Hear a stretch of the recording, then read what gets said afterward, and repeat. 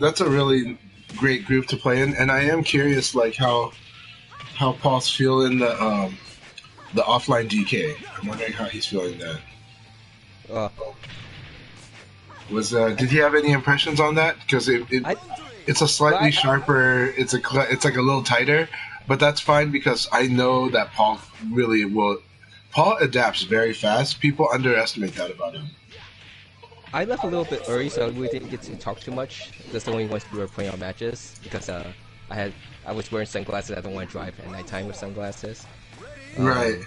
So, but from what I talked to him a little bit, it's like he feels the input is more restricted. Yes. Like the Like you. he said like online he feel like the window is bigger. But Yes. that's what he told me that he felt like with online. So it's kind of true. It's kind of like online, depending on the connection, will slow the game down slightly. Like it's barely noticeable.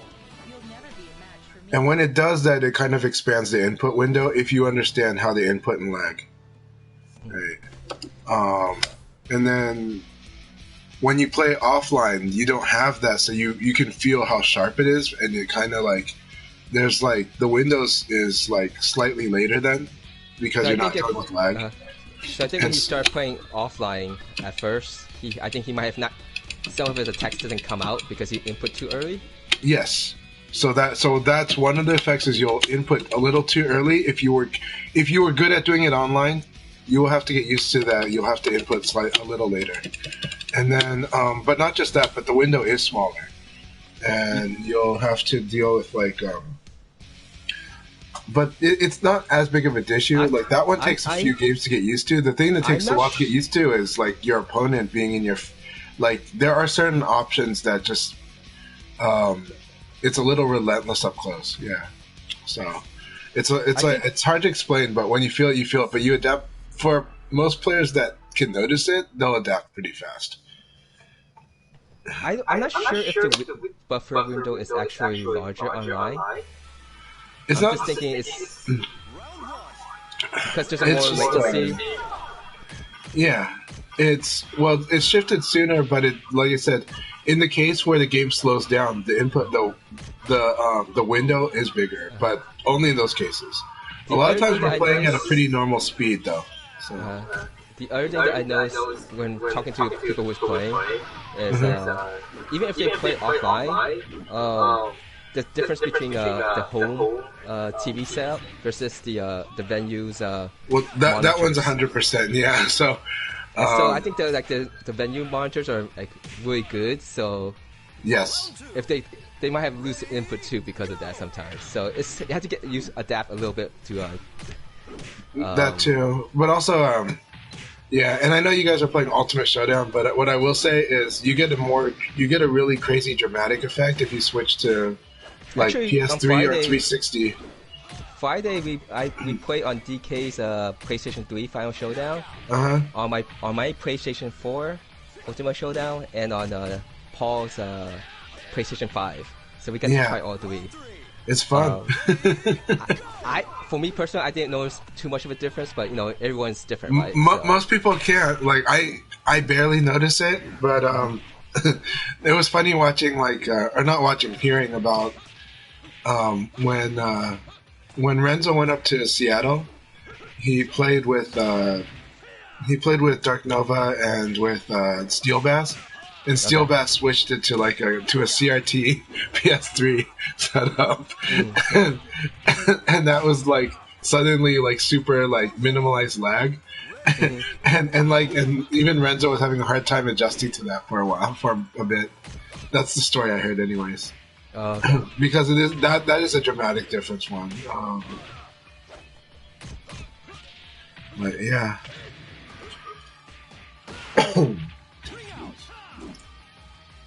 Yeah, it'll affect you, and the thing is that offline the game feels really, really good, and I do think Final Showdown feels like the best, except that Final Showdown feels to me stricter on certain wall combos, just a few.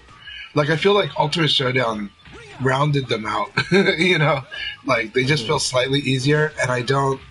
I don't feel like I have as many crazy, like the combo gets botched in the arena, in the octagon. In Ultimate Showdown, I feel like it, like I'm gonna land those combos consistently. But when I play Final Showdown, it feels like those weird off hits like happen way more in Final Showdown. Still, like even when I just do training mode, it'll feel that way. So, but that's Octagon stage dynamics. Yeah, I think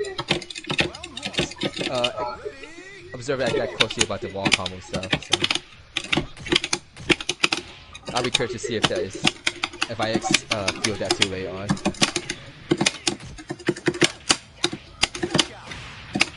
Alright, good to see you, Throwbreak. It's been a while. I'm trying to remember, like, Throwbreak is a very recognizable name. Yes. It's been a while since I've seen Throwbreak come and play.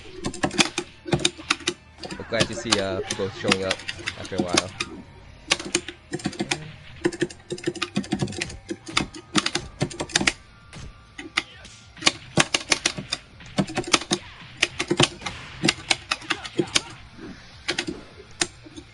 Alright, awesome to see you, Throwbreak. Let's see how this Blaze goes. Blaze has a lot of trouble with a character like Leon. At least the way that I like to play Leon. But right now I'm going to test a few things.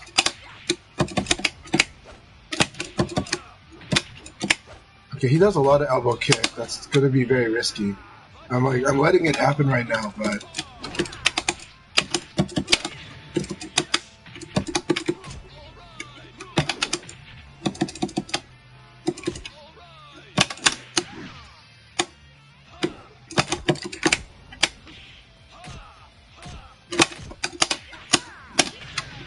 Nice.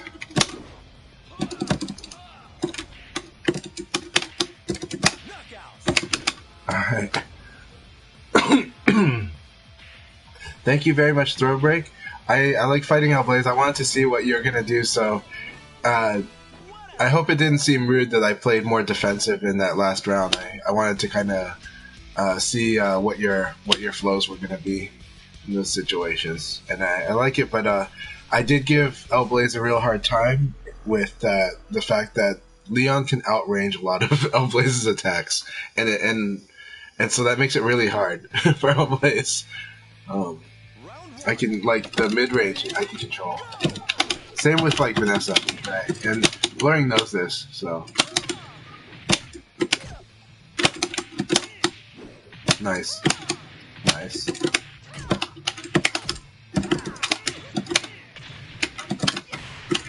So that's using an Itaku situation to set up a evade situation. So, like, evade in the reverse Nitaku to set up a counter. The weakness of Vanessa's Sabaki, that elbow Sabaki, is evade punish.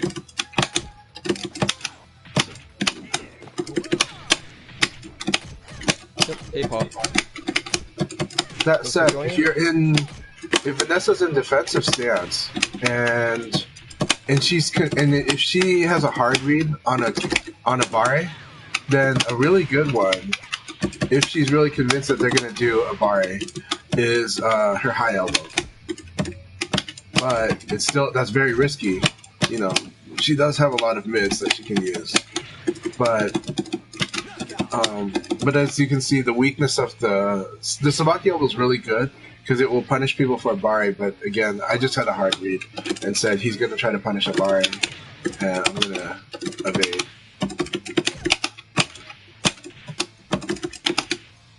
Nice. Yeah, that's me botching it. And put it in too early.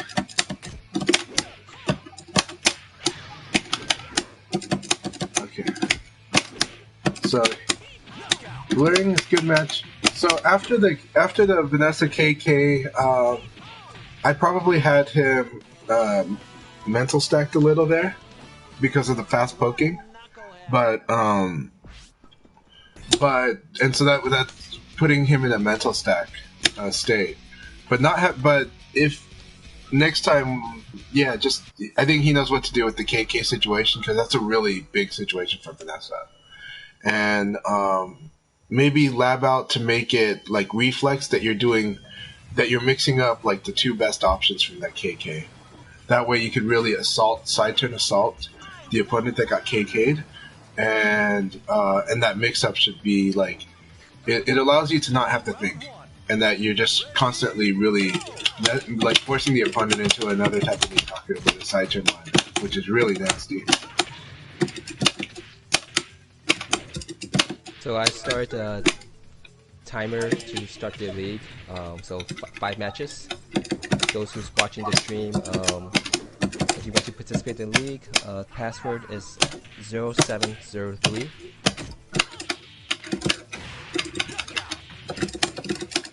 Right now we have 7 people, so that should take about 20 minutes once we start the league. Sounds good. Yep. So what I'm doing against John, I'm going to focus on evading to the front, and that cuts off, that forces the mix-up to have to use like 1 KK. And then this Shun, I'm going to use the mid-range, I'm going to use more sidekick, but that's risky because of the frames. But it felt like they liked playing at that range.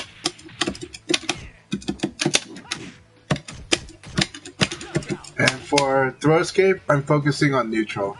But now that he's drunk, once he gets to a certain like 8, then I gotta worry about back.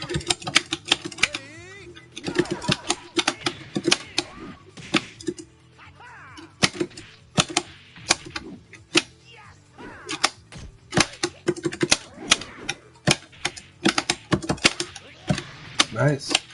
Nice. I like your start. Nice.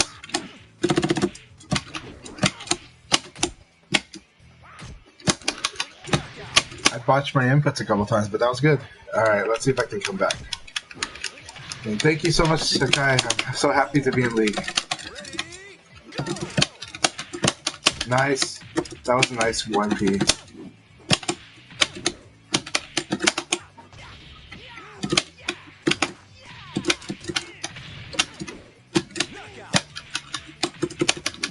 I screwed that up. I could have knocked off 3 drunken points.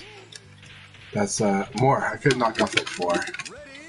Leon's combo there is good, and finishing the round with sidekick is the best. Because finishing the round sidekick gives you the max combo that your character has. Because it's a crumple situation. Nice. He really has a habit for neutral. Maybe he's...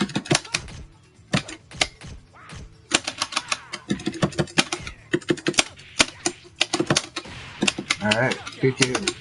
Very nice bowling Frenny. Very nice Shun. Very nice Shun. I would just say mix up throws more. And if you feel like you have to think when you're mixing up the throws, then be a little random. Like, let yourself go. Let yourself relax and mix up.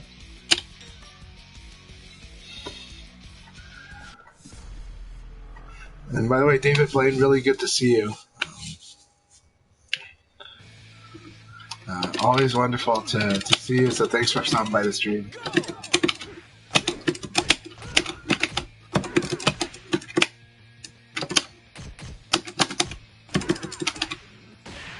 Yeah, Boring Fernie, well, thanks, GG. I'm not sure he write it on your stream or not, so. Oh yeah, tell them I said, yeah, Boring Fernie, GG. Really good game. You have a really good Shun. It's really good, actually. I have a lifetime experience of fighting Shun. Alright, Punker is very defensive against me today. Alright. I guess I was being defensive too.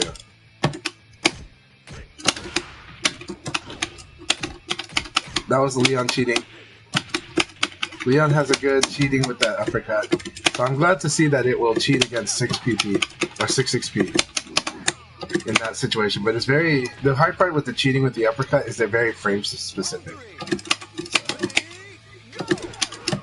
Hey, nice. Thanks for coming in, Martina. Yep, very nice. Alright, this round goes to him. Alright. So So Punker's playing with a very slow pace today, very reactive pace. Let's see if I can yell.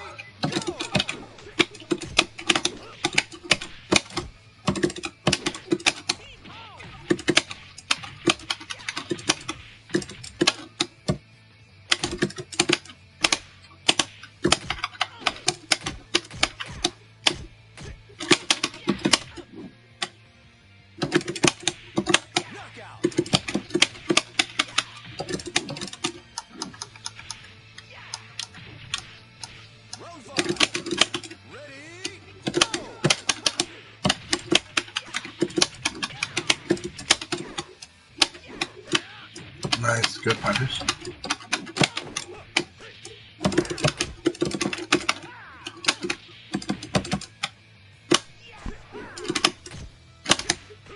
Very nice patience. I was hoping that would hit. Good. Good game, Punker. That was a lot of fun. And that moderated pace is a real pain. Yeah, I think in the end, when you play not Street Fighter, when you're playing Virtua Fighter, you want to always adjust your game to make the person have to guess, right? Yeah. So you can't stick to the same pattern or that'll be too predictable. So I think that's one good thing about SF Punker. Yep. Absolutely. Things up a lot. Alright, 3 more matches and then I'll start the league. So, any last minute people want to join? Punker, really good game. Really good game.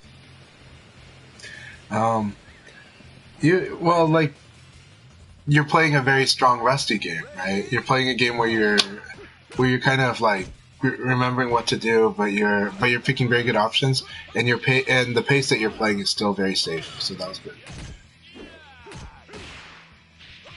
Just when you're feeling like that, just make sure you're extra sharp for the throws and for the guard breaks, because that's what you're open to when you're in that mode. Round 2. Ready, go.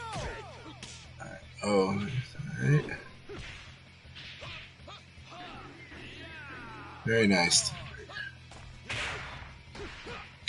Ooh.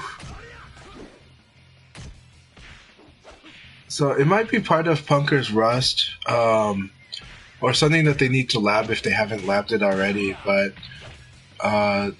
6xp against somebody that's side turning or turning away especially is insanely powerful. And so today they're not doing like the max, like close to the max damage stuff that you can do when you get that. But when you get sharp again, when Punker gets like polishes all the rust off, and if they lab those situations, those are more than Half-Life situations. Like, that is the scariest thing about Jean is if he gets good at recognizing when he 6xp's an opponent that was turning around. And that's why opponents should never try to turn around.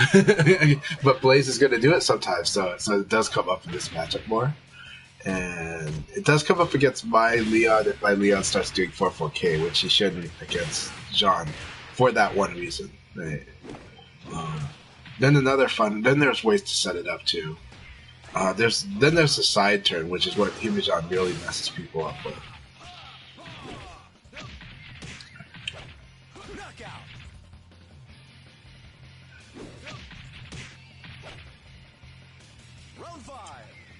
Alright, here we go.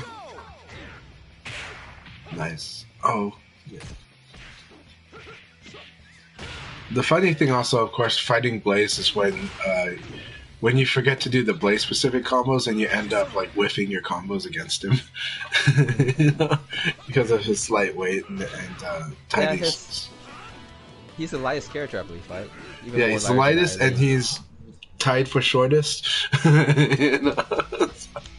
So he's I mean, Shun is probably the shortest and lightest, but Shun is weird. So is Blaze. They both, like, you can totally mess up so many combos against them if you don't know them. Or if you don't have them, like, down, like, in that moment and remembering. One play style I know is effective against against me with Blaze players and some Shun players also.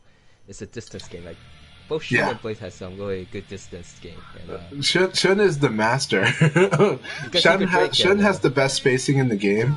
has the best punish tools from range, and then he has the best incentive because if you let him be, he's gonna drink. So it's like he's got the full package for laming people out's one way to put it, but he's got the full package for just totally baiting you too. He's got good moves that bait you. His drinking baits you by default. No. Punker, you're in for a treat. Paul is one of the best people to play against if you want to get that rust off and sharpen up really quick. Paul will do that to you. He's so relentless. For those watching the stream, I believe Chanchai is also streaming, so when we do the league, you can watch it from a Leon perspective. Or BlurringM is also streaming. Vanessa player. Round 3. Ready, go!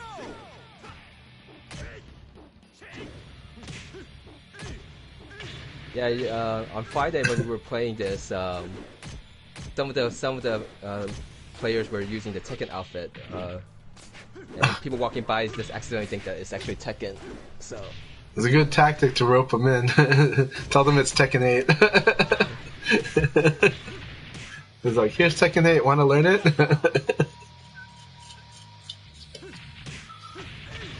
So it looks like Paul. What day did you guys do the offline? Friday. So yeah, 2 nights ago. Okay. Yeah. But I know he played VF yesterday. Okay. I was just gonna say I was wondering if he was sharpening back up too. But, Online. Yeah, but it's actually he's Paul. He's playing as Paul. Yeah. It's really scary because he doesn't let up. Paul is good at the 1-round read. They're like, okay, I think I know how you're gonna respond to the sequence I'm gonna do here. So he does it, and it's something I do too, where you get a feeling of how they're reading a round, and it's hard to explain it. It's not so deliberate, but you kind of feel it. You're just you just kind of bulldoze an opponent when you know that it's working and you do it. So it's like high confidence full round read. But this is gonna be the last match before we start the league, okay? So. Round 1.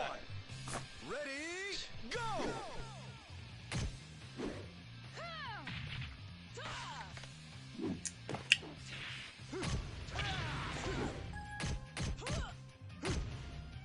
Hey, thanks for joining. Do Lucas Kyle.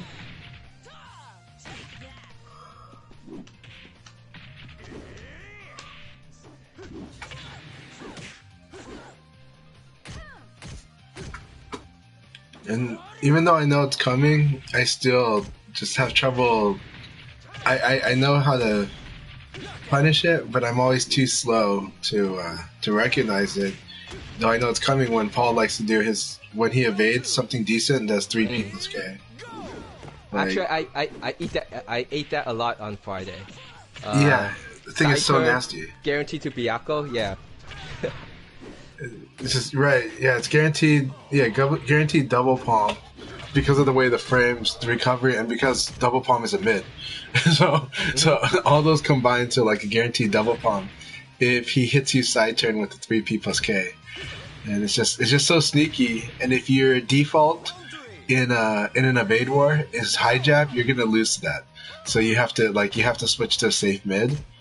And you have to consider hop attack, something that instantly hops, because that's probably the easiest thing to do if you can react to it is to do a hopping attack, but it's hard. It's really hard. And then of course there's just evading it. So if you can evade it, you're great, right? But it's an awkward situation to do the evade because what it is it's not actually. You just have to remember that when he evades, you can evade. But he's gotten better at doing it on the second or third evade. Yeah, it's evade punishable as hell. Alright guys, I'm going to start now. Yep. Juicebox just chimed in with, he said the best answer is to evade, and I agree. Yeah. Thanks a lot, Juicebox. Feel free to chime in as often as you can because it's always wonderful.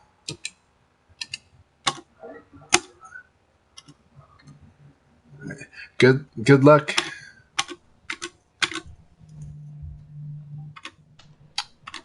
All right. Hey, Juicebox, how are you doing today? Okay, sounds good. All right, we got BlurringM versus Throwback. Very good matchup. I like BlurringM's chances here.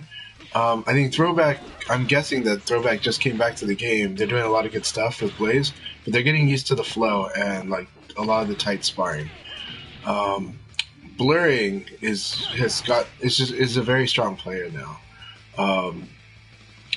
They're playing very strong for that rank, but they have a lot of company. They got a lot of opponents they got to fight that are also beginning strong. I like a lot of Blurring's decisions. When they fight me, they're very good. They're a little they're working on the confidence, which because they're trying to make a lot of decisions. But they're doing good stuff. But they're fighting against kind of some of my comfort zones with both Vanessa and kind of knowing which fights I'm going to get into when I fight against Blurring. So let's see how this goes with all plays. Lead. Alright. It's a popular opening for some Vanessas because it baits people that are aggressive at the opening.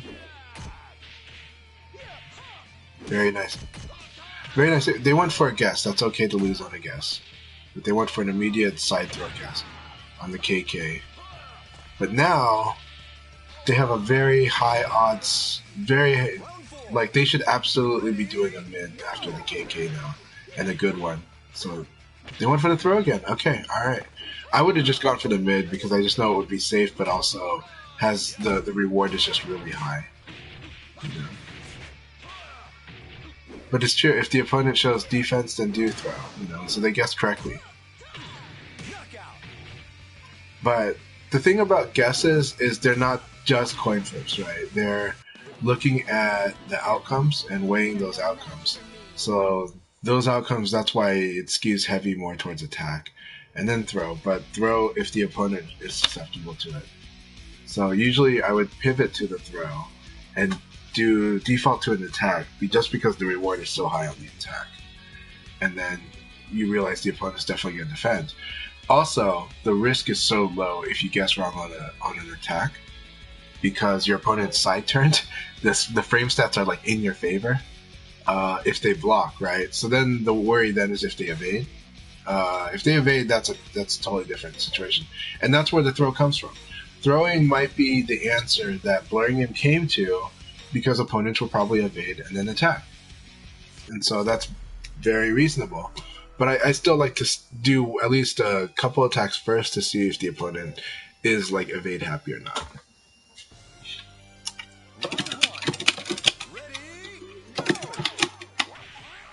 Very nice, very nice.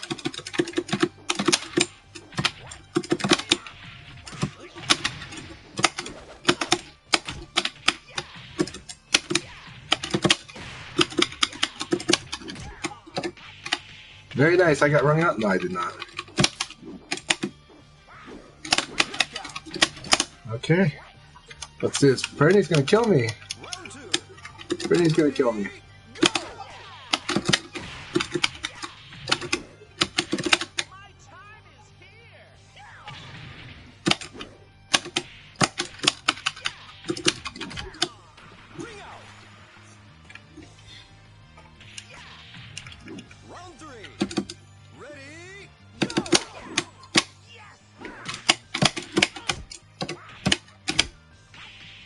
Yep, very good.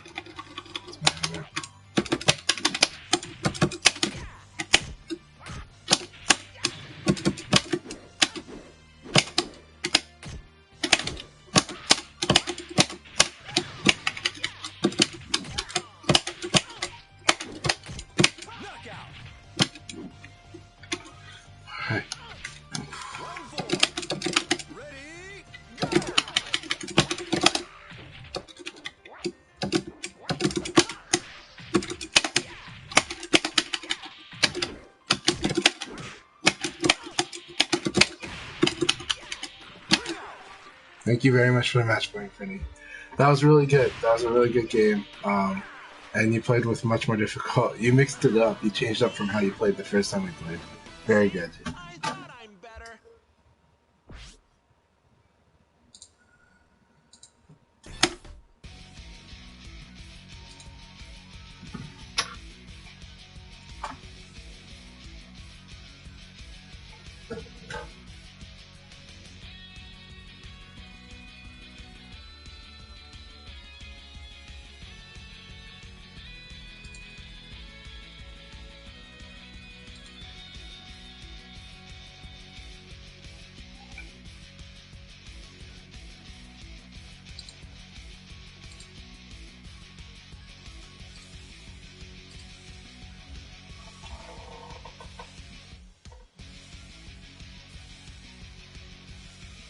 Awesome. So again, welcome to the stream.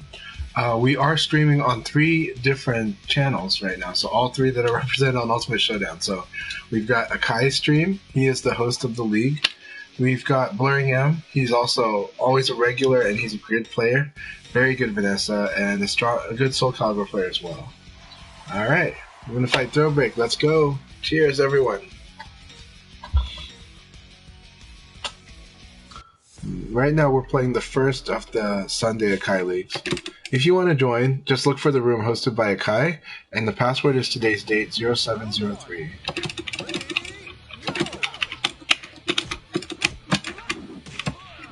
Very nice. Good punish.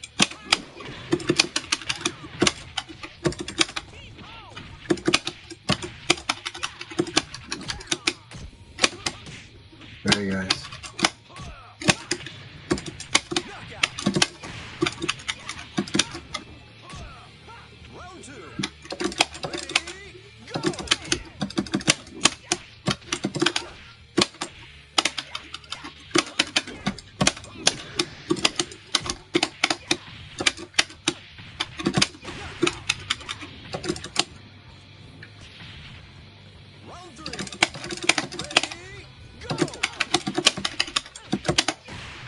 Such a nasty combo against Blaze.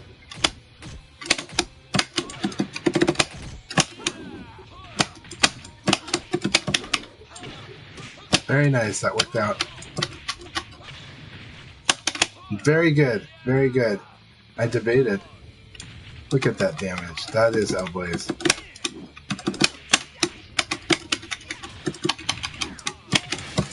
Very good. Oh, no, he had it. He had it. Good game, Throwback. Good game. Good game. He just did the wrong move, but he had it. I'm gonna take advantage. This is a league, but I really enjoyed that match. We can work on the Leon versus Blaze all you want.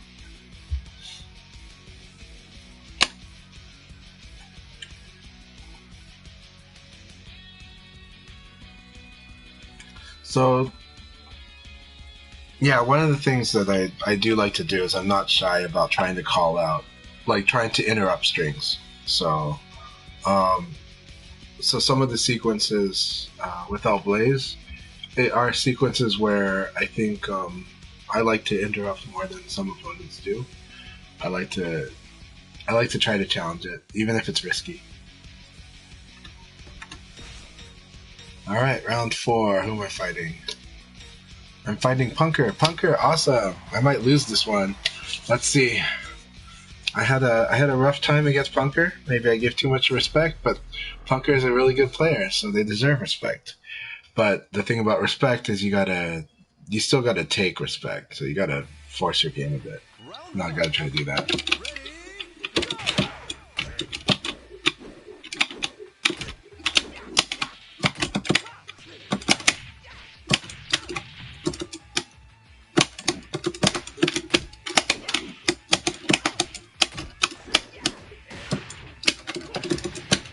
That was good.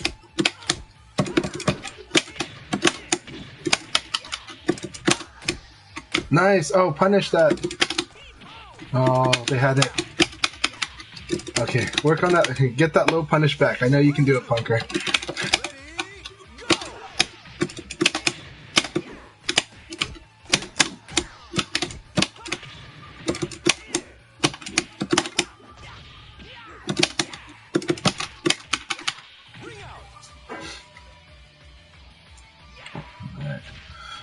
So that 4-6K is not guaranteed from the stagger break, but it is a test.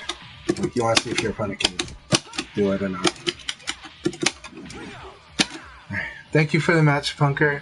I know it was rough, but actually it was all from deep respect. From like, you know. I thought I'm better. Yeah, that was very Leon. That was a complete Leon game. So I'm cheering for myself. Yeah, don't let it be the start of the end. So the thing is, you have to like be like, okay, I screwed up, and then you move on really quick. Like you just throw it away because any more thoughts on that is gonna affect your game. So just let it go. And so, but I understand it was it's rough, but yeah. So I might talk about it more, but it's not to dwell on it. It's just more like, okay, noted. Like we need to low punish, but it's also just in this case it wasn't you forgetting to punish. It was well, okay, maybe it was, but sometimes it's also that low punish is just a different thing because of the crouch state, and so it like changes the combo too. But yeah. But you're gonna get it next time. Next time you're gonna low punish because Leon, you got to low punish. If you get a low block, you don't have to always block low against Leon. But if you happen to block him low, you need to take every advantage, every frame that he gives you there, and really make it, because you don't want him to feel like the lows are for free. Yeah. You can't. The lows are not as bad as people think. But you gotta keep him in check so that he's afraid to do them a little bit. Yeah. But also, you can evade punish a lot. Like, his strongest lows, you can evade punish if we're not counting the sweep. Alright. Round 1. Ready, go! Man, Kyle's gonna come after me now.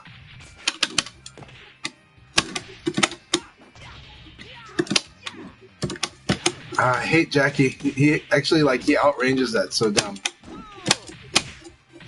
You're like, what else does Jackie have?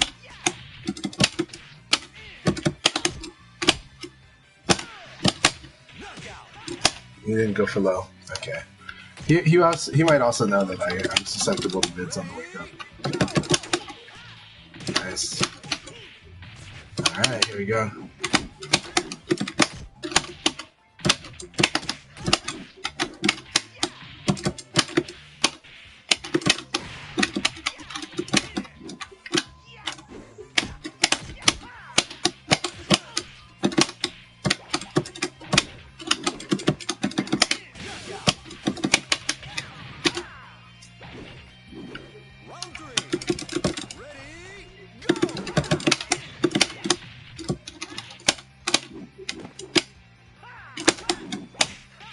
Very nice.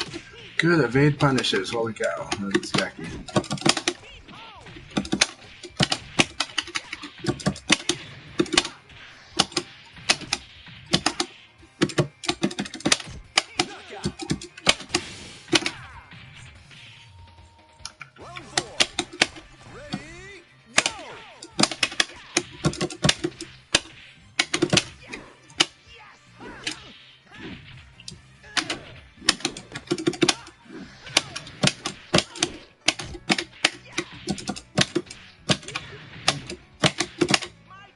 Good game, Kyle. Good game. Oh, that was very scary. It's Jackie. It's always scary. That first round really scared me. Good game, Kyle. I want a serious fight.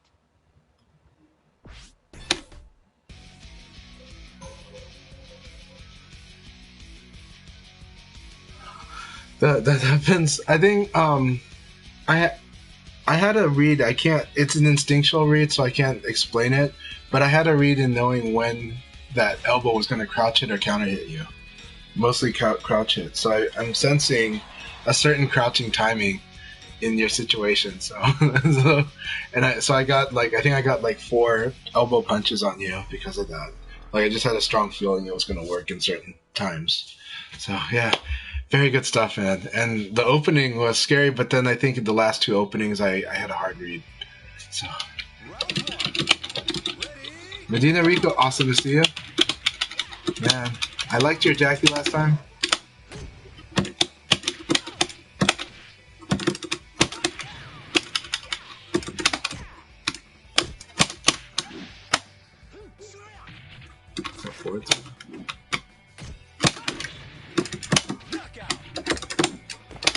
Alright.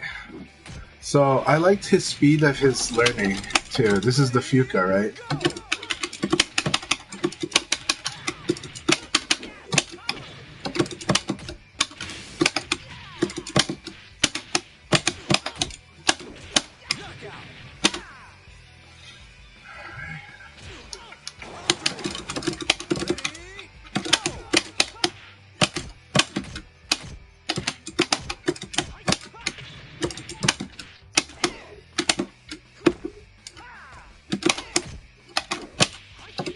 Very nice.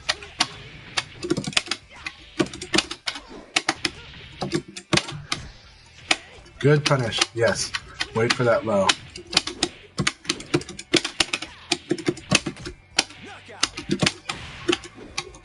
Thank you very much for the game, Suka. That was awesome. Very nice Leifei. So that was, I think, the first time I remember your Leifei. Very nice. Good stuff.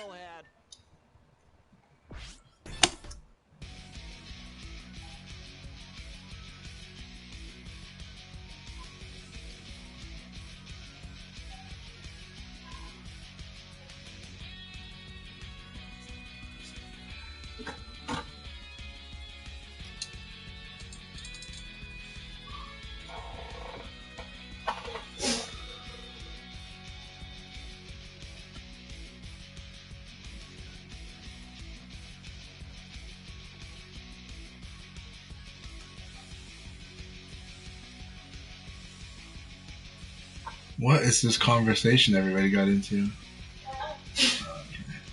Okay. Because, okay, I got it. So C-Money said that Akai was the admin. Trust me, I also thought Akai is the admin of BFTC. Akai made it very clear. Mike is the only admin of BFTC. He just helps out. Okay, sounds good. But Akai is an awesome support member of BFTC and of the BF community overall.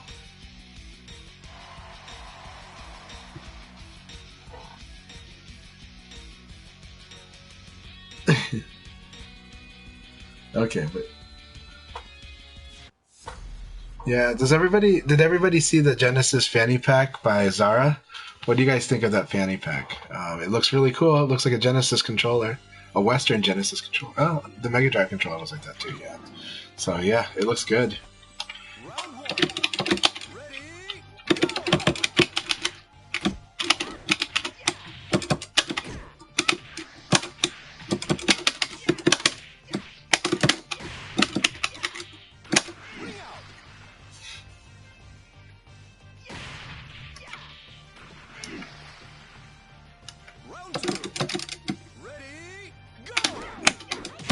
Nice.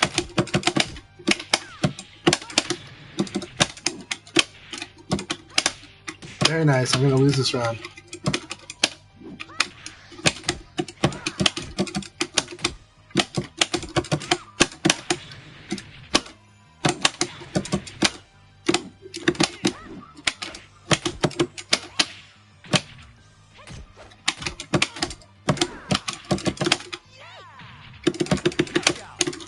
He really waits. Like I'm trying to evade punish something. It doesn't come. So, this is Akai.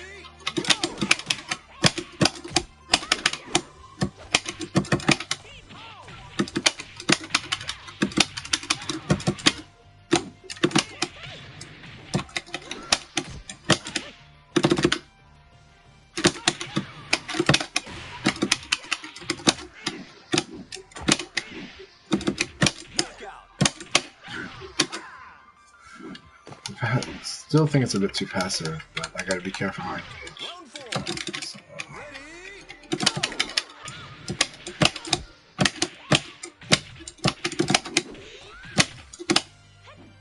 Very nice.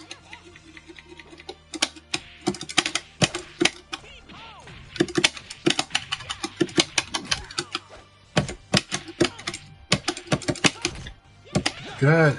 That was awesome. Awesome. He went for the low block. Okay, let's change up what our mix-ups are.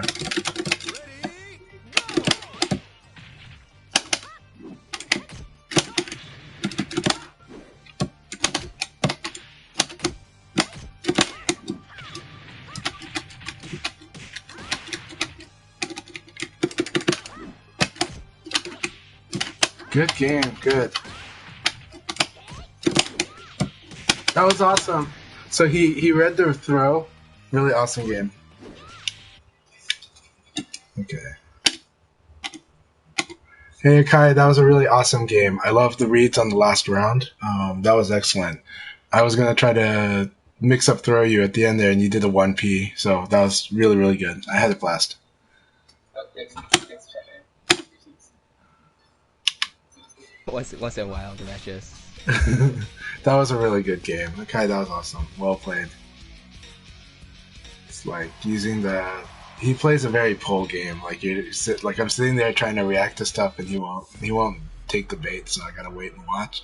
And then I was like, yeah, I need to assert my authority on him. So, but that was good stuff. He outread me on that last 2 rounds, especially. Round 1. Ready, go!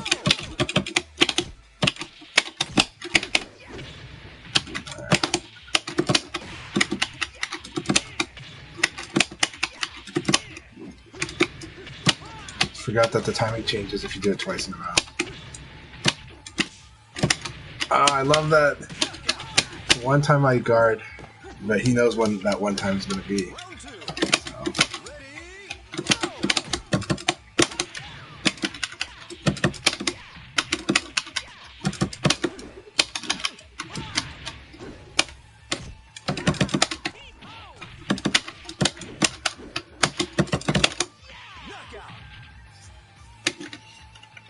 Alright, punishes evade happiness, right?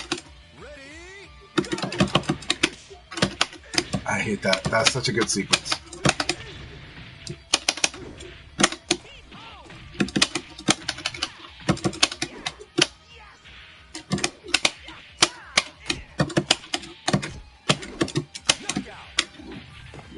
Man, the Paul sequence drives me nuts. I will get used to this again.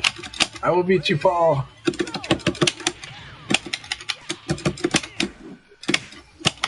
Yep, there it is.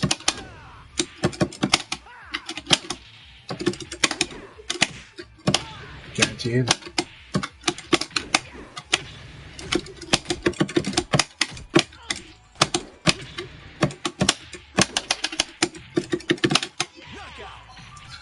So he's mixing up the guard break, so you have to buy a bit more. Or evade, but that evade sucks.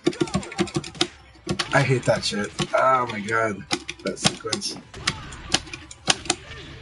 There we go. Yay, I got my opportunity. So the problem is, if you're going to do this guard break sequence, this guard crash sequence of 4-6P plus K on wake up, you really should do it in a way that like it's almost certainly to, like they can't evade it. So it might have meant that he just needed to, but I think is it still mid if you don't charge it fully? So then it's just a matter of timing. Really good game. I got away with murder though. He played strongly that whole game. Thanks so much, Paul. But I took that opportunity to ring him out. So. Round 1. Ready, go! Yeah, then so he's got to let go of it early sometimes. If he's going to do it at that timing. Man, nice. Beat the low punches. So, that is a really good Chanchai trap. Punish the fact that I want to low punch some of those.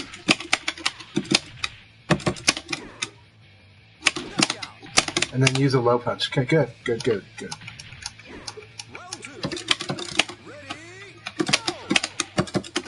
go! Yeah, but Paul does enough guard break stuff that like he's gotta it's gonna force the opponent. I mean, it's gonna force the opponent to not use guard sometimes. That's the I felt like that he's conditioning so well, but the one thing is that if everything you do is punishing guard, that means that like the conditioning is really at some point is you got to do something that's gonna punish the not guard.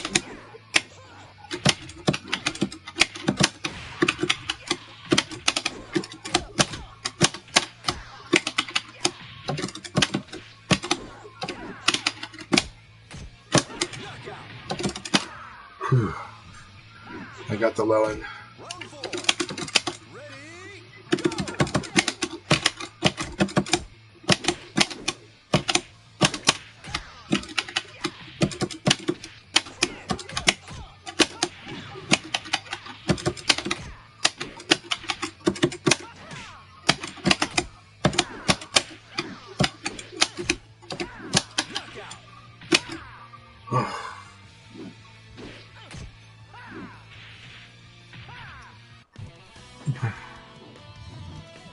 I see. Forgot to train, eh?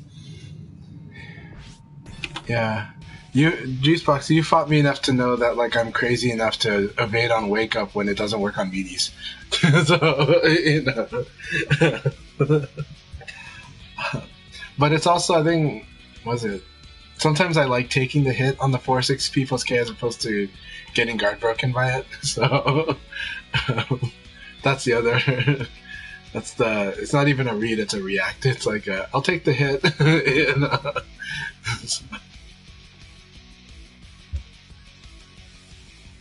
but man, the way he sets up some of those like we're doing like backdash, offensive move, evade, cancel, 3P plus K, and I get like the side hit. It's like, what the hell is that?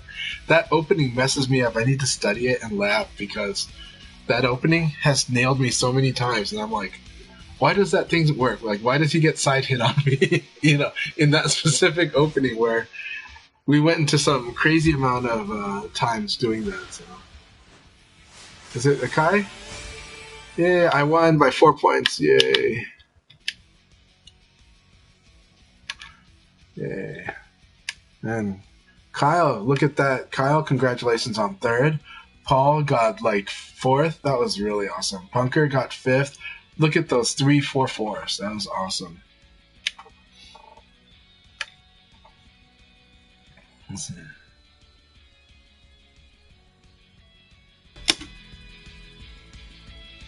Yeah. Oh, those are so yes. The mids, delayed mids, and 9K. It's so strong, and offline it is like even online it's scary, but it can be botched, right?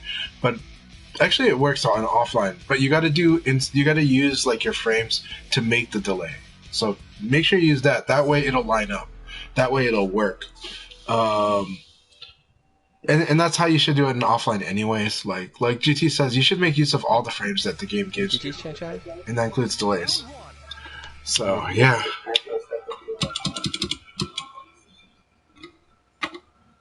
Alright, oh, Sisha's here. Awesome. Good to have them here.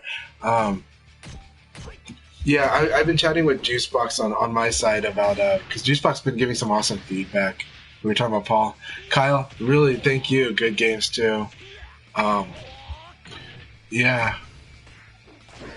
Later on, when we're back on League, I'll ask Juicebox a few questions. So, anyways, that was a really awesome league. That was an awesome match. You were my one loss, and it was such an amazing. The last 2 rounds were really cool.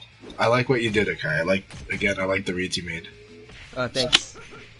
Okay, I'm just posting things around to let people know rooms open up again. Alright. Yeah.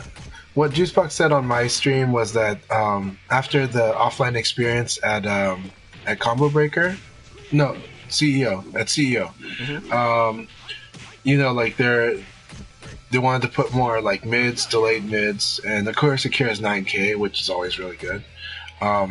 Yeah, and using, of course, I made a point, but they said the same thing. That's what they're working on, which is when you do delays, it's not so much like wait and delay, because that will mess you up online, and it can mess you up offline too, because it's not a reliable way to do things. But doing delays with like throwing away frames intentionally with like your crouch dash, your back dash, your kick guard cancel if you have one, doing that is a way of doing delays while using your frames. But that is the most consistent way to do things. So when you do it in VF, that's what you should do. Man, thank you very much, Shai. Those were good matches, I think, too. Are you in here, Shai? Are you in this room? He's not in the room, right? He's just commenting that he had fun watching. Okay, sounds good. Sisha, really awesome to see you. I forgot your scope dog. So yeah, man, I'm glad to have you in the room. I hope VF is treating you well. I hope it's making sense. But there's a lot of good stuff in the stuff I saw near Jeffrey last week. So I'm excited to see your growth. I think you're going to be doing awesome in this game. It was really good to see the FeachA back in this room, back in the leagues this week. That's Medina Rico, right? Yes, that's Medina Rico. He actually play different characters each time he play in League. They got a very nice Leifei. We had a good battle in the league. Boeing Fernie played very good in the league. Against me, they totally switched the way they were playing. They mixed a little throw. They even used 1 KK in in the low mid mix up situation. So that was great because that's doing that with Shun like it'll pay dividends just simply doing a mix up. So there's a principle to mix ups whether you're playing board games or even VF, and that is you need to introduce if your opponent is conscious enough to know that they're being mixed up or there is a mix up, you need to have a mix up in there. Meaning you need to at least show the second option. And that way you give them a choice. And you want to give your opponents choices because you want to give them the ability to make a wrong choice. So like some people, when they're learning games with mix-ups, they tend to do like, I'm going to do this option and I'm going to try to hard read when they switch. And that's not bad because, you do want to focus on the pivot when you're reading people.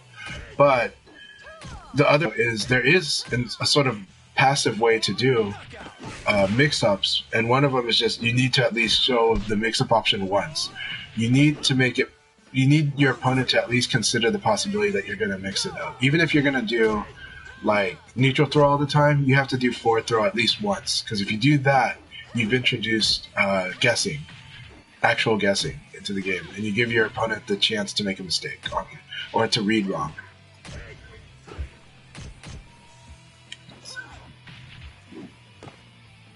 So it's important to practice your mix-ups, and by practicing your mix-up means at least having done both options in the match somewhere. But the earlier the better, because once you've done it early, you can kind of establish that it's possible that you'll mix it up.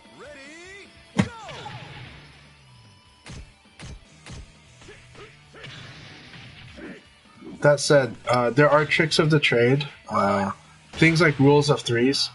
And you can mess with that, but a lot of times people will switch on the third or they'll switch on the fourth after the three, after seeing something 3 times. Sometimes that can be something that you can kind of observe, but don't stress over it. Don't waste your mental focus on that. Just more like if you happen to notice it, you might feel it actually more than anything, because we can feel those threes. You feel like, oh, okay, it's like 1, 2, oh, there's the mix-up. 1, 2, oh, there's another mix-up. Yeah. Paul wasn't able to stay long today, or are they going to come back? I think every time he plays, he's usually just played 1 league. I see. That was an awesome league, though. But I always love fighting Paul. Yay, Jake Jung is here. Happy to have Jake Jung here. Welcome to the league again, Jake Jung. I am going to go back up the line so Jake Jung can get into practice there. So. Okay, we have 3 more matches before we start the league. For those watching the streams, if you want to participate in the league, it's for North America region. The room is 36399. Password is 0703. So July 3rd. I hope everybody has a wonderful 4th of July weekend. Whatever it means to you, whether it's a patriotism or a world reflection day for you. Whatever it is, I hope you have a wonderful one. Preferably, hopefully, you have a wonderful one with family or close friends that are basically family. So Are you off on July 4th? Or is the restaurant open? Yeah, that is one of the few. I only close like 3 days a year. 4th of July is one of them. Yeah. Okay. Mm-hmm.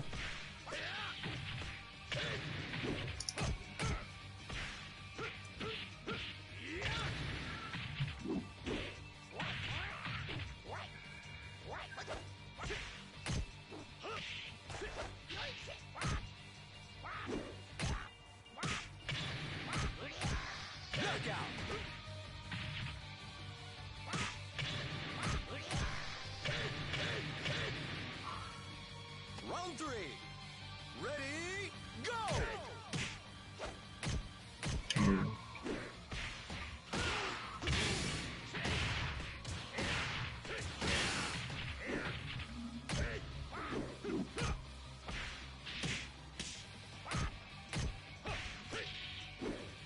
Knockout!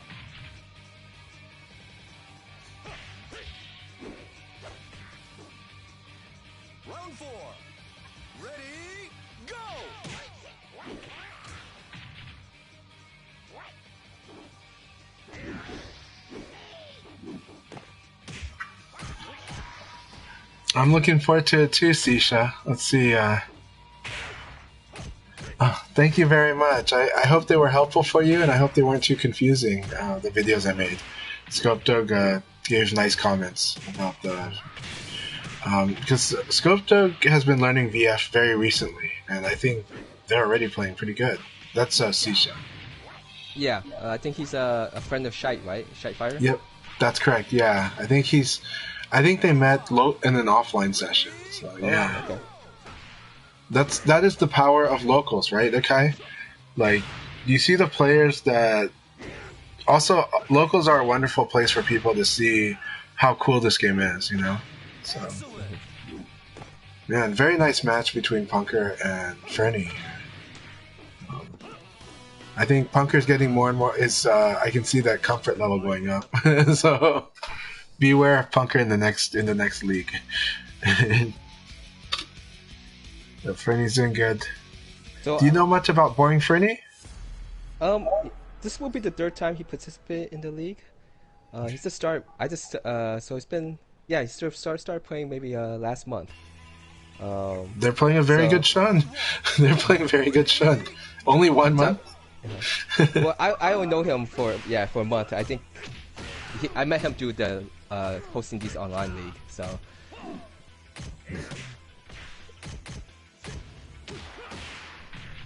That's the main thing of hosting these sessions as set regular time. Is that if it's easier to promote, and for people who just sometimes not part of the cliche, the community that's the normal VF community. It's a good way for them to find it, and then hopefully let them see the good side of our community. Absolutely. No, absolutely. And then they also, of course, the advantage of the leagues too is just getting so many matches, getting that interaction. And I think sometimes when players play each other, they get to really like enjoy that interaction, and hopefully sometimes they connect, like at each other offline. Now that I'm playing with, since I started playing online VF with a fiber connection, majority of my connection when they're green. Like, if I thought maybe lag was an issue that caused me to not get my move out correctly, I go back and look at the command list and stuff. Majority of the time, it's my own mistakes in which I just misremember the frame data. So that's my experience too. Yeah. I think most of the time, it's better to just. I think most of the time the mistakes, if the connection is decent and good, it's mostly just on not the connection. At least for me so far with using fiber connection. So I think it's a very good tool, and I enjoy playing online. No, it is, and I have a similar experience with that too. And I think that something that once somebody has played enough Virtua Fighter with players that have experience, something that comes up will be, I talked about mental stack earlier. This is a game where you get mental stacked a lot. And because of that, when that happens, when you get overloaded, like overwhelmed, you don't know really what to do. But it's not just that, it's like inputs get sloppier. And this is a game with very simple inputs, but they're rapid. And they're like, okay, 6P, guard, do this, dash this, cancel this. And so there is definitely an effect where it can disrupt you a lot, but also the moment you miss something, right? Somebody counter hits you. So if you were doing a string and you got counter hit, there's a chance that you're going to be botching inputs for quite a few frames after. And so this is a game where you're having to constantly reset and kind of manage that. It's a tricky thing. It can be a frustrating thing, but when you get past it, VF becomes like really, really fun, but also this strong exercise and constant like mental activity. So yeah, that's what I love about VF. So this is the last game for the air mission, and we'll start the league after this. So it's another 9-person league, so that should be about half it. Awesome. Yeah. VF is always cat bass. We'll say cat bass. So is cat bass a VF community term, or is that actually it's a VF community term. It's okay, VF. Okay. Okay. I don't know who started it. I want to say it was something on the Flash stream, but maybe not. But you know, look, Adam has always said cheeks are tight, right? And then I think maybe somebody in Flash's chat added balls are sweaty. So, you know, maybe it was, guys, you know what? I would say it must be Haya. Haya probably added that last part. Alright, guys. We're going to start this league now. So, hopefully everyone have fun. Good luck. Alright, good luck, everybody. I'll talk to you next time, Chanchai. Alright.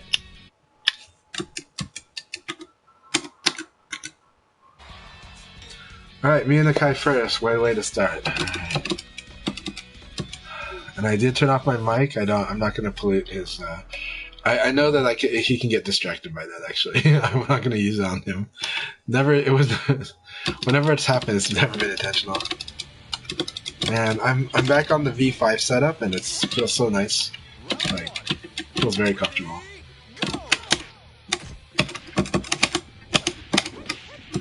Man, he abided. All right.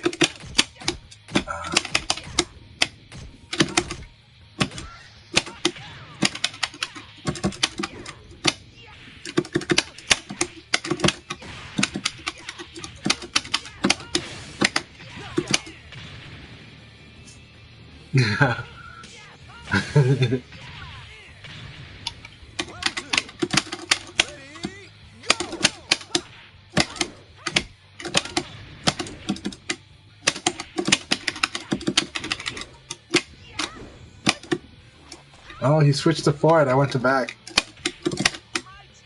If he's gonna walk up, he should be aware, but he should guard. So if he's gonna walk up Oki here, he needs to guard, because if he saw me roll back, then guard is 100% what you want to do.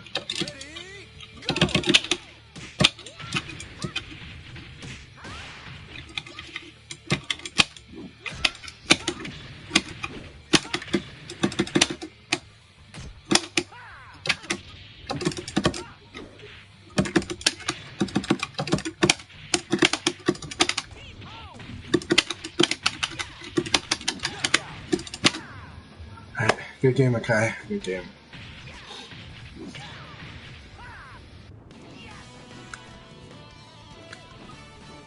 What a knucklehead.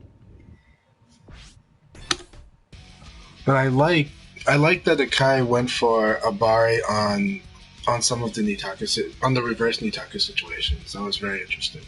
I never expected that, so that's really good. And actually, it's a very good thing to do, because if you find yourself in that, like he does find himself in reverse Nitaku situation a decent chunk, so that's excellent. You need that when you fight people that like to do throw, especially like Pi can really flip that. So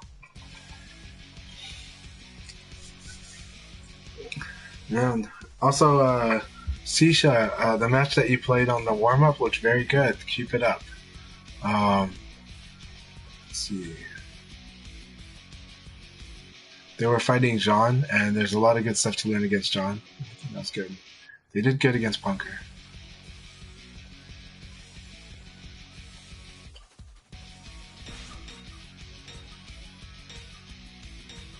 Alright, FeachA, we're up. Let's see how this goes.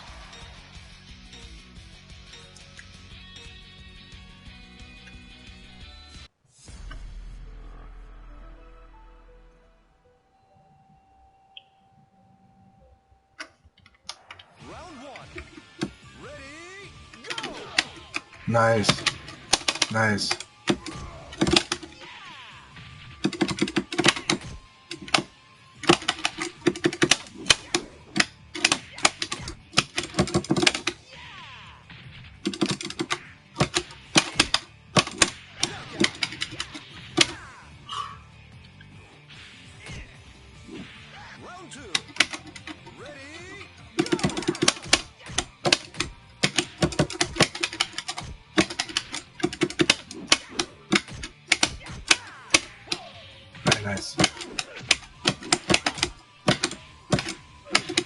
Very nice.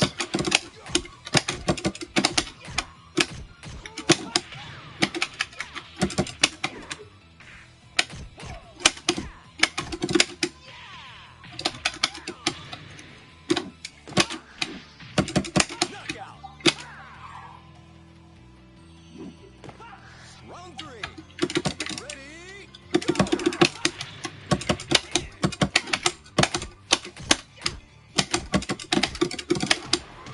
Very nice. Good patience.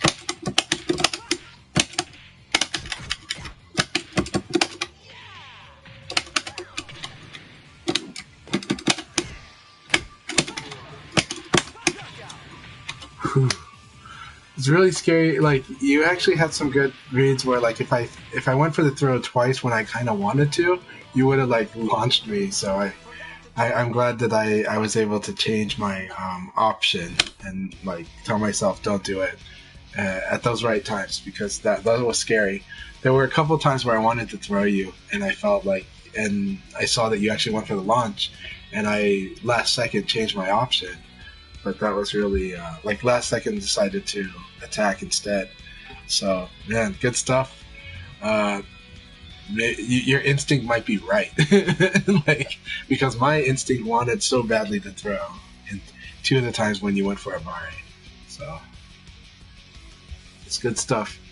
It's the more we spar, the more it's going to be. You're going to get a feel on things and take those opportunities.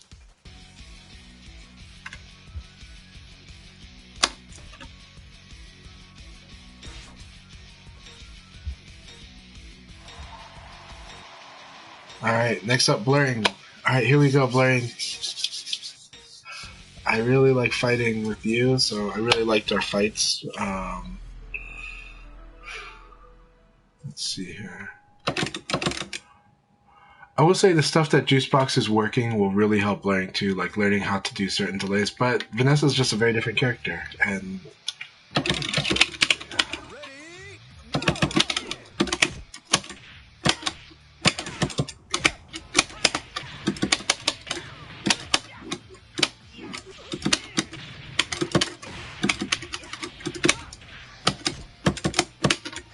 that was beautiful.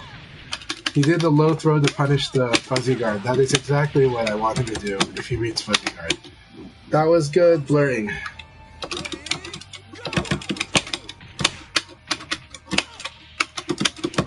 That's true.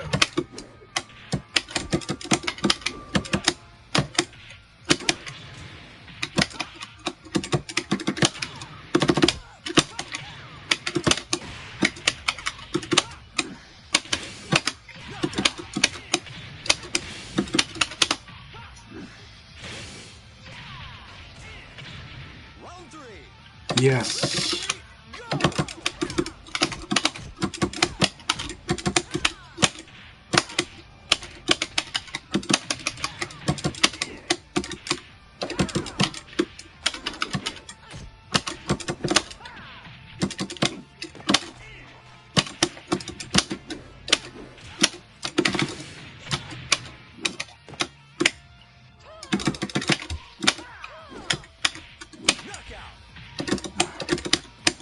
I botched inputs, so I hope he didn't take it the wrong way when I did those things.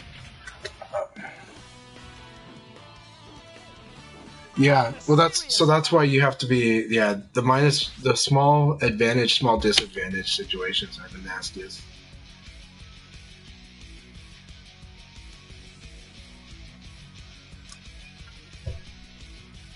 Man, I wish I could have been there to see what you were learning and seeing, because that would be awesome. It would remind me of a lot of stuff too. So, what were some of the stuff they were doing at -1 to -5? Besides, I mean, Fuzzy Guard obviously is the first one, but there's more. So,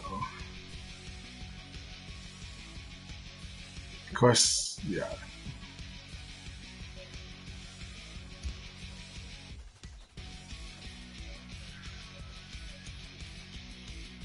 Yeah. Yeah, so crouching is insanely powerful in this game, in this particular VF, right? Whereas crouching before had a lot of risks, had risks associated because like backdash chance risk in this game, right? Because of the stagger, it's a very forced situation. But in this game, crouching is incredibly powerful, and learning how to react from crouching is insane. It's very, very strong. It's not broken at all. It's just, but it is very strong, and it influences a lot of the decisions. So yeah.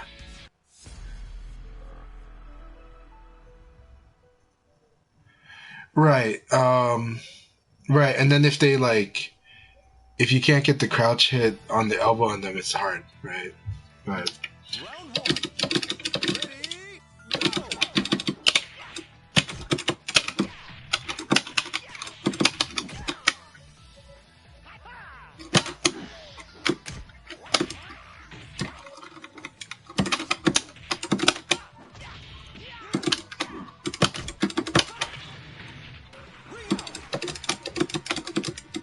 all right, here we go.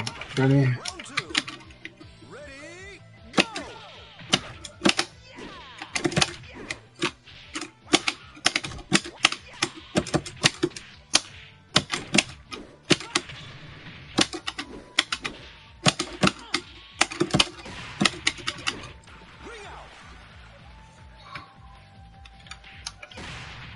Round three. Ready, go! Yeah.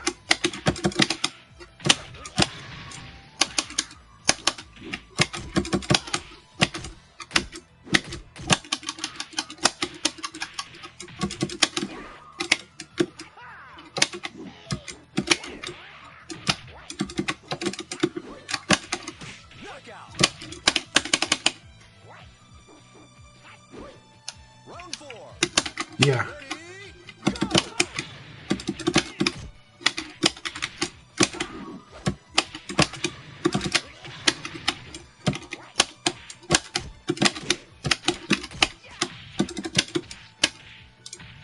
Ring out. Good game, Freddy.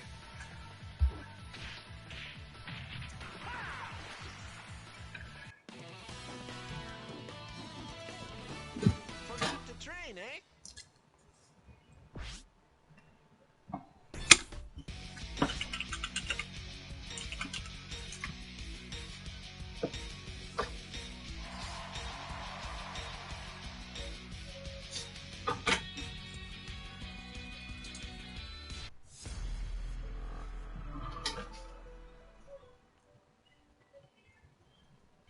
All right, Jake, here we go, my friend. Round one. Ready, go!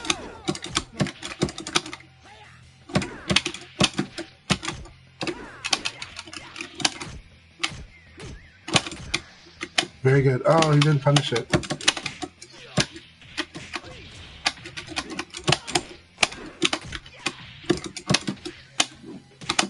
Very good.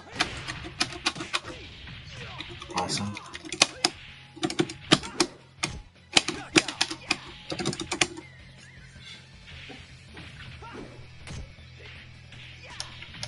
Round two. Ready, go!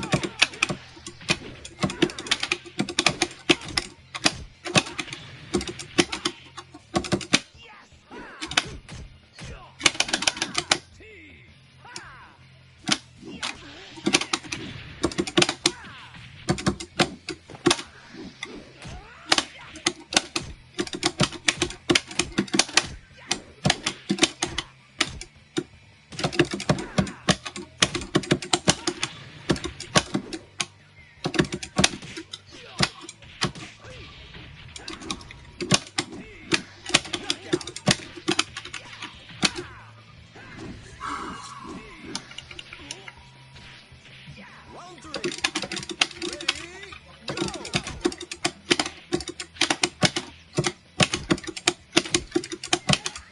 Very nice. Good delay throw.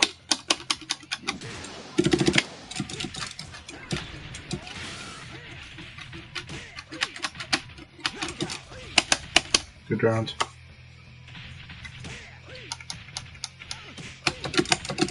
Round four. Ready, go!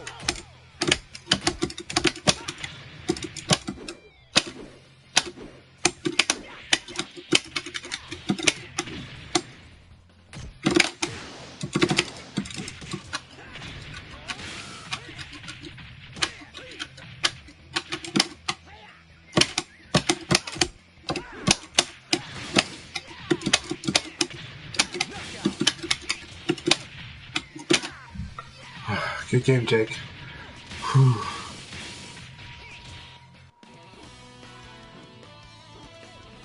I want a serious fight. It's a very, very good game.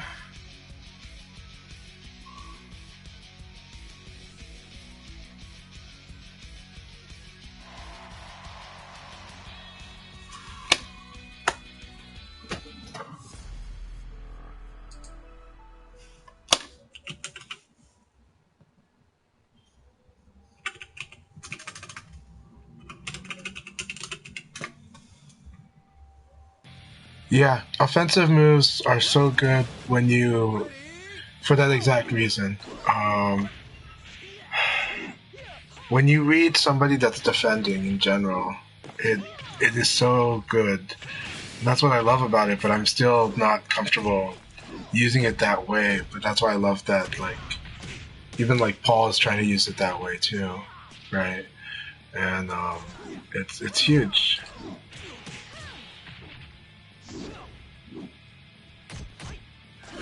But yeah, offensive moves are just so good, and whenever your opponent decides not to act, right, not to attack or throw, offensive move is valid as long as it lines up with the frames, and it does most of the time.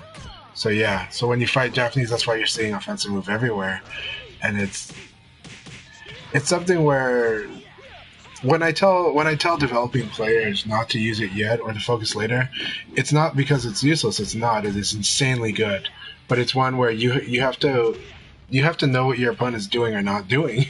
You know, like you have to know that your opponent's going to do a defensive option, including movement. And so when that happens, when there's dead air on your opponent's side, offensive move is huge because side turn is insanely strong in this game. Yeah, exactly. So the sidekick and the really good high is a really powerful mix-up on the side. Exactly. Right. So it's one of those where the only reason we tell developing players not to use offensive move yet is because there's a lot of prerequisite skill and situational awareness to use it. Because if you use it without that situational awareness, you're just blowing yourself up. And maybe you're using it against the wrong opponent, right? Like, you don't use it against people below rank 35 because they're just more likely to hit you out of it, you know? But you use it when you see somebody that's consistently fuzzy guarding or doing the crowd, you know? Then it's like, okay, you know? Like, but even that situation's a little scary if they hit a button. So, yeah, I usually use it when the first case that I usually recommend it is when you can read the fuzzy guard. When you're reading the fuzzy guard, it's like, okay, you can use offensive moves now, you know? So, yeah. And then the delay, that's when it's amazing. Yeah. Yeah. I think that's an awesome way to play it. And I do think that the active North American VF community skill level now is where, as an average, is at the point where this is where we should start talking about these techniques a lot more now, right? But we also have to put that disclaimer, like, there's a lot of prerequisite skill before you do it. But once you get that prerequisite skill, it's so good. But you need those prerequisite skills that have been worked out. Yeah. So offensive move is not a trash mechanic, and no good player ever said it was. But we definitely saw why, like, somebody developing, which is a long period, somebody playing a whole year, it's not a good idea to use until you know these other things. Yeah, it's another cool. Okay, so it might be one of the most underrated parts of Final Showdown's design. Sounds good. Just sounds like the right, yeah. Round one.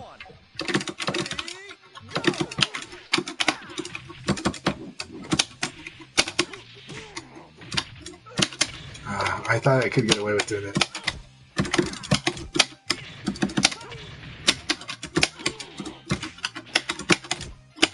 Okay, lag is hitting us both.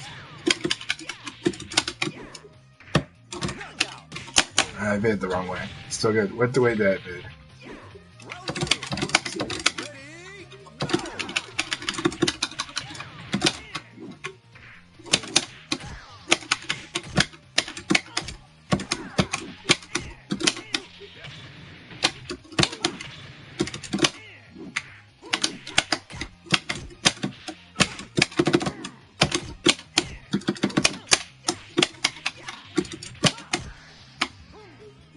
Beautiful. Beautiful.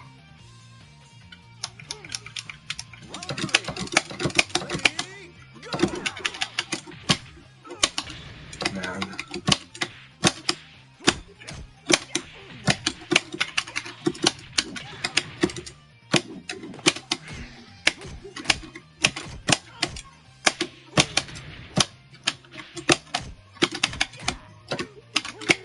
Good game, good game.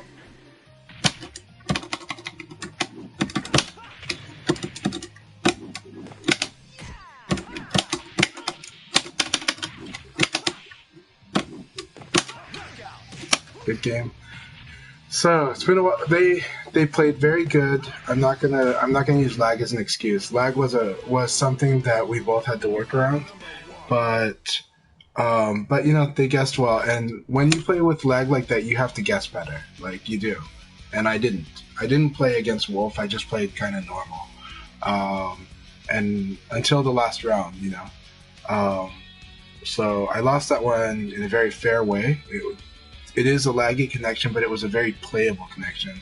But it is one where you have to do very heavy yomi on that one. Like you have to do direct reads of a bit. So you can't use reaction based play as much. You can react to certain things. You can react to evading certain things.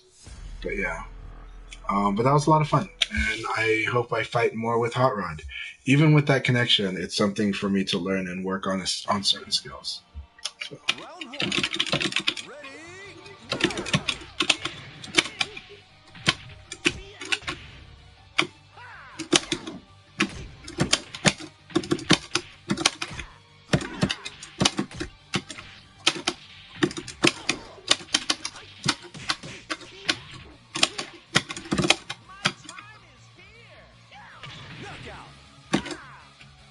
go! Round two. Ready, go!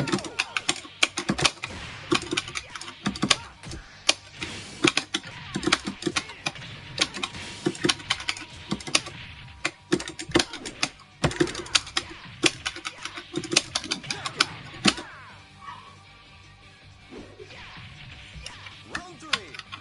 Ready, go!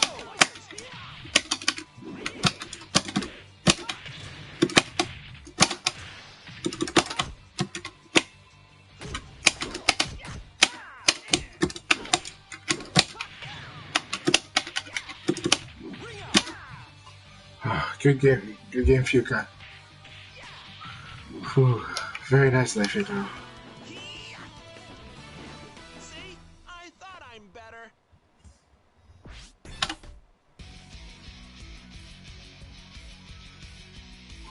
Man, Hot Rod's gonna take this.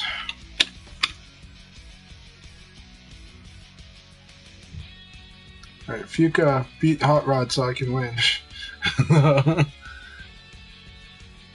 Oh, man, Hot Rod's doing awesome. They took me down. Who did they lose to? Hot Rod lost to Akai. Alright. Very good. Hot Rod's gonna probably win this one. Jake Jung did very good too. Yeah, Jake Jung lost just to me and Hot Rod, so this is very, very good.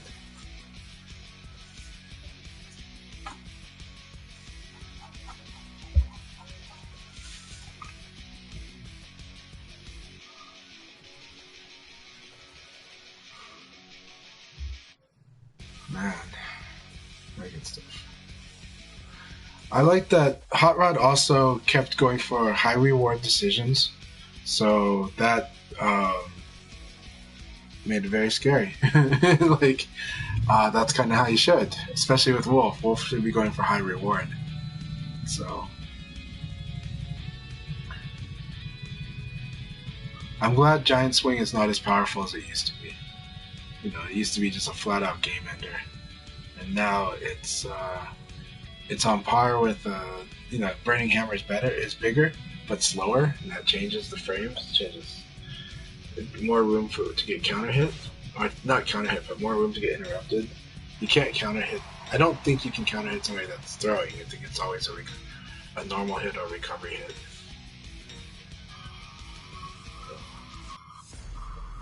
Alright, Punker, here we go.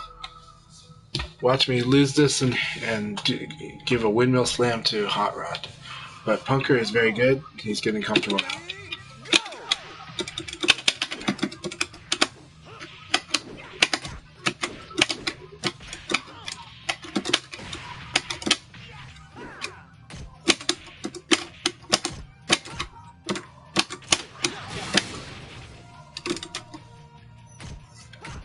Round 2. Ready, go! Okay, so you can punish that Punker.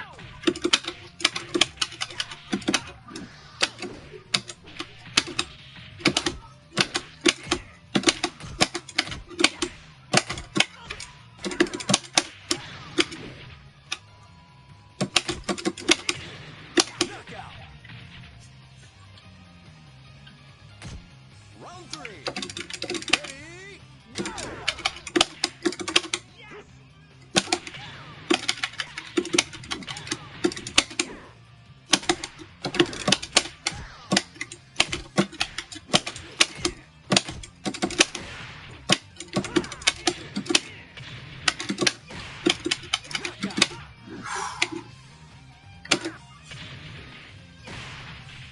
Good game, Punker. I guessed right a lot, so. I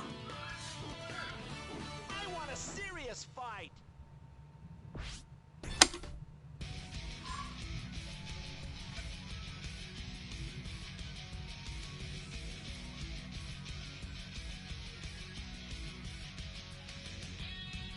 Yep. Hot Rod wins by 2 points. Congratulations, Hot Rod. Yeah. So yes, the big factor in that match was that I evaded you a lot. Jean has a lot of. You can use delays. You can use kick guard cancel P, and you can do some things that cause you to delay a bit, like 3-3 into 3-3 P. I like 4-4 into 4-6 P. And then 4K is always a good move, unless I Sabaki a lot. But yeah, keep it up, man. Keep it up. Let's keep fighting. Okay.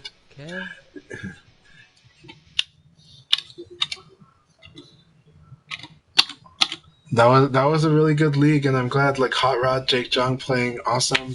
Hot Rod had a really good match with them. The man, 20 Fight Wolf, they got rewards, high reward on their decisions.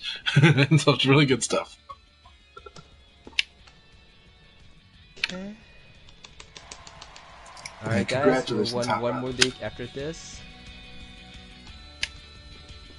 So if you can stay, please do. For those who want to join, password is 0703. So Punker, we can always work on that. Whatever you prefer to chat on, I can send you messages. You have questions, let me know, and I give you some advice on Leon. I think you've read some of what I've said, but I can give you a gist of some of the easy things in the matchup, and then there's other more nuance, right? One, so the easy stuff against Leon, as I've said before, evade to his back. If you evade to his back, then all the things that he does damaging where you have to evade to the front is like setup moves. They're not the actual damage dealers. So you will cut off his damage output simply by evading to his backside. So that's number one advice I give against Leon.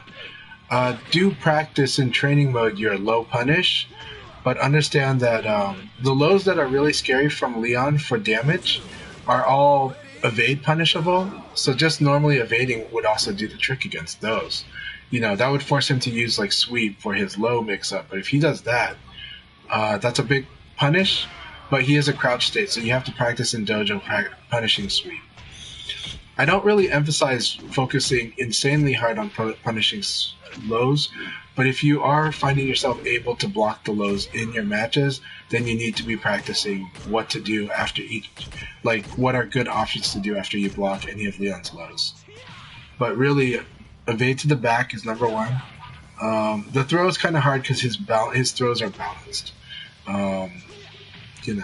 So And then, but again, Aveta is back. Do be able to punish the lows or practice punishing the lows.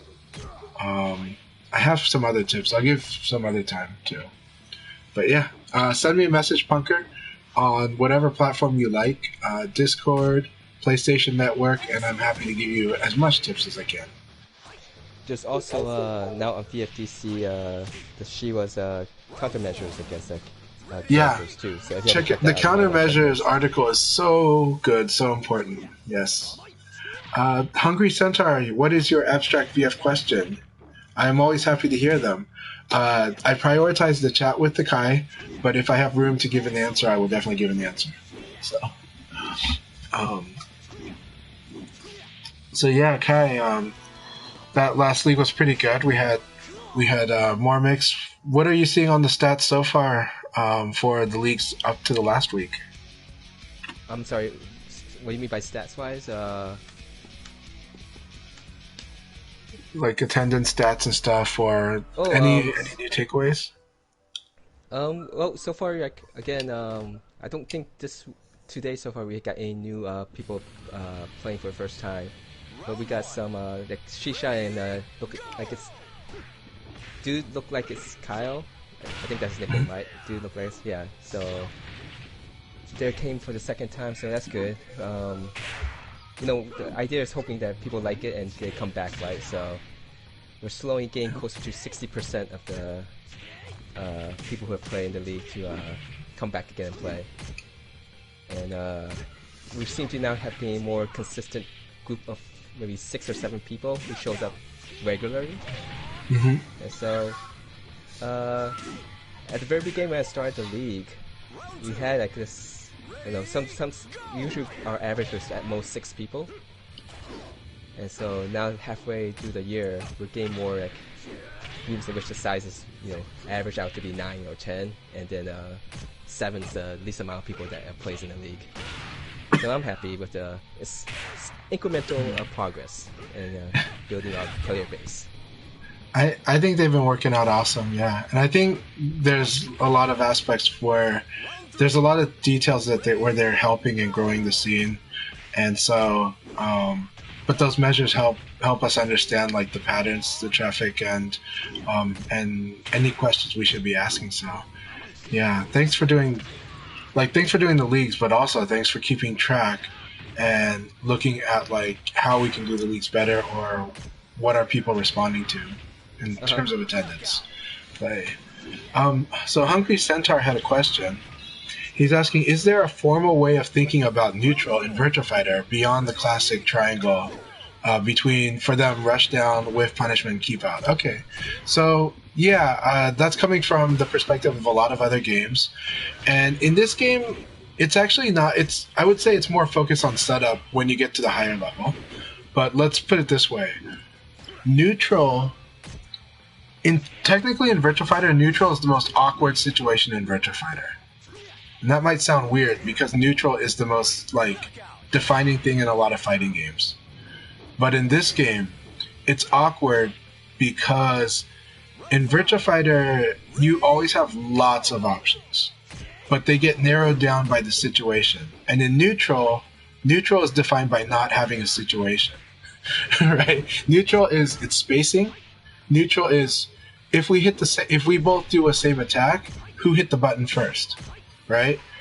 And in Virtua Fighter gives you so many tools to have really good options when you're in a frame situation.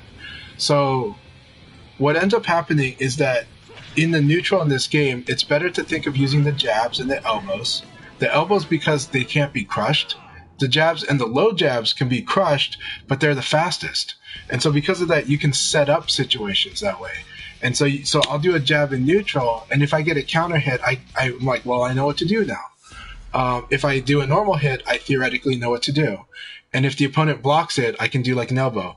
A high jab is the easy situation because it's like, if it makes contact, I can do an elbow. So like this, right?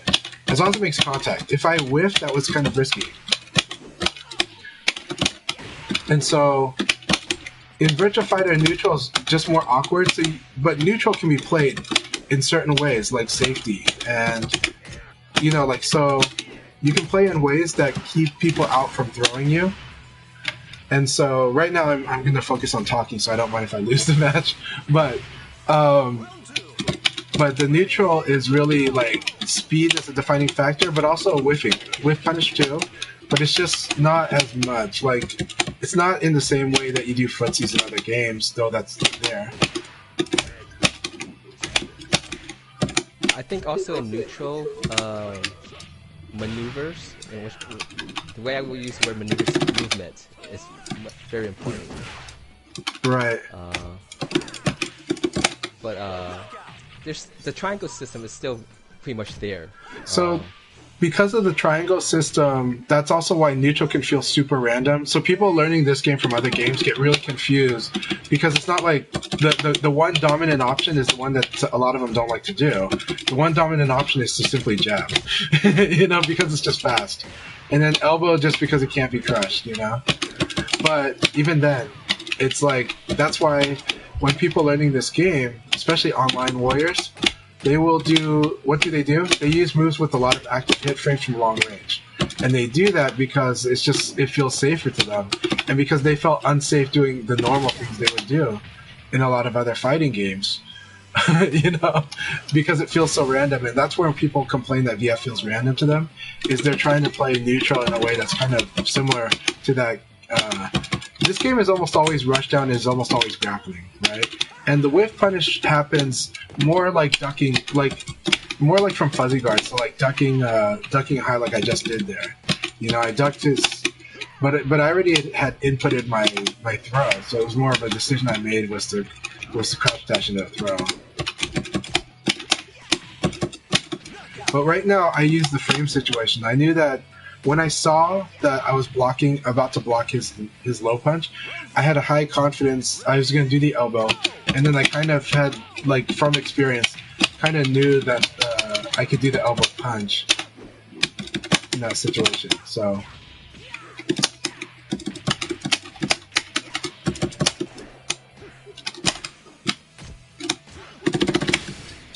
And now he's doing really good low sets, because I haven't been blocking lows or punishing them or trying to crush them, you know, so it's good. Hey, Jikun Flo, Jikun Do Flo, awesome to see you. Yeah, the neutral triangle. I'm gonna read what Juicebox says later, that's awesome. I need to pull up Twitch just to see that, but yeah. But anyway, sorry. Go ahead. Go ahead. Let's go ahead and do a topic with you with Akai. So. Oh no, it's fine. It's fine. This is a good topic to talk about. I think it's a really good one because it is one of the things that's the most confusing, and I'll say it's a rough situation even for veterans, right? If you're at medium distance, you could feel a little safer against throws. But, yep. So I think that leads to spacing, yeah. So in spacing, jab, elbow, side kick, right? Or a throw, jab, or one range. Elbow, range, and then you have side kick range. Also in VF, it is so linear that like this at this range, it's almost always going to be a mid attack. Like mid attack is almost for sure what's going to happen at a long range. So when you're at side kick range, it's so easy to react to stuff. Like because everything is slow, anything I can reach is usually slow. And usually a mid, maybe a high, and rarely a low, like Leon's long range low. Which is why a lot of people get hit by Leon's long range low, right? Like this thing, like it's even in the opening, this move is good for that one reason, right? It's rare for you to have to deal with the long range low in Virtua Fighter. So, I still haven't translated this to a level that I'm happy with. But, she went in his When I Cannot Win video series. We talk about the a different triangle system when you're playing mid-range. Let me see if I can get up that thing. Mention it. Let's see.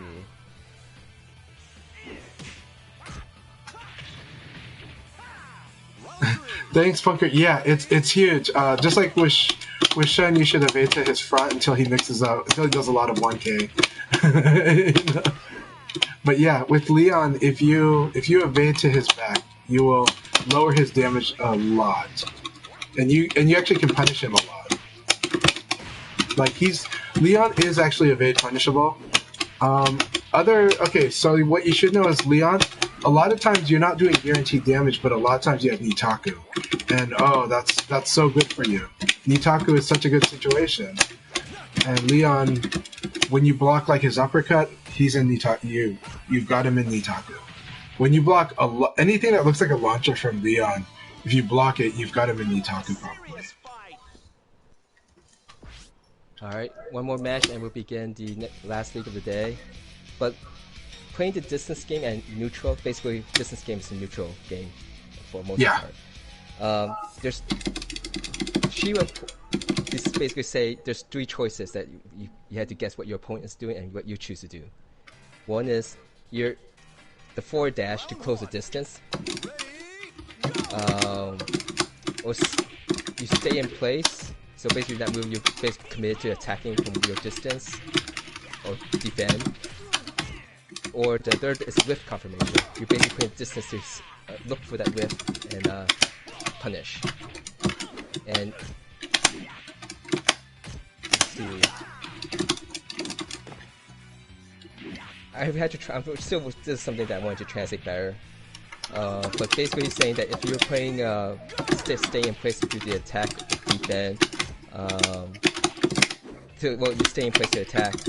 That will be out before dashing to get closer to the opponent. But if you're going to attack from the long distance, this is usually vulnerable to when the opponent is playing, confirming for the win. Because if the person is focusing on you whiffing, let me just wait. If the person is trying to focus on you whiffing, you most just forward dashing and guard defend, closing in the distance. Very nice throw escape, FeachA.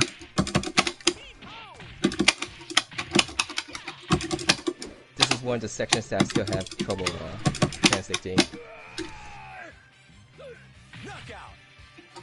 So, toe kick of doom. Can't remember. Can you throw escape it? Because I've always done anything but throw escape. You can't throw escape toe kick of doom. Okay, so it's always duck or like attack. Okay, just wanted to make sure. This was like the first time I've ever tried to throw escape. I believe, was like, okay, you can. If I remember correctly, FeachA beat me in league by finishing me off with toe kick of doom. Yeah. But that was the first time they've hit toe kick of doom on me, I think. And that was because that was the first time I tried to do the throw break. Normally, I've built myself to react by just attacking or crouching or evade canceling. Like. Alright.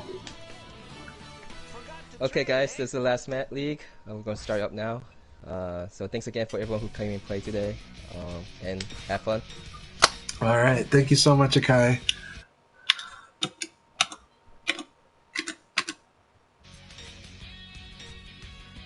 Yeah, because I always attack that. I always abare or crouch. So yeah, I always do something, and I'm like, I've trained myself to just anytime I see that toe kick, I'm gonna do something. And it works usually.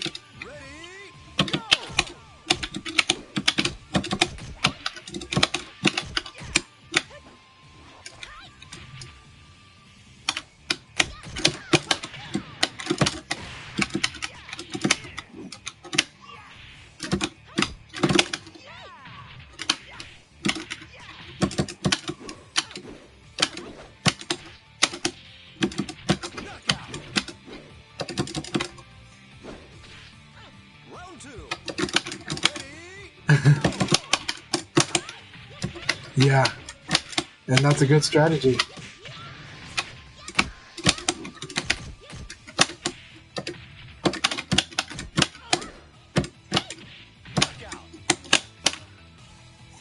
Alright, I'm going to focus here.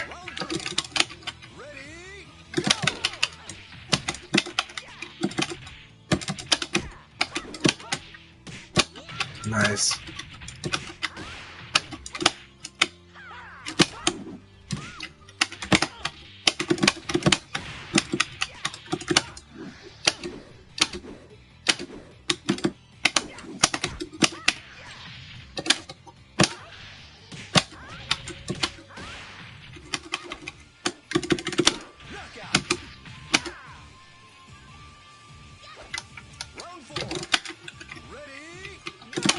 Oh, absolutely. No, thank you. I really appreciate you giving me that question too. Like, I really appreciate it, and I can't wait to read what Juicebox had said and what you said too. But yes, it is very nebulous. So I tend to use speed. I tend to use the range to kind of determine the safety. Leon has long range tools, so I use those. And then I also try to bait, you know. But you know, like you score some big, some low. Leon can actually do what we call the knockdown Oki, where he basically keeps like trying to do force the long range low versus the long range mid. However, if an opponent is trained their ears and train themselves to block it without looking, they can actually do it because he makes distinct sounds when he does those moves.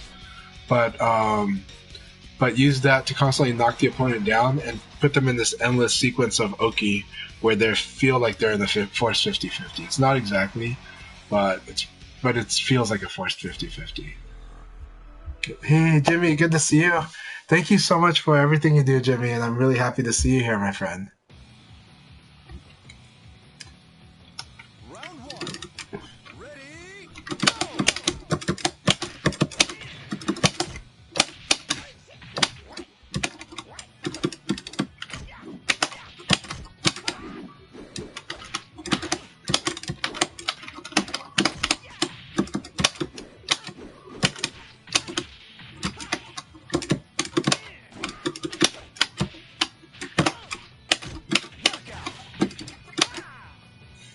And round two. Ready, very nice.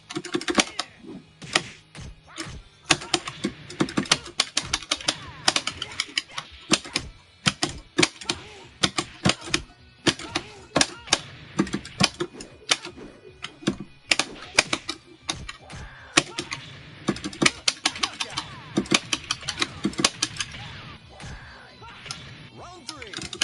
Ready, go. Very nice opening.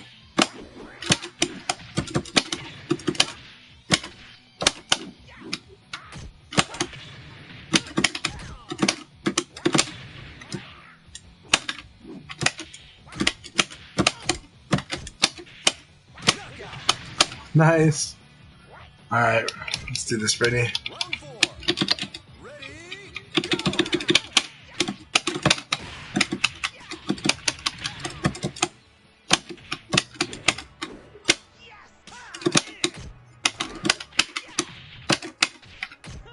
ring out. And Shai, it's really good to have you in the chat. Let's see here. And again, thanks so much for bringing Sisha into the VF community. It's a awesome member to have here, both of you. So it's been great. Oh, speaking of it, so it should be announced. Ray Blade is going to be in charge of the tournament at Evo, and at the Virtua Fighter tournament at Evo. So we're going to try our best to make sure that everyone's connected with Ray Blade, because Ray Blade can direct you to where all the community action will be. He's always been very good at that.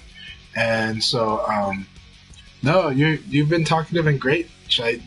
Not too quiet at all. Yeah, hope you're doing well with your home tasks. But yeah, so anybody going to Evo, anybody in Las Vegas should totally hit up Ray Blade, because he's going to be in charge of the tournament. And he's the best chance at getting everybody to be able to have some awesome offline sessions at Evo. So make sure you're well connected with Ray Blade X. They're a player from Hawaii. They used to be from Oregon, from Portland. So yeah. Ready, go. And I'll make an announcement on the Kai stream.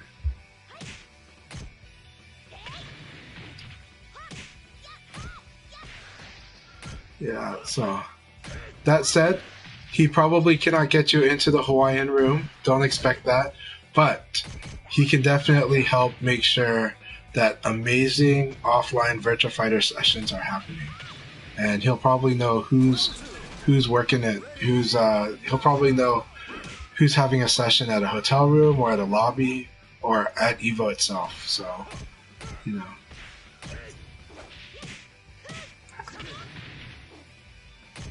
But I'm glad that he really stepped up. He was really concerned. So Rayblade was really concerned because nobody had mentioned, because our normal organizers are not going to be there, and so Ray was really concerned about it, and he took the reins upon himself to take responsibility on the Virtua Fighter front. So, and trust me, Ray keeps himself busy already, so he's going to need the effort of the community, of the VF community that's there. He's going to need their efforts to keep in touch, of them keeping in touch with each other and making sure that like awesome Virtua Fighter stuff is happening, even when the tournament's not.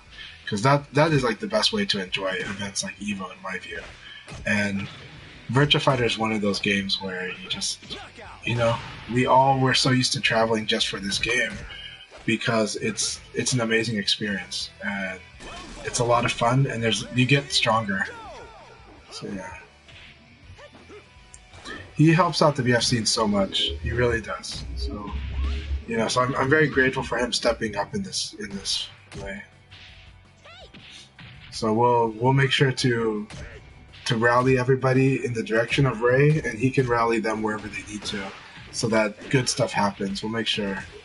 I know that I believe Team Strike First is also showing up, so I am expecting Gentleman Thief, Adam Yuki. I think they'll stay quiet on it, but I believe they're going, and I believe Cobratron will be there, but I don't know how busy he'll be with other stuff. But I hope he plays. I think he played quite a bit of VF at CEO, but that guy also tends to do lots of activities, and yeah. But so those three should be going. I hope Crazy Drunk goes. I really hope he does. Renzo should absolutely be there because Renzo always goes to these events.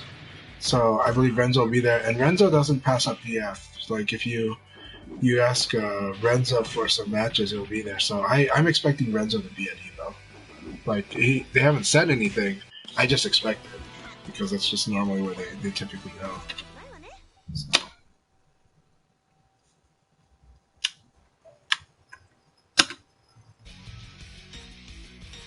Yeah, Renzo is awesome player, and Renzo is really fun to play with in person. You know, like you get the sense of it's just fun. It's just fun, or at least for me, it's fun. Like we're always laughing when we're playing, so you know. All right, here we go, FeachA. Let's do this. Man, you keep getting this stage against me today. Slayface.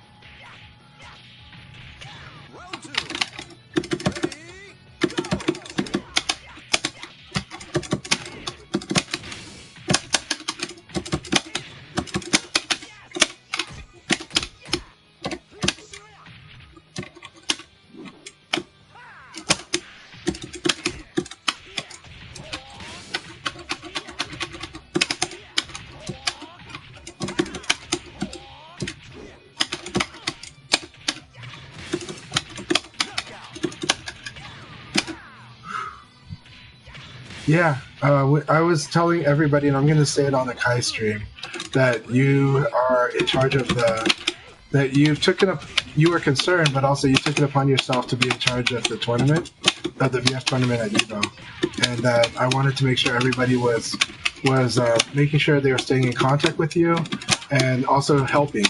I'm hoping that they will volunteer to help, because you're going to need it, but also I'm really grateful that you stepped up.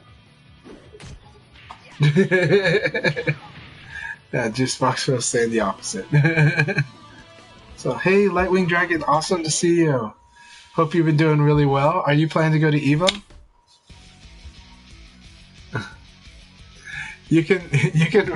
You can watch the archive to see what we really said, but you also know I would never say you're an asshole. So, Ray, really good to have you here on the stream, though. So yeah, everybody, Rayblade X will be running the tournament,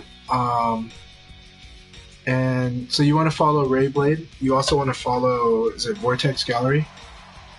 Because I think Vortex Gallery's handling is helping with all the side tournament stuff, right? But really, the All Stars is Rayblade.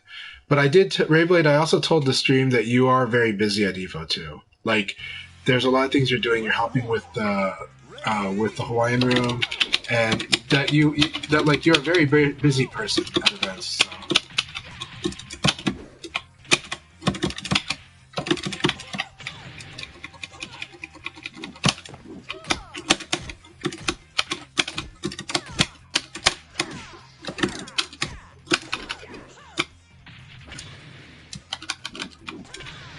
Very nice.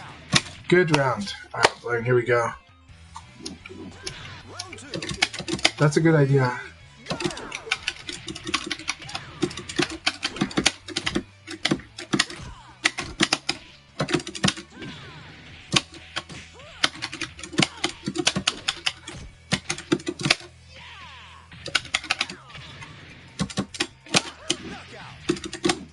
Oh, I love how that worked, though. I happened to get a counter hit. If it was any later, I would have lost.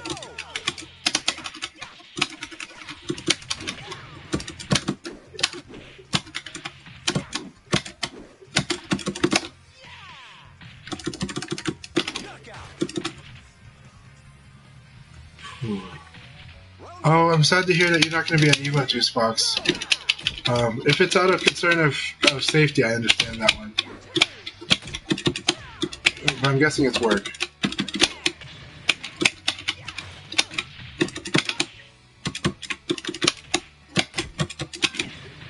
Oh, I would love the merchandise. Very much playing.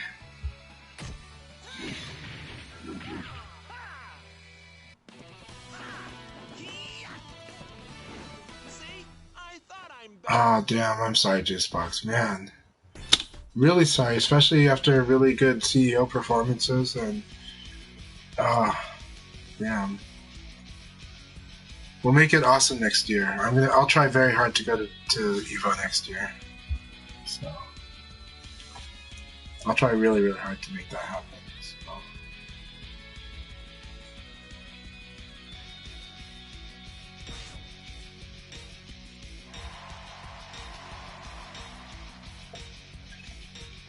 I'm really sad though about Juicebox not being able to go to Evo. Juicebox. Honestly, it's fun following your adventures at events. I know it's not something you exactly ask for or anything like that, but honestly, it's always fun to watch your adventures at events. So, Round one. Round two.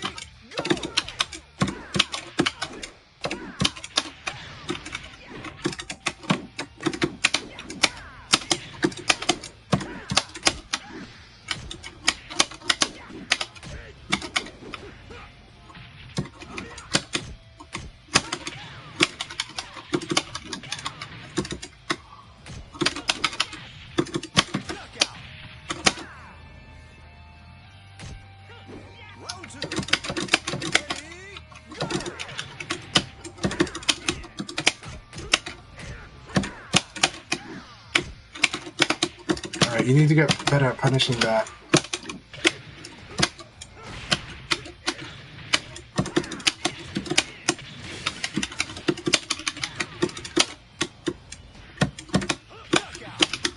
Good round. Good round. Very good choices. Bunker, this is exciting.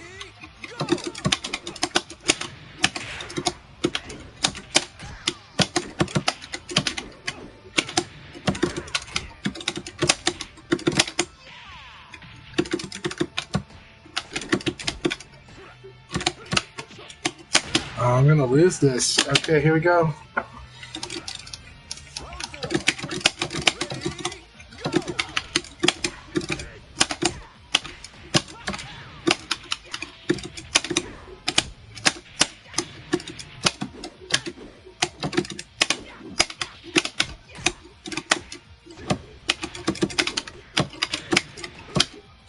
Punker, you're back. Punker's back. Good game, Punker. Good game. That was a really good game, Punker. I'm excited for fighting more with you. That was really, really good. Good stuff. Good adjustments. Okay, so Punker, the thing you need to get back now, after getting all that other stuff back, is you're ducking a lot of highs. You're ducking a lot of highs so that now you need to kind of see it happening as you're doing it so that you can punish it better. You're missing the punish. It's okay if you're like a little late, then you can just switch to a safer little jab or something. But you're in position to do a lot of launchers. And whenever Leon does a low kick, no matter what, if Leon does the low kick, you block low because everything he does after that is either too slow or is a high or a low. So you're already doing that. So now you need to be launching me anytime I do 2K kick plus guard. Whenever I do that spinning kick over your head, you need to launch me. And if you're not sure, just use John's punch plus kick because it's 13 frames. But you can do a launcher. You can do like 6K if you're fast. So keep getting back to that. Like, that's the next step, and you're going to do a lot more damage. That was an awesome game. So I hope you enjoyed that game as much as I did. I'm sure you did because you're the winner. But that was a lot of fun. And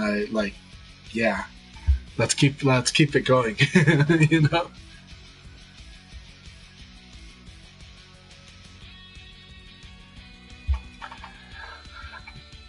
I do think it's really worth it to develop in VF, you know, Juice, and but Juice also knows that one of the reasons, you know, like, I like to help people in general, but the biggest motivator in Virtua Fighter for helping people is because you need better opponents to keep getting better.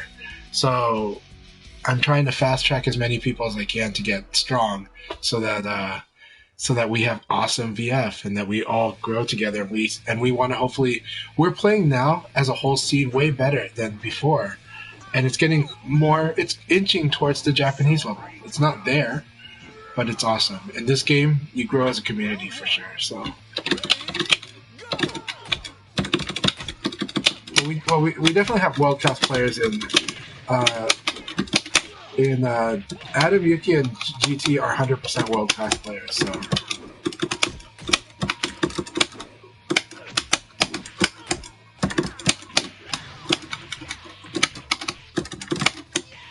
just like Maddie was a world-class player, and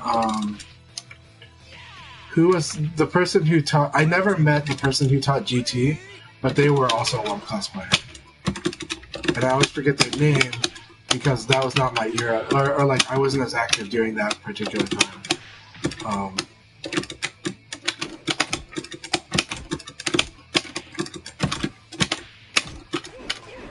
Yep, then I read myself out. Yeah, Sleeping Funko, yeah.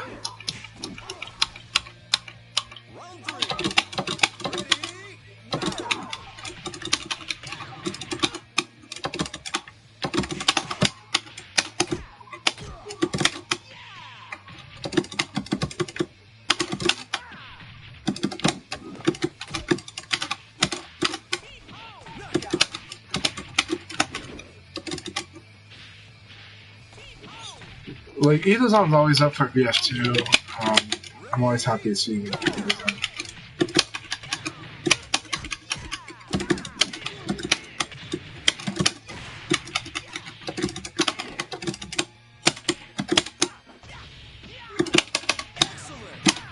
Good game, Sisha. Good game. I know that Sisha's still developing their, they're using defense a lot to kind of read and to patiently watch and learn how people are attacking. So it's good stuff, and I know that it's a strong investment in the future. Am I tied with Punker? Punker, I think you and I are tied. I think we are tied for first. We have a tie for first. I'm happy to hold Punker's hand up. I got to saw your match against Seashell. That wing nugget had to look at you and they did. That was good. Yep. Yeah, it was. No, it's one of those things where Leon will always make a mistake if he does 6 PP unchecked. So that was good stuff. And yeah, Punker had an awesome match with me, and that was an exciting battle. So I think we're tied for first. So, but Punker's battle with me, I had so much fun playing that battle, and all the matches are really good. But that one was very pretty intense. There was some cool stuff happening. It's fun seeing Punker like they're now playing like what they were playing before, the way I remember. So good stuff. Akai, there was an announcement I wanted to make, right? Oh, go ahead. So at EVO, Vortex Gallery, of course, is running the side tournaments, and so you want to follow Vortex Gallery, but also Rayblade X has stepped up to really help them run the tournament. Now, we need the community's help as much as we can, especially like things like match arenas as well too. But we need help at the event because Rayblade's going to do that, and he's going to help so much. But as a community, when everybody comes together, that's going to make Evo. So everybody should follow Rayblade X, but also everybody should be trying to coordinate some offline activity and some amazing sessions. So very happy to say one, Vortex Gallery, thank you, but also mainly Rayblade X, thank you for stepping up to say you're going to run that tournament. And for some reason, I got a Minecraft invitation. So I got to fight Jimmy. This is awesome.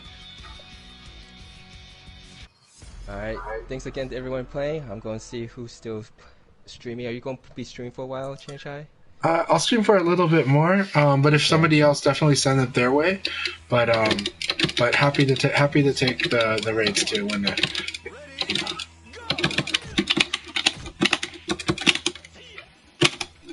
wrong way.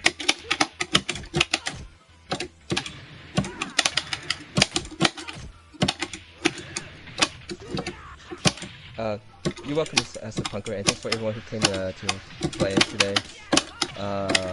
Yeah, thanks again, Boring. It's great to see you guys always come back. That's how we build a community and get better.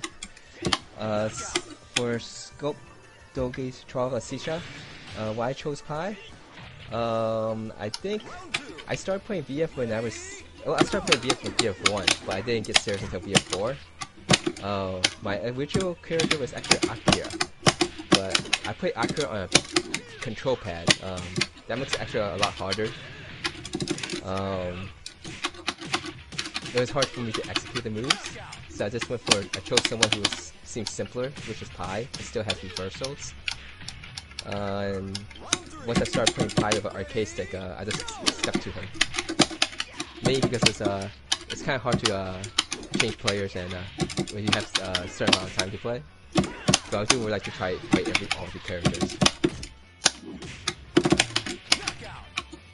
Why did you choose Jeffrey? Scope. Do you want to be called Scope Dog or FeachA?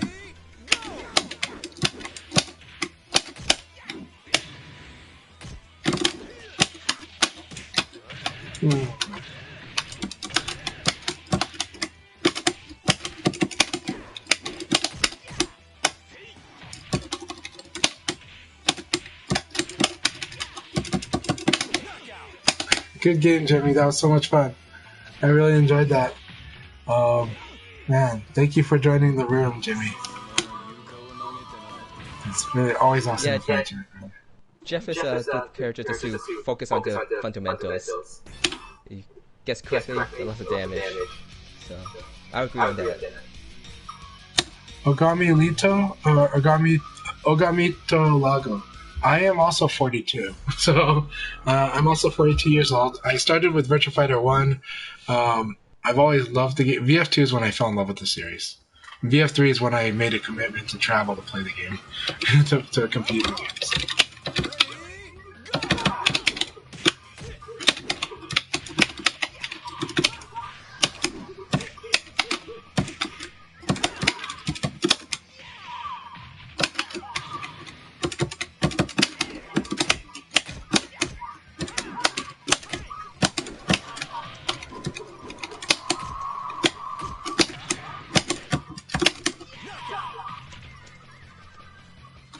I also bought a PS2 for VF4, so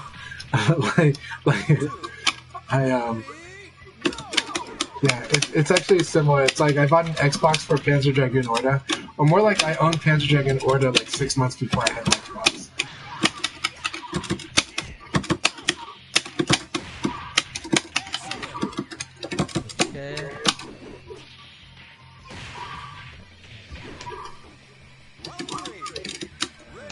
I'll just play one match. Maximo was so good. That was such a hard game.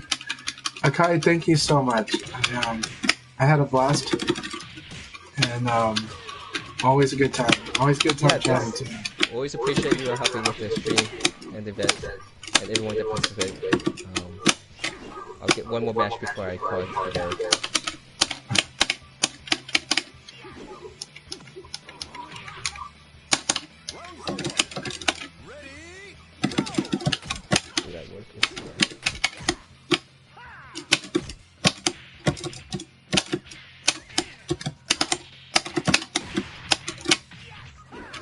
Fall for that. He went for the up down.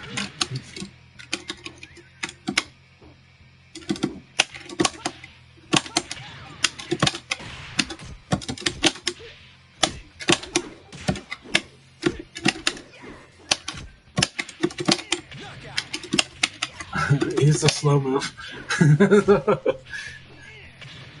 Thank you very much.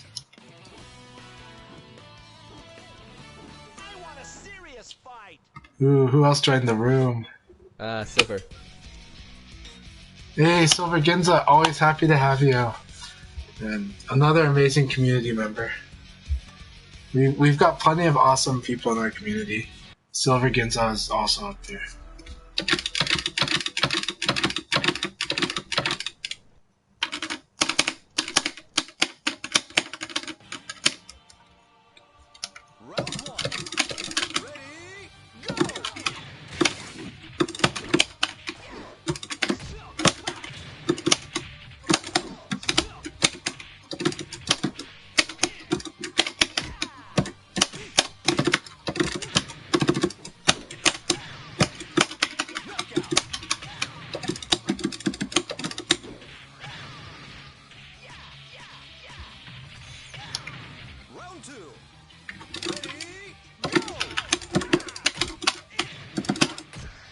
Man, Ogami, I hope we get to play, and it's good to have you here. Man, the good thing is you know, there's a lot of top BF players that are our age. So Adam Yuki, I think, is like 44. So the oldest in our group that plays BF with us is in his 50s. Yeah. This is you consider normal age here, Ogami-do.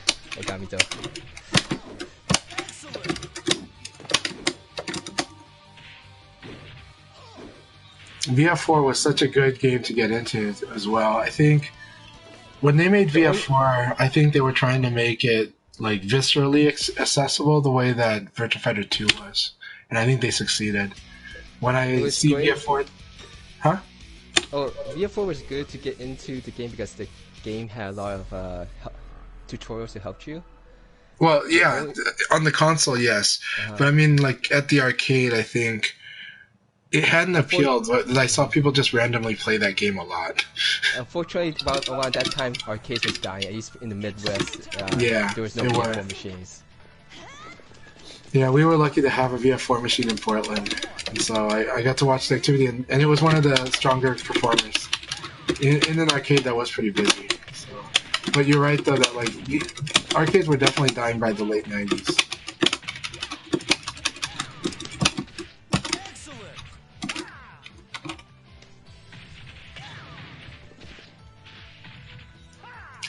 Oh, Ogami, I hear you. Similarly, though, there's also some old guy friends I have that like the only thing they play is VF. They'll play like VF, and then they'll play like an RPG or a story game.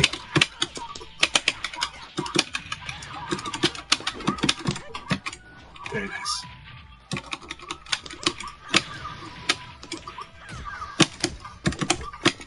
That's 13. Minus 13 frames, I think. The kick point that you bought? Yeah. Yeah, I think it's minus. I mean, it looks like a minus 15 or 16. It looks like a minus 17, to be honest. But I'm like, it's probably a 13.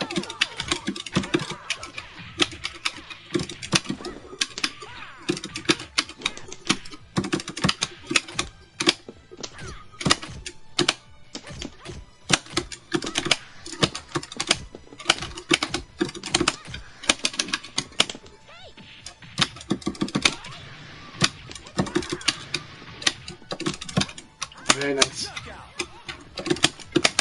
Good games, Blurring. Thank you so much. Thank you very much, Blurring.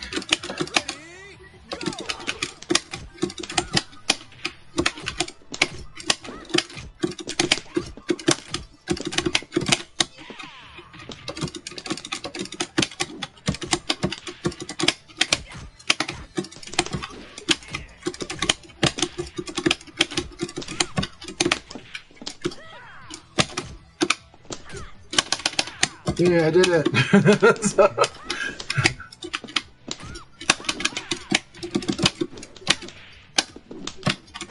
Very nice.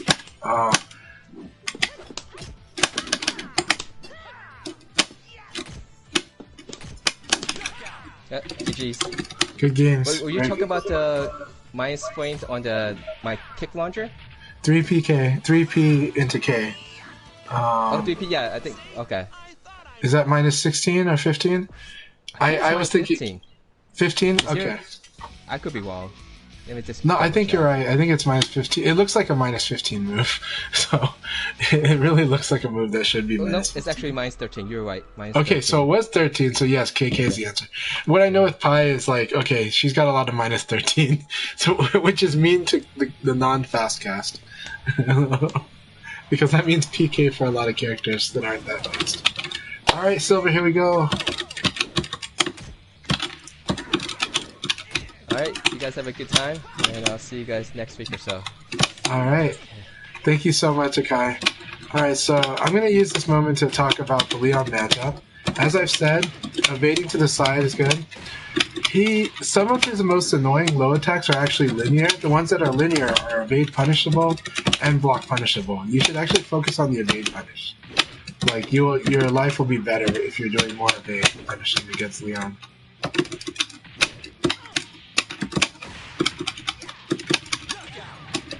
Of course, the risk of staying down against someone like me is that I'll try to do pickup hits on you. I'll try to hit you while you're on the ground. I'm doing that more and more lately. So after that 4-4K, you can duck, and then you can like crouch punish if he does do the kick after or the punch after. Charge attacks in general should always be evaded, like if you can recognize them. So this is an evade punish for a 2-hit string, because the second hit's what I actually ended up punishing with the crouch dash into 6P plus K. So I did ECD for that. So, yeah.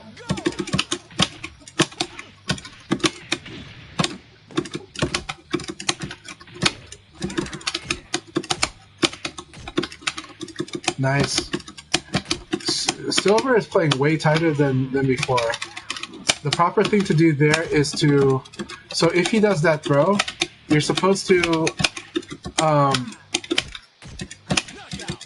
You're supposed to like hit down and guard, and then mash guard and punch while holding up or down. So you'll roll to the side at the fastest time. I do have a video about that too. So again, evade punish the 1K, and you can low block punish it, but it's a lot easier to just evade punish it. And the same thing, evade punish the 8K. So that's what the power of evading to his backside. Yeah. Thank you so much. Thank you so much, Ginza. Let's keep fighting. I enjoyed that spar a lot. I was giving the lecture for your benefit too, and yeah.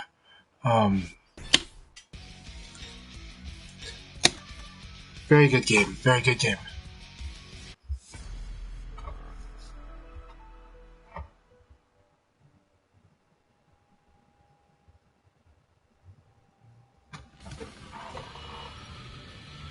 Round one.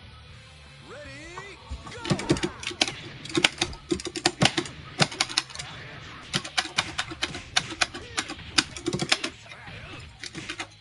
I'll turn the volume down.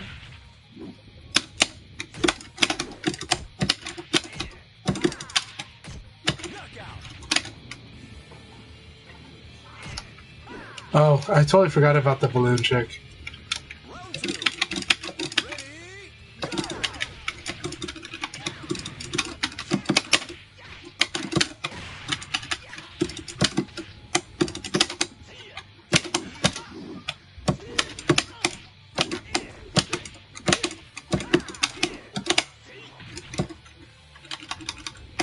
Thanks a lot, Damok.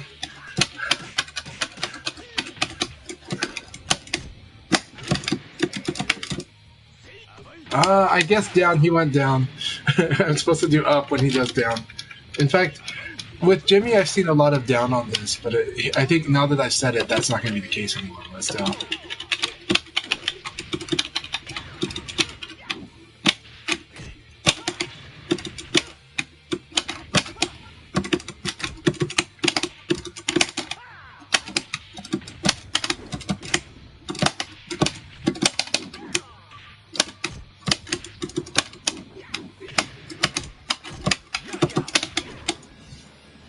Thanks, Dom. What are the things you like about the way I play Leon? By the way, I'm curious. I'm happy to hear it, of course.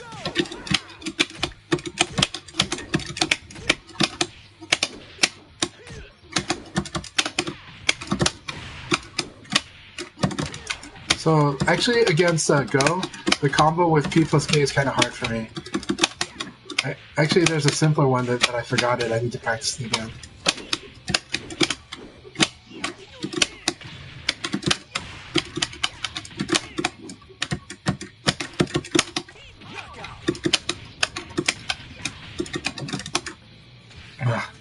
Thanks. It's yeah, I try to use that. I do try to both. So there's a push and a pull. I'm gonna make a video about what I call push and pull. And there is this aspect where you're reading, which is kind of a pull, but you're also conditioning, which is the push. So you're trying to nudge your opponent, and you try to balance doing both. So it's not just reading. It's you're prodding people to try to do certain things too. Yeah, so what it is P plus K, and then you gotta wait like this.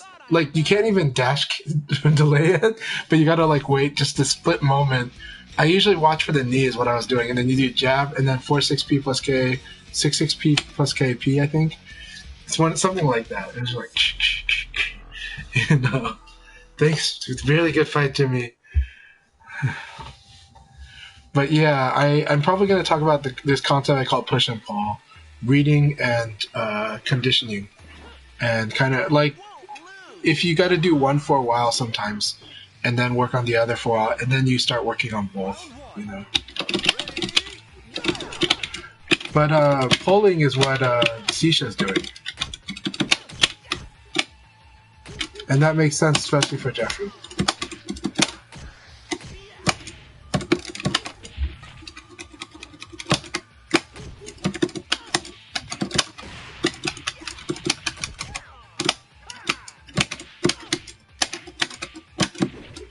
That was a ring out moment.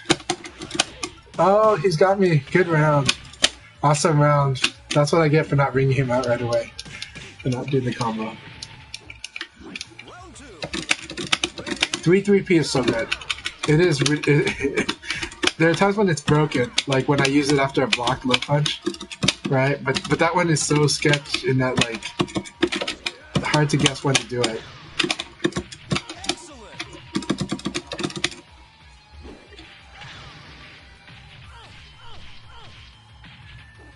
Oh, so what does he do with the parry? The parry is so good. Okay, I'll let you figure that out and then tell me and show me later. That sounds like Tim always finds really cool tech.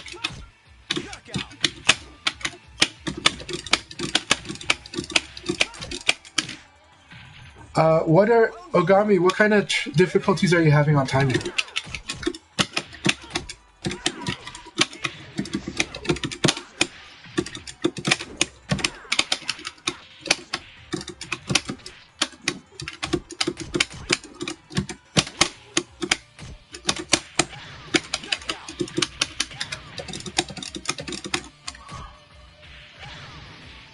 Yeah, Sensei Tim has got really cool stuff. Like I said, Tim as the player is interesting, but I really like Tim the coach. I really like STL Tim the coach.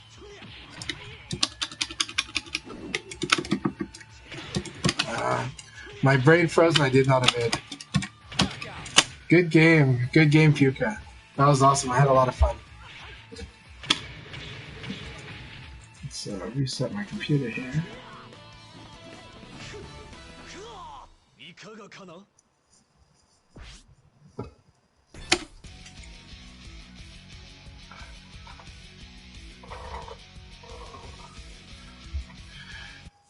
But you know, STL Tim the PAL is pretty fun too. So, but yeah. Let's see. So your timing is off and off. Oh, Ogami, that's right. You're from Paris. That's right. I remember our conversations before. I am happy that we can play online. Like, you don't know how, like, let's put it this way. This game came out on console, accessible to North America 10 years ago. Most players in North America were not doing the wall combo damage that they're doing now until about a year ago. And that's because the online's a lot better. There's a lot of factors to that. But right now, they're playing the wall game way better now. Another factor is they're watching the Japanese in a more direct way, because what VF Esports did was, unleashed online streaming for Virtua Fighter in Japan. And so now we're able to watch those players a lot more in a way where we're understanding more of what they're doing, and we're not just watching one game of theirs. One match of theirs for every 5 hours. We already had trouble, like in the arcade era, we did have trouble with the limited amount of matches we could watch, but we could watch the big events, so we got to see amazing VF. But that's a little different from when watching somebody play like series all day or in rooms all day. Hey, King Death Cradle, awesome. Good to have you. How are you doing, my friend? We miss you, man. Hope you've been doing awesome. Hope you enjoyed the Tekken pack, Tekken DLC costumes, and yeah, big smile. Happy 4th of July, my friend. It's too bad in Portland we. Okay, so I'm jealous of everybody that gets to enjoy fireworks. I'm jealous of everyone who gets to enjoy fireworks this 4th of July, because this year they are banned in Portland. So it's dry here. There's risk of fire. So they had to step in and say no fireworks this year. Now there's going to be fireworks, but there's not going to be fireworks shows like normal. Yeah, the Wolf Armor King is awesome. Looks so good.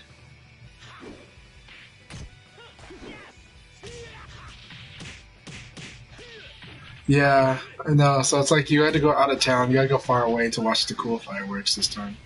Or watch it on TV, or... but you know what? If you want to watch the best fireworks shows, you go to YouTube and you watch New Year's shows for London. London are my favorite because they're choreographed and they do a lot of creative things. Dubai is awesome, but they're always going for the expensive thing. And so sometimes less creative, but sometimes pretty amazing. And then of course you get a surprise like that year when the building went on fire. So, so that was funny, in a sad way, when Dubai had the fire, that like the whole building caught fire. So, but Dubai definitely goes for the big spectacle. Sydney has a cool fireworks show on their New Year's, but I really love the London one always. Except, well. Was it, I guess last year, one of the years was weak. Maybe it was last year where it was weak. But one of the years they tried to, like, they put too much speeches in there. And you're just like, yeah. My kids just, like, tuned right out. Because they made it, like, a whole lecture series. And it's like, really? You're going to make the New Year's celebration a lecture series? Yeah. Oh, Ogami, how are the fireworks in Paris? I bet Paris has got an amazing show. I don't know why I didn't see it that much, but I would love to see it. Jimmy is the nuttiest, man. Jimmy is so strong, so good, and likes to play reads. Always working on his skill, so you gotta be careful. And then you also gotta know that if you ever get Jimmy's like true mode, it's scary as hell.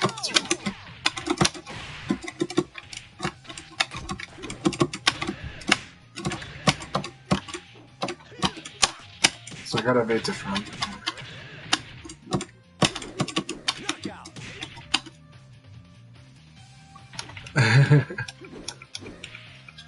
Alright, let's try this stuff out.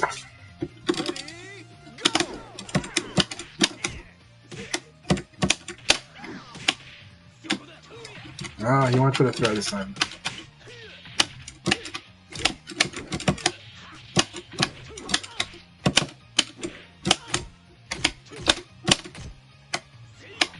Alright. Let's see if I can push him now.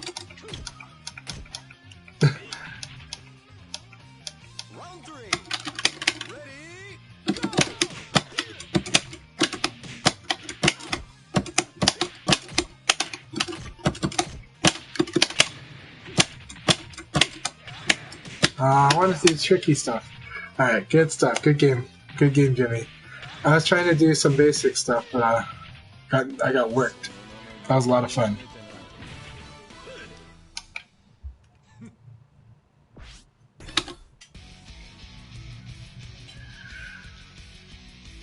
But I think we'll see.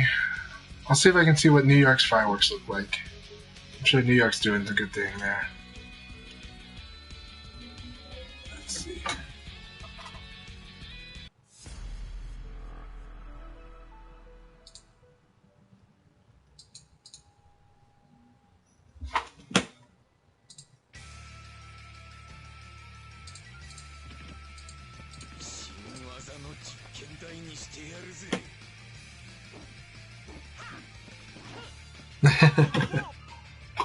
Round one. Ready, go!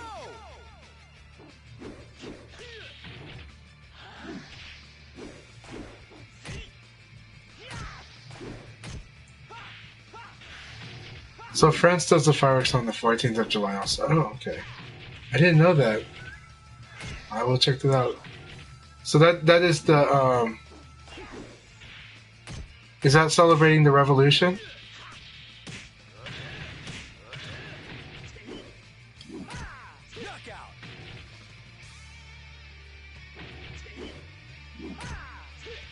I gotta check out Boston fireworks. Ready, go!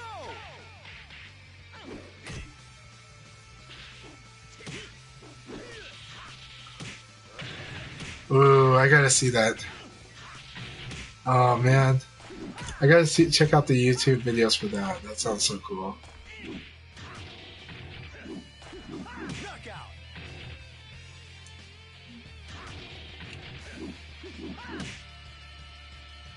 Round three. Ready, go!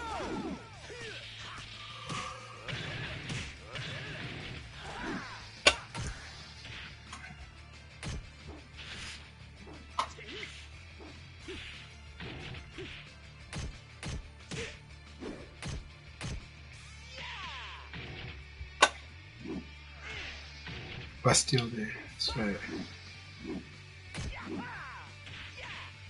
Yep, liberty, equality, fraternity.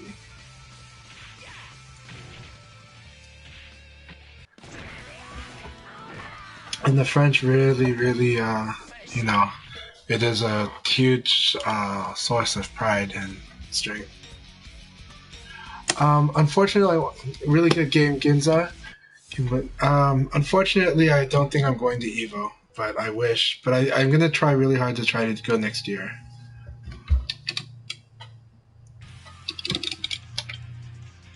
Round one. Ready, go!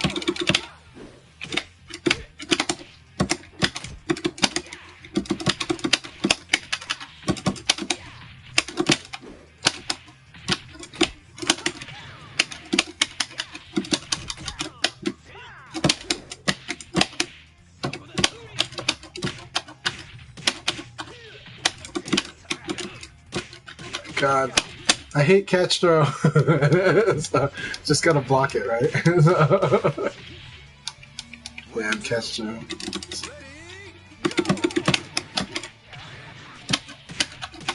So good.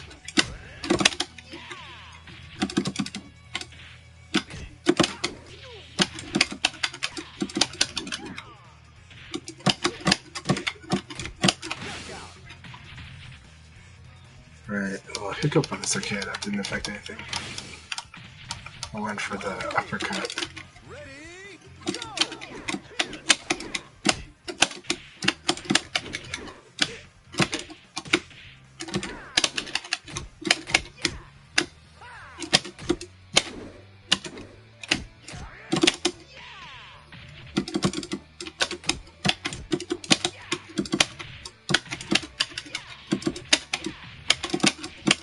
Knockout!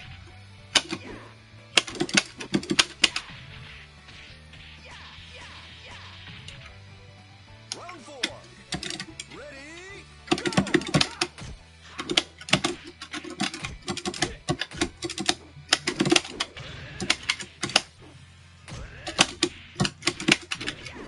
I hate that that doesn't work.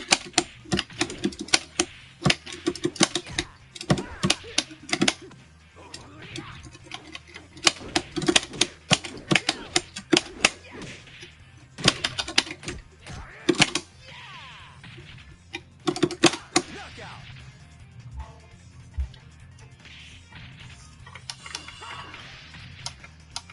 Round 5. Ready, go!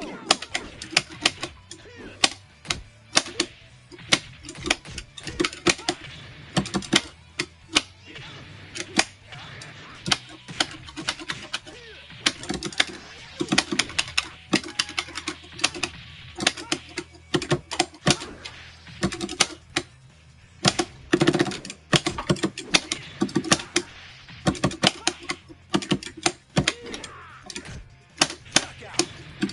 Oh, that was really intense. Good game, Jimmy. That was a lot of fun. Thank you so much, my friend. Yeah, I feel that too.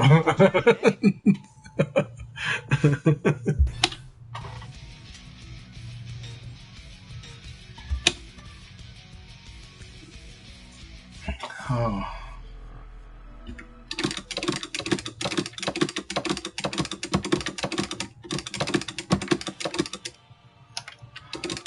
Round 1.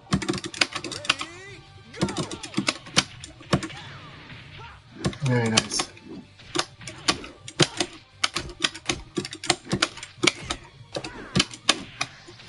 That was awesome. This is an amazing round. Knockout! Ginza, awesome round. That was so good. Completely counted everything I wanted to do. So good. Round 2. Ready, go!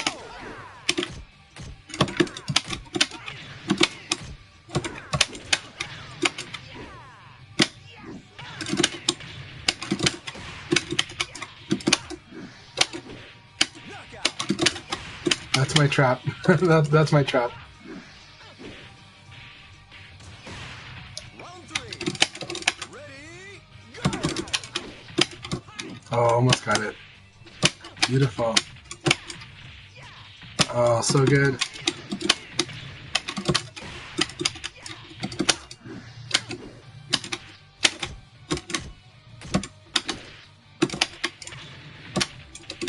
Knockout! Completely outplayed. Ginza, you're doing amazing. That was so good. Oh boy, this is such an awesome round. Round 4. Ready, go! Oh.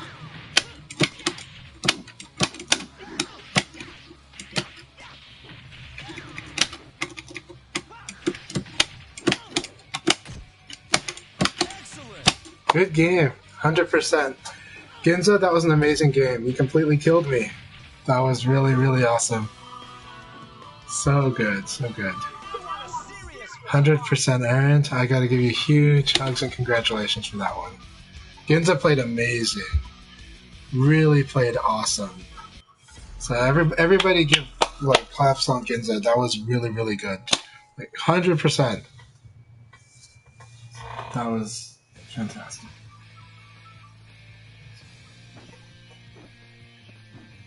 You'd better take me seriously.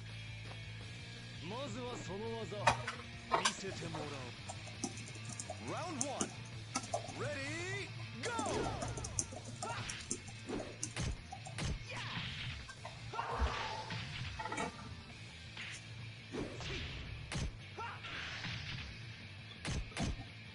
Oh, careful of that though.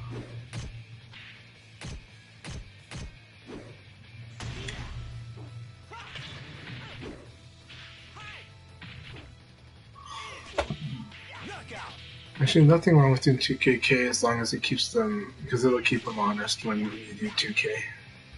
Round 2. Ready, go!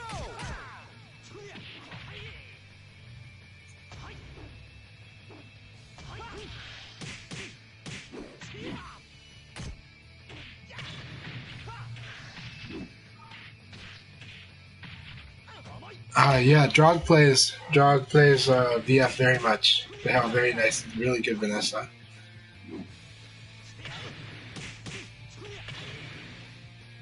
Round 3. Ready, go!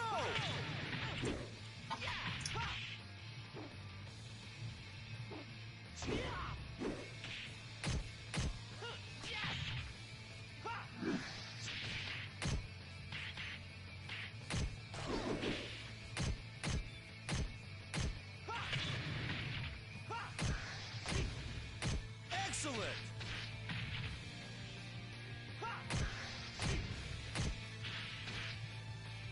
Round 4. Ready, go!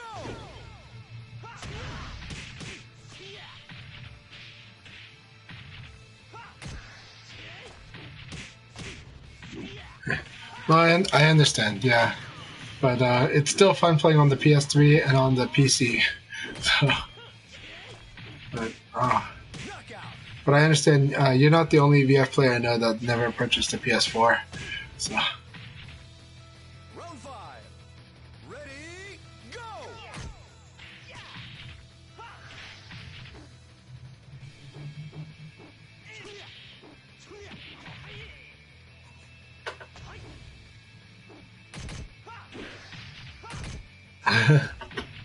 I understand that too.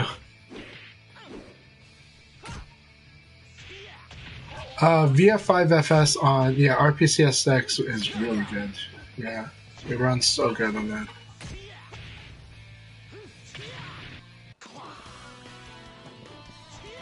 I'm glad that there's a Demon Souls online working.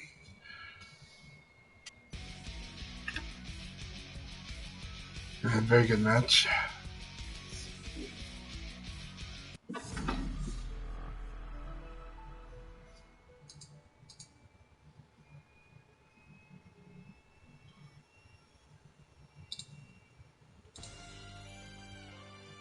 Round 1. Ready, go!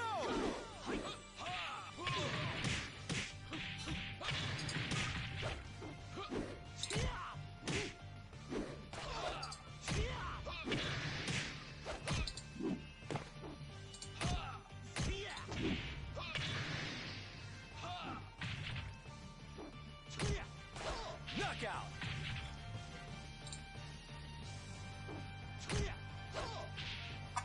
Something really wrong has happened to my computer for the past week.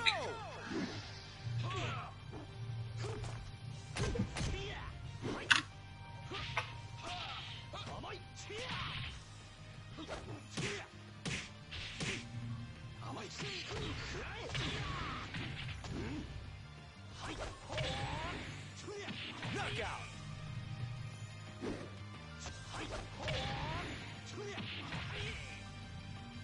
Round 3. Ready, go!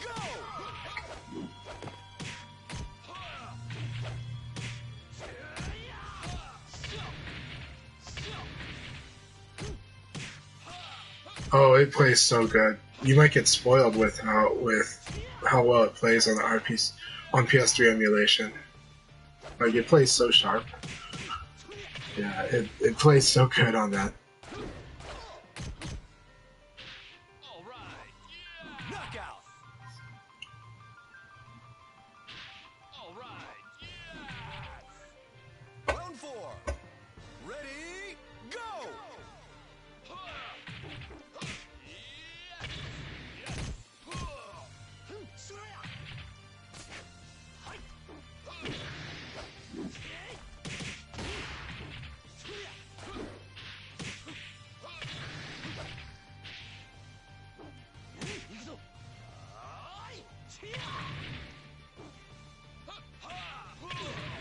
Oh, that was a really good round. I thought FeachA was going to turn it around.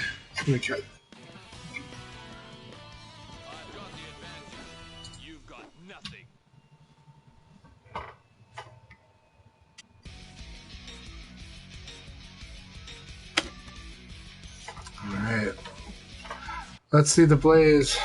The Okizemi is going to be the most terrifying thing. Let's see if I can avoid getting knocked down. So. Round one. Ready, go!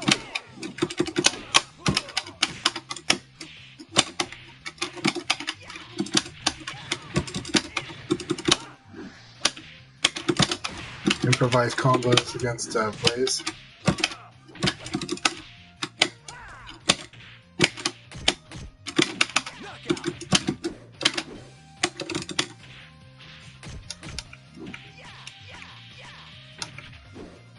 Round two. Ready, go!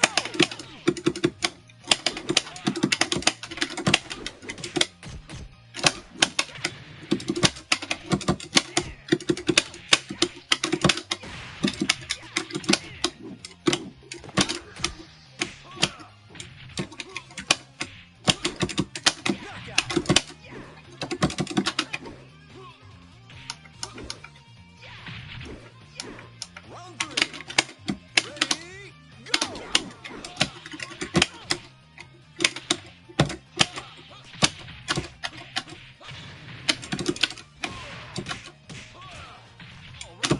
I always forget. So I need to roll down there, probably.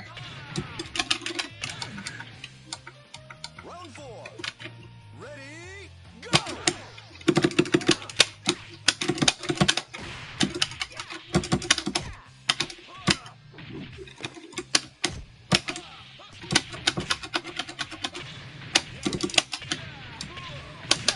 Yeah. So when he does that kick, kick, kick, never attack roll. But do prepare for like a ground throw. Round five. That was my mistake. Ready, go!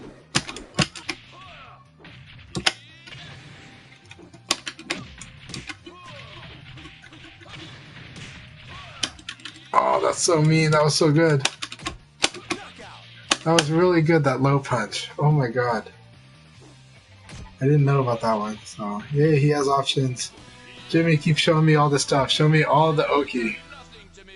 Yeah, show me all the Oki. I need to see how he can punish people that stay on the ground, because that's the #1 concern for Blaze. If he can do that, like really, really threaten them for staying on the ground, then his Oki will be the best in the game. I think Sarah's is better, but Blaze, if I need to see Blaze have a real way of damaging people that stay on the ground. If he has that, then I think his would be the best.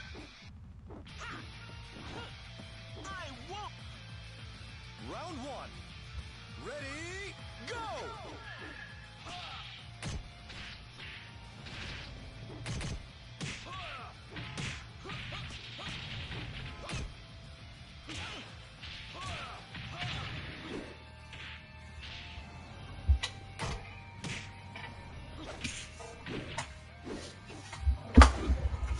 Knockout.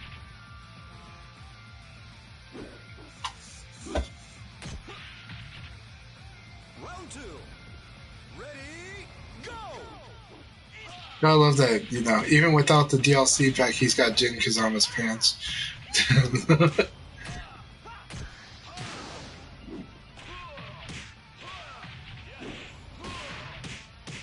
But I guess they were Jackie's pants before that, too. Round three. Ready, go!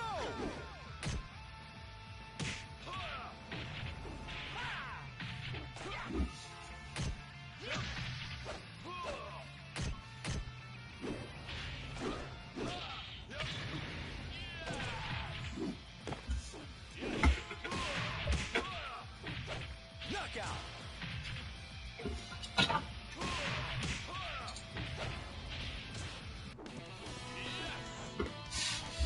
Heavyweights are nothing to me.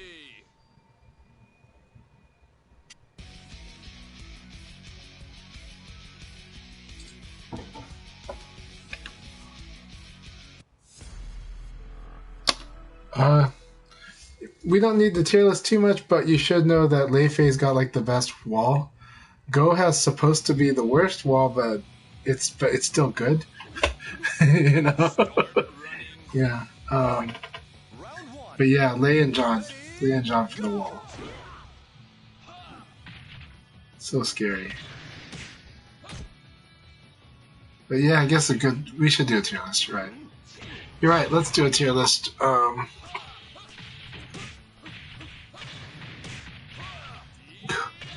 Look at that crap, my gosh.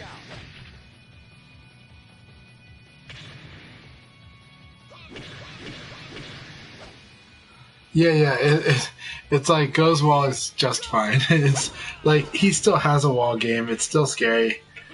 Or not scary, but it still has like, if the opponent guesses wrong, they're still screwed. But it doesn't have like Lei phase insane, like I can do a million ways to get you to get killed. And then John too.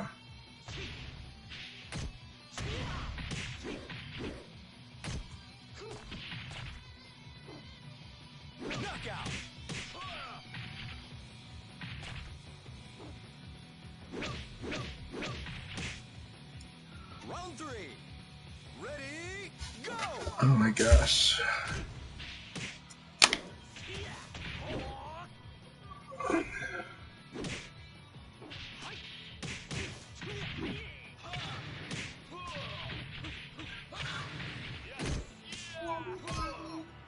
Love you, Arya. You doing okay?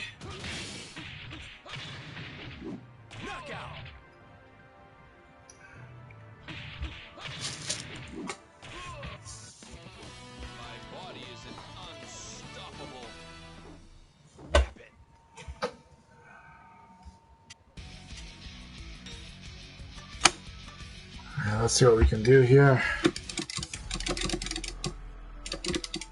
We've got like the real power and soul of Mexico to deal with here. I don't know if I can fight it.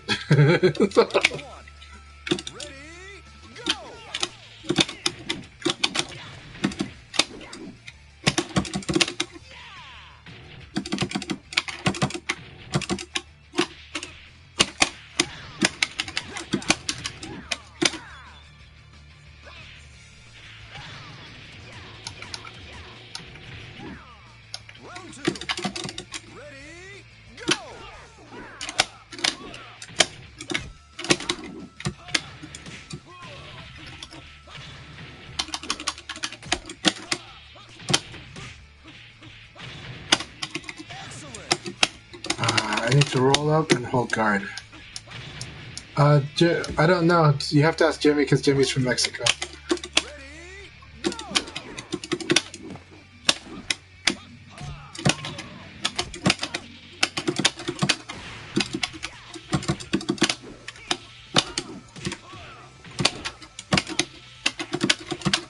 What I would say is Jimmy and Gentleman Thief are proof of like how strong you can get with study and an online play and practice. And Jimmy and GT are both amazingly strong, and yet they're both like in isolated places, kind of.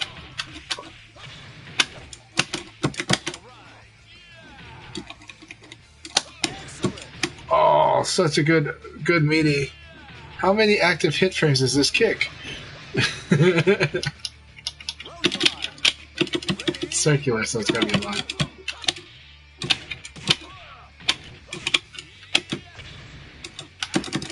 Oh my god, that thing is mean. Oh, that was so cool.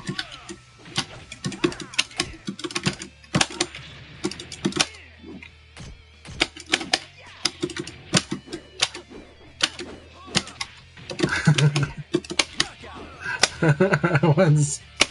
Oh, that was good stuff. Good game, Jimmy. That was so much fun. Yes, just be a prodigy. Well, Adam too, right? Adam can do a little bit of practice and get back into shape pretty quickly. But when he practices really hard.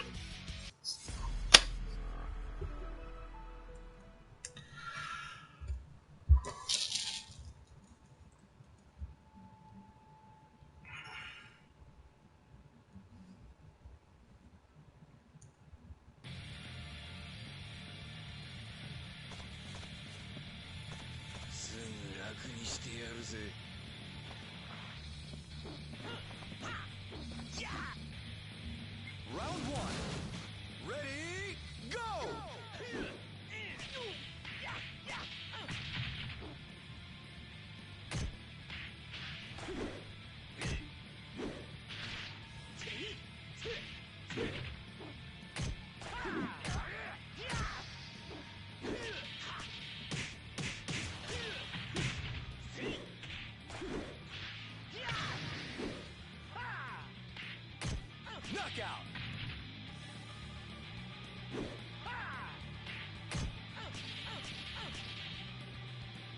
Round 2. Ready, go!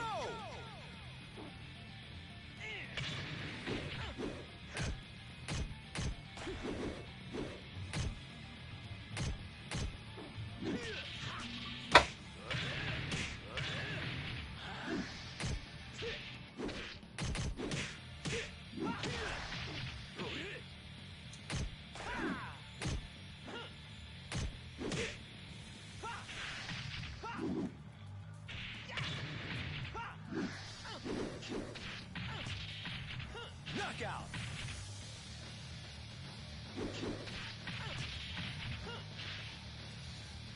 Round 3. Ready, go! So on Virtua Fighter Facebook, somebody asked, who do you think won like Virtua Fighter 5, right?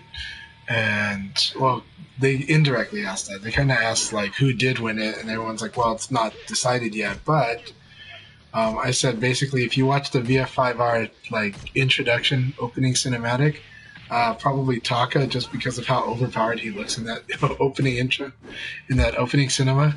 It looks like he murders El Blaze because El Blaze jumps down from a super high like wall, and then Taka literally grabs him while he's on the flying down and smashes his head into the ground.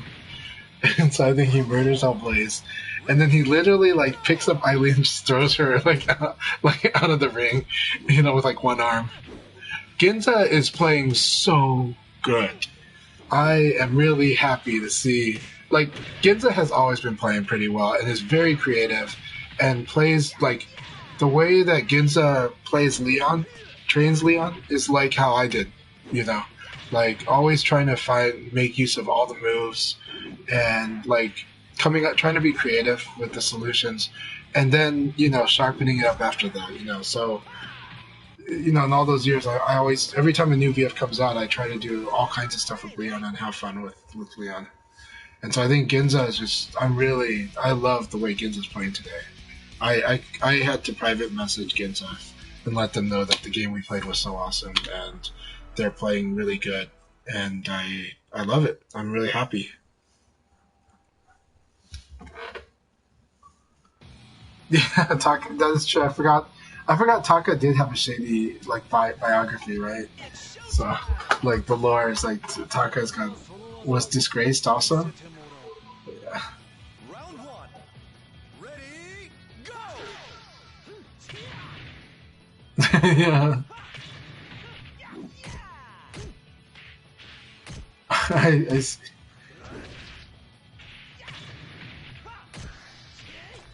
No, it wouldn't be sports without organized crime, right? Knockout.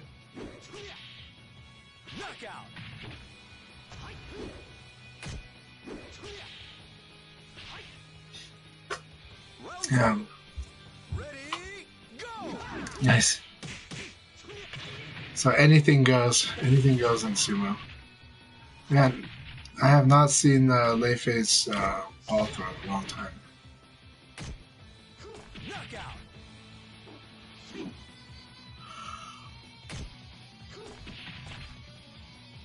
Round 3. Ready, go! Knockout.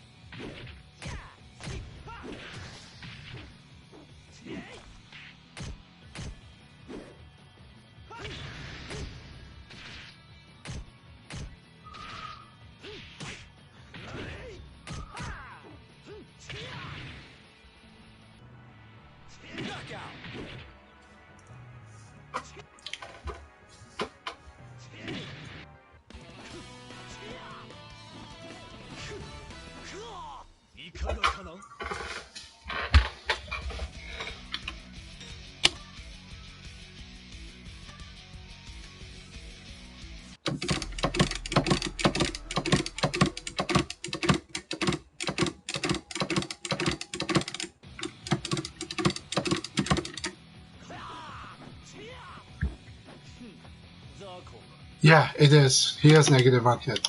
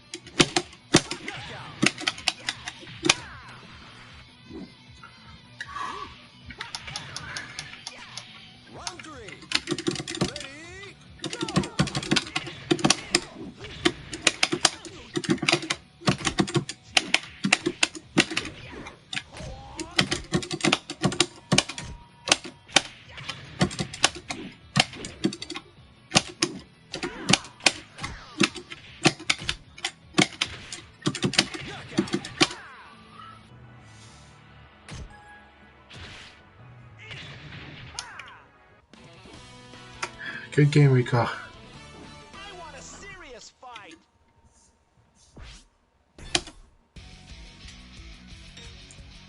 Alright, combo expert. Here we go. Level 36. Alright.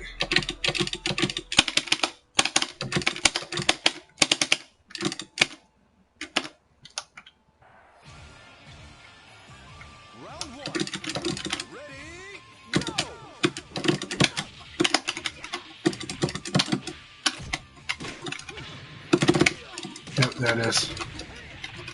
Very nice.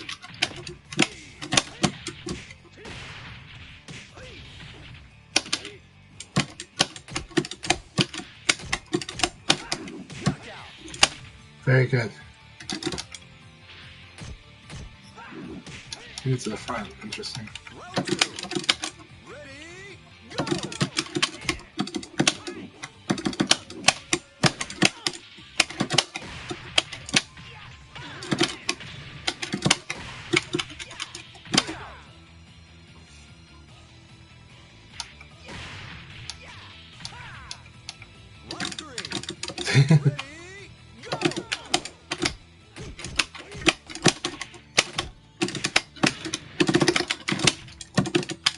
Very nice. Very good.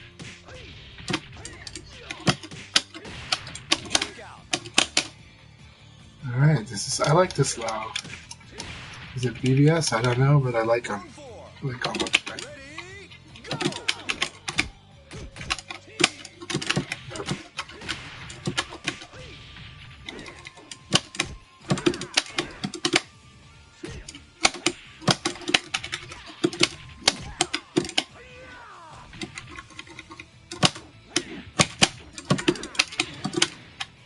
Shit, really? Okay.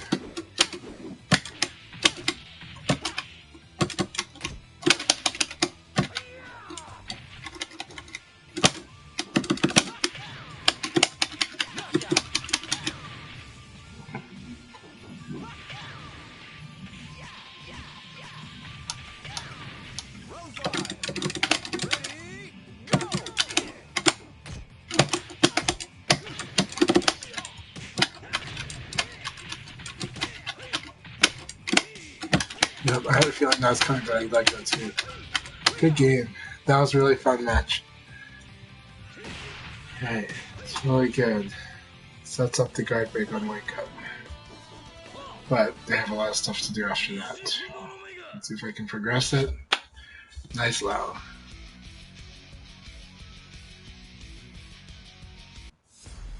Ooh, Kung Fu Smurf is here. Awesome. It's breakable. I'm just not. So one, I need to be more aware of when the Lao's going to do it, which should be obvious. It should be when he thinks I'm going to do against me, it would be like after blocking my low punch because I might get greedy and do the uppercut. So that's a time for Lau to do the 6K. So I need to prepare myself to break stagger.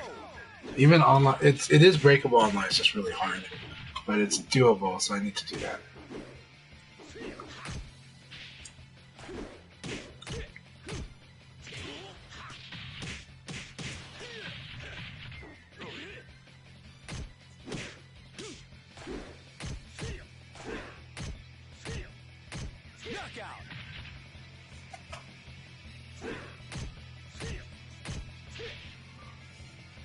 Round 2. Ready, go!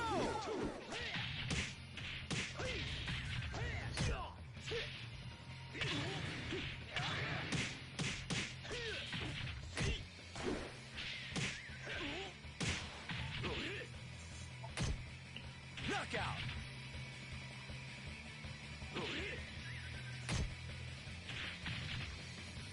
Round 3. Ready, go! Very nice. Oh, I thought he was going to get a big punish off of evading the backflip kick.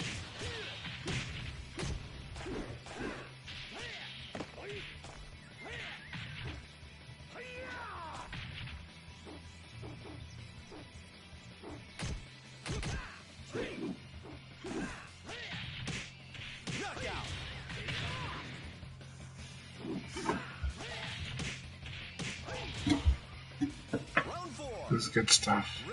We've got an awesome ribbon here.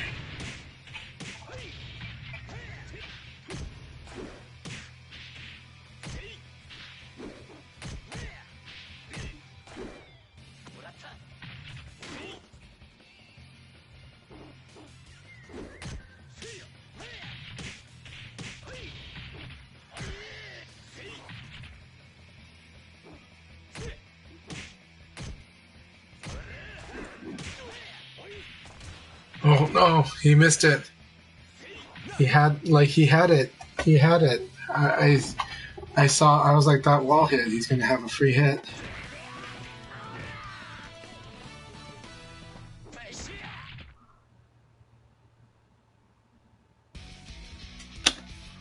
Oh, that was epic. That was an awesome battle, you two. All right, Jimmy versus Kung Fu Smurf. This is gonna be awesome. Battles of the Gi.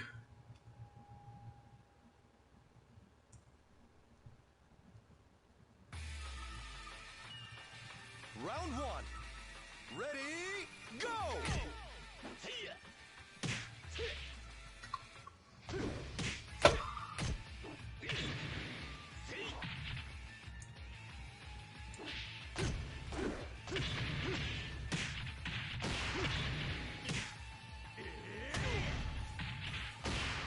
Really nice Kung Fu Smurf.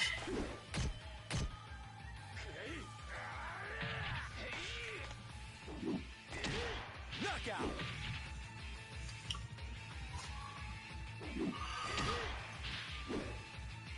Round 2. What is the effect of that?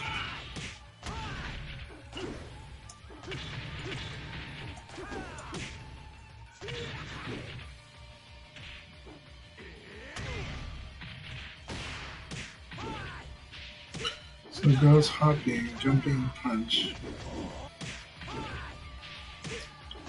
Plus 11, holy crap. It's a forced crouch though. So what he's basically doing is he's forcing a weird, bizarre version of Nitaku.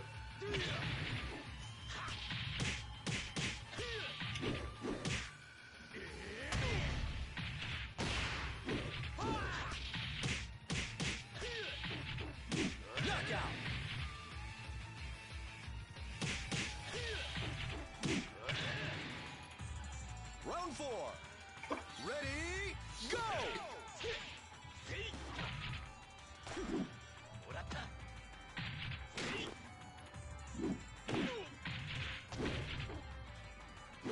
They might, yeah.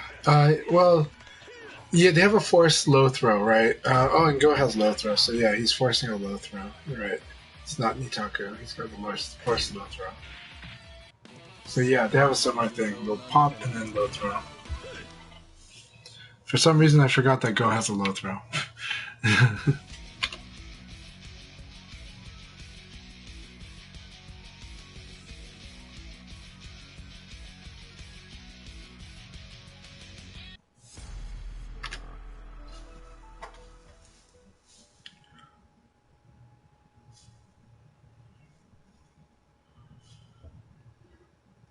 I'm probably going to do the Senjo ball top. Right now I'm using the V5, but right now I'm using a beautiful Seimitsu ball top this type. It's the purple tortoise shell. And then I'm using, this is a Freakmox Link shaft. So using purple.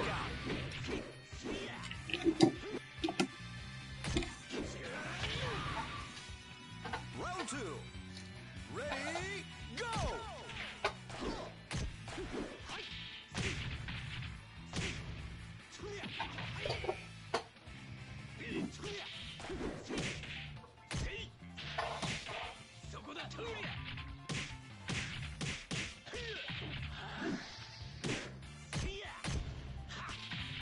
Knockout.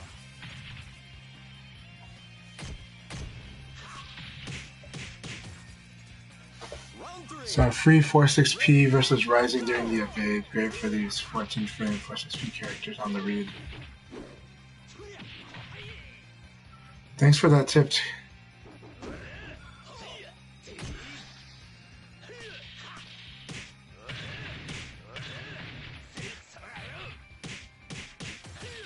Knockout.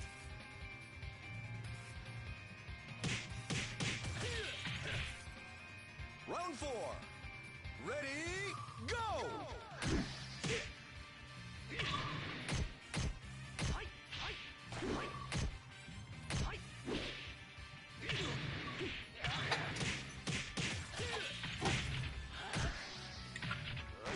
That was really nice. Good game, you two.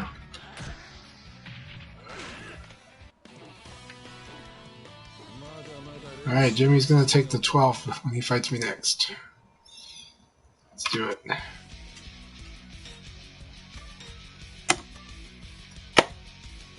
Let's do this, my friend.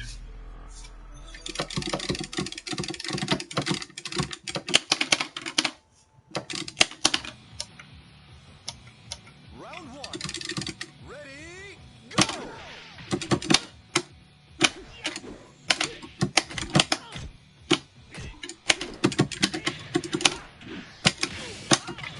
Oops, wrong one.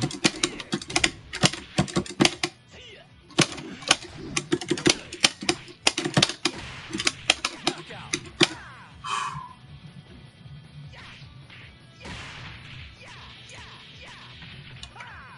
Round 2. Ready, go!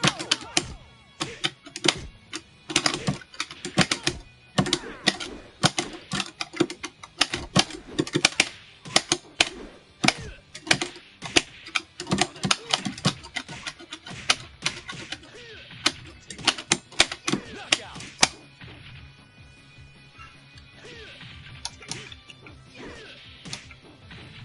Round 3. Okay, good to know. Ready, go!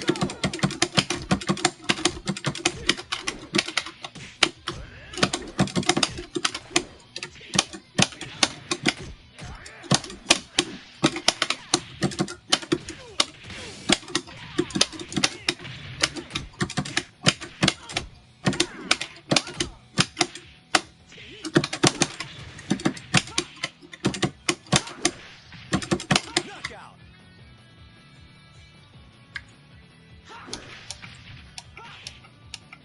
Round 4. Ready, go!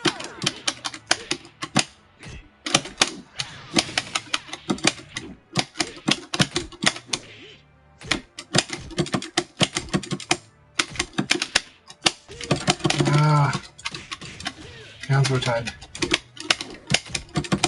Knockout.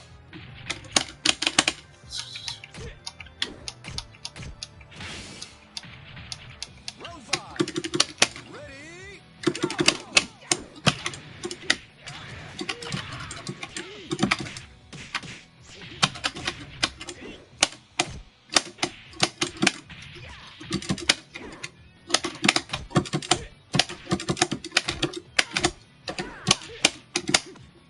Good game. Very good game, Jimmy. That was so much fun. Very good.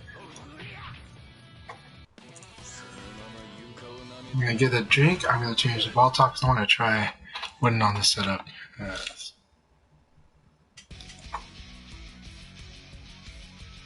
Alright, this is gonna be exciting to watch though. Very good game, Jimmy. Thank you so much.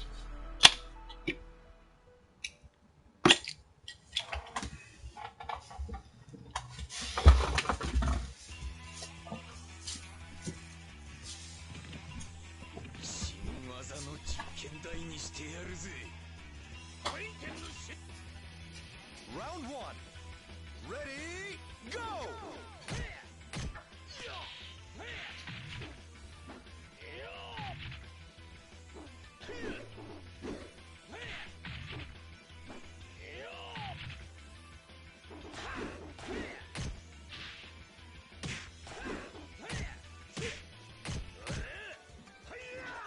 Knockout!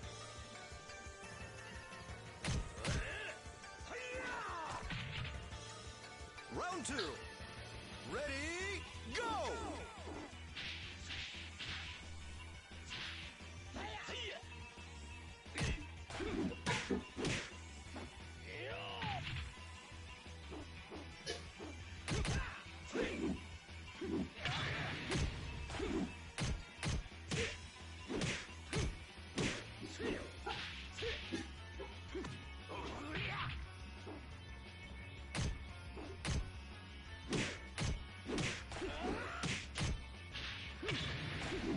Knockout!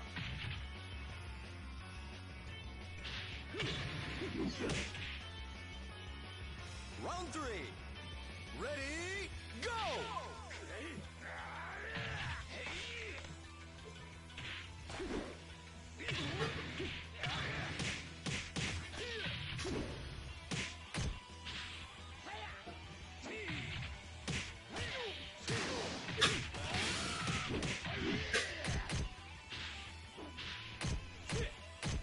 Knockout!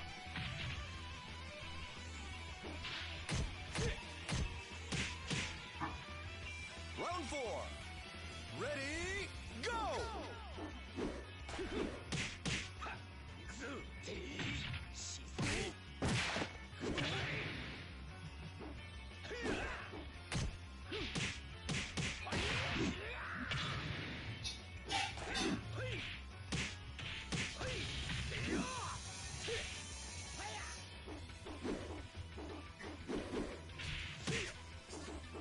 Knockout!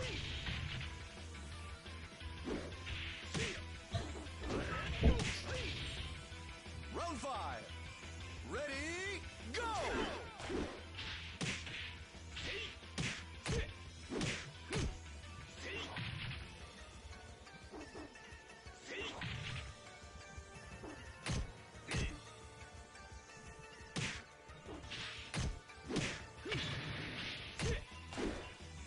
Knockout!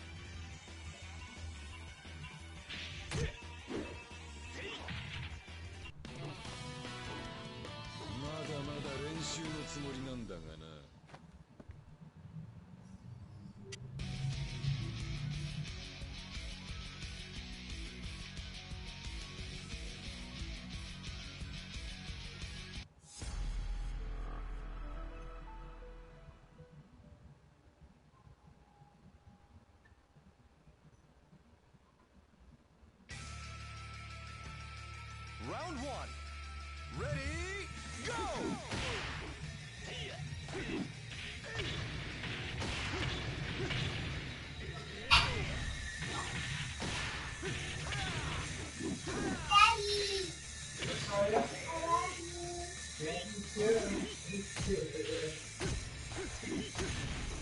Knockout!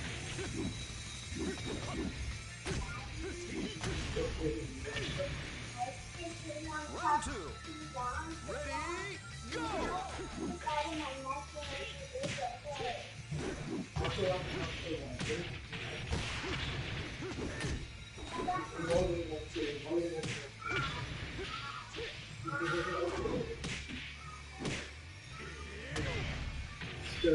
Stretch your shoulders, lower your shoulders too. Yeah, it happens. Yeah, it's normal, Arya. All right, what's going on here? Round three. Ready, go! I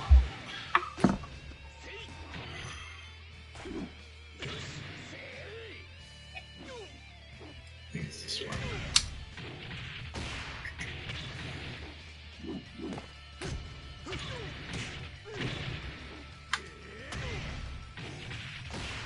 Just changing the ball top right now. I've been wanting to try the Senja wooden ball top on the very tight Auto V5 setup I've got, which is a Sanwa Jelf modified with the V5 kit. This kit, Round four. as I've said before, it makes it very stable, and it also lowers the throw, so the movement area is smaller, but also it makes the pivot move really lower friction.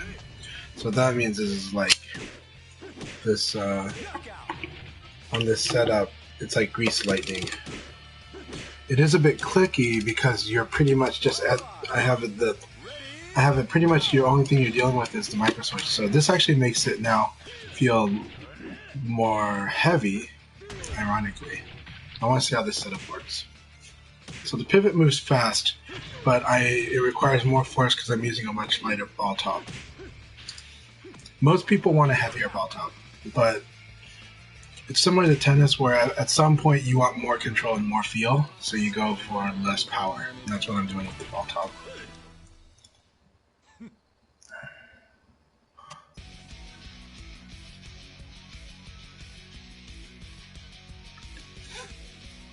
Yeah. I gotta read what you guys were saying about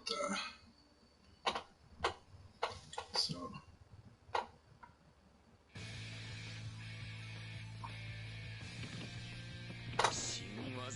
yeah, so he doesn't like evade counter ability, yeah. Round one. Ready, go!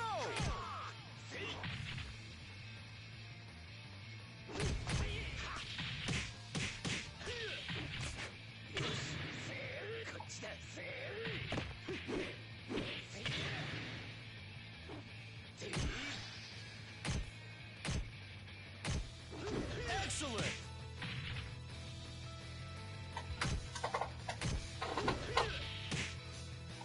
Round two. Ready, go!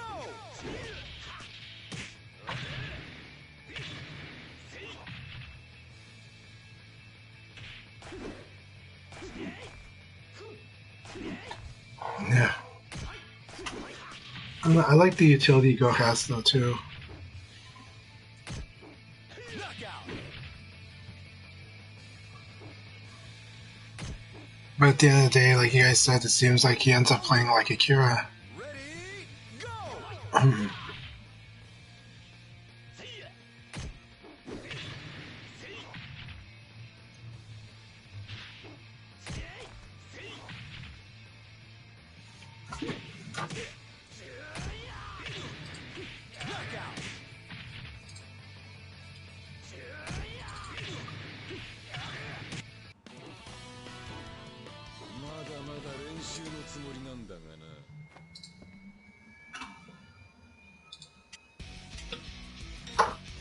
Alright, here we go, Jimmy.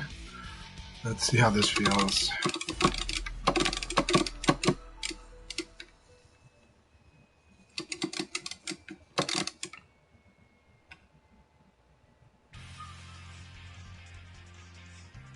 Round one. Ready, go!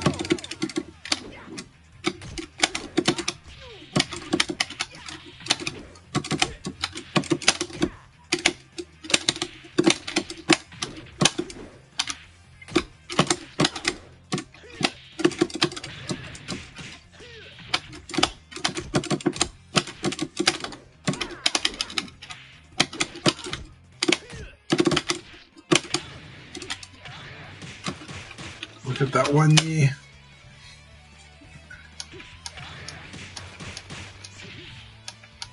Round two.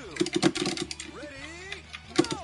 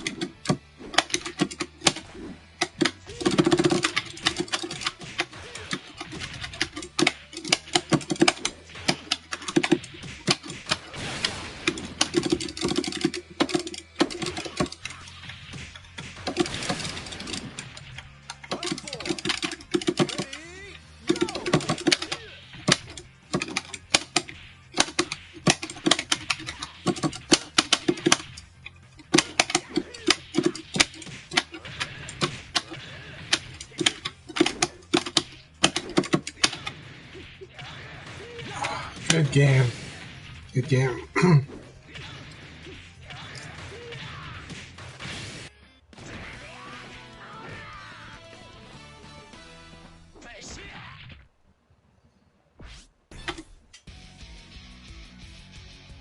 That was really good. That was really fun.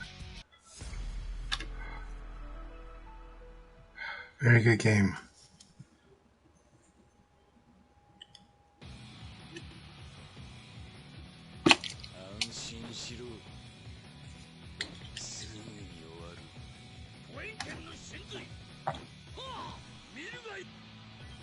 Round one. Ready, go!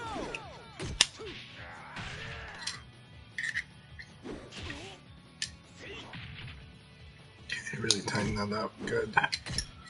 Alright.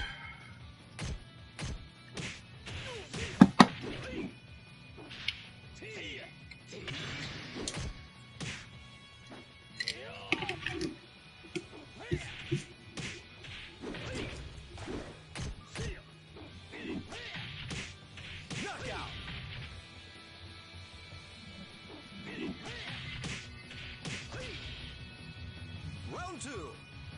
Ready, go!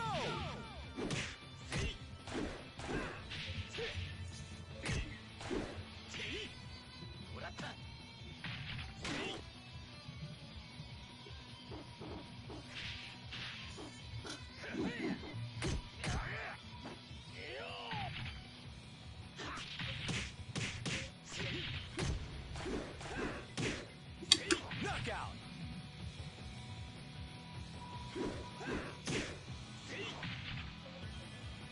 Round three. Ready, go!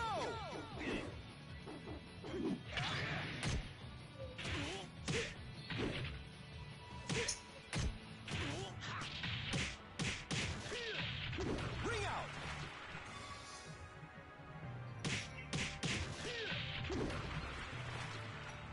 Round four. Ready, go!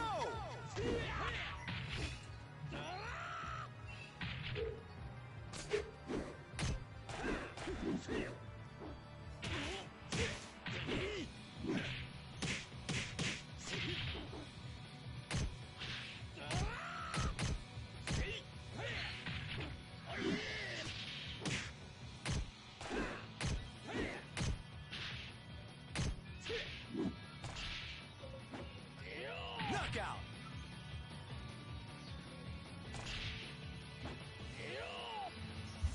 Round five. Ready, go!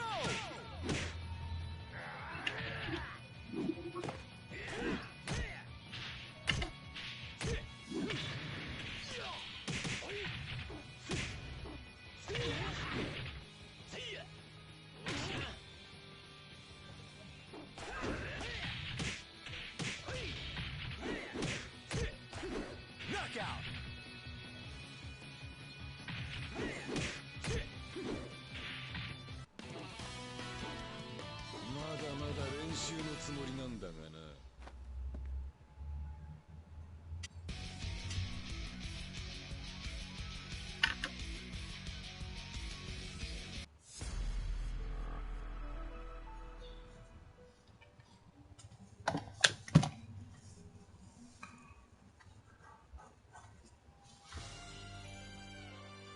Round one.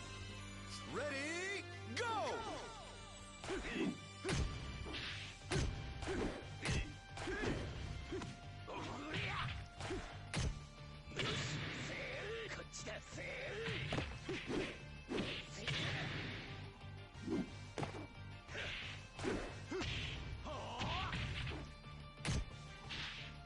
Knockout.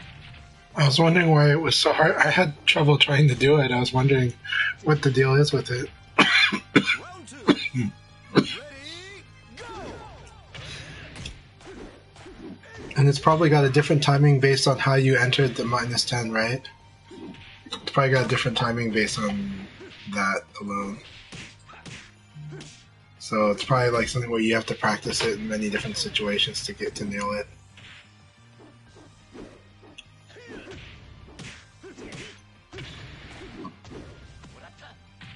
Knockout.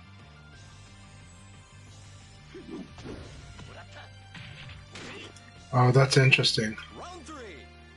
Ready, go! This is why you should be careful.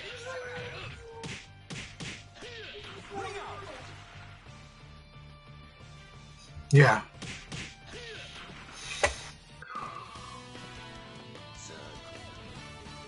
I mean, you definitely make it, yeah.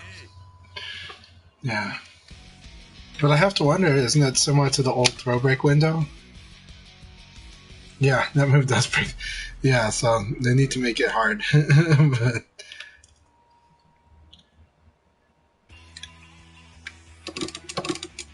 Round 1. Ready, go!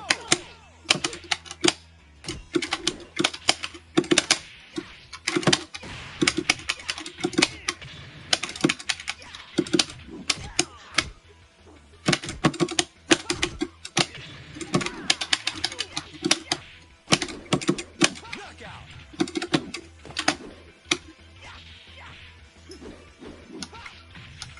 it is. Ready, go!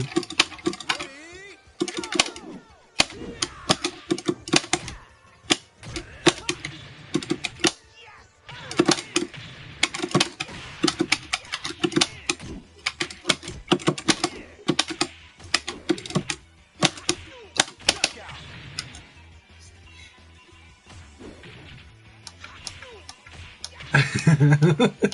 Shen's a real pain that way.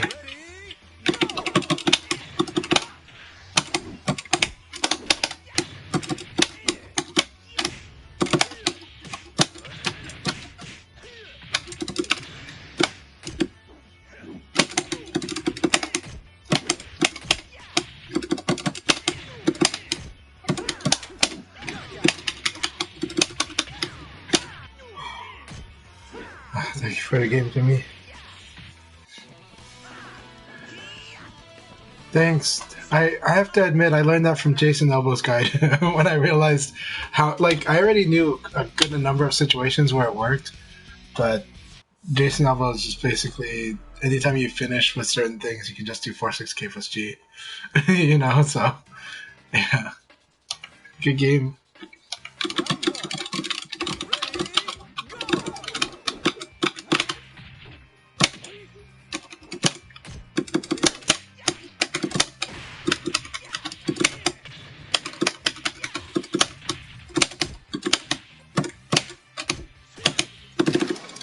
That's it.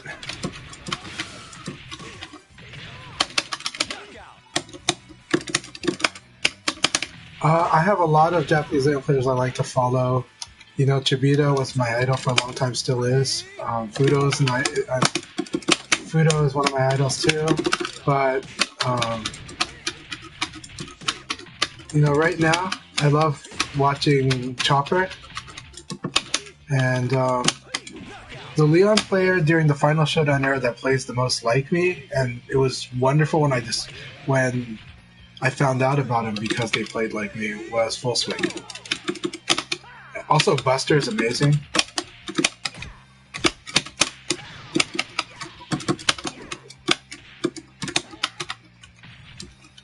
Buster's really, really amazing.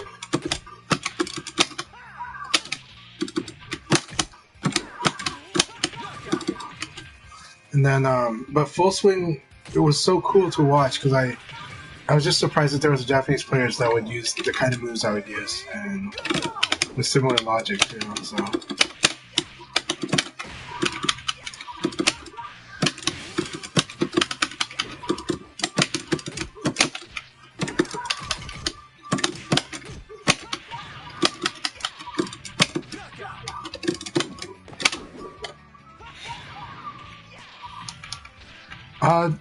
Yeah, I do need to use the Chibita combo. I do pride myself on being able to hit anybody with 4P plus K though. Like even Fudo and Itazan.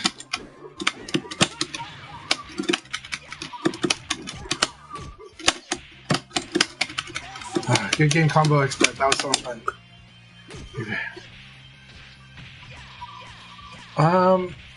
I've always been a whimsical player. I've been told I'm very aggressive.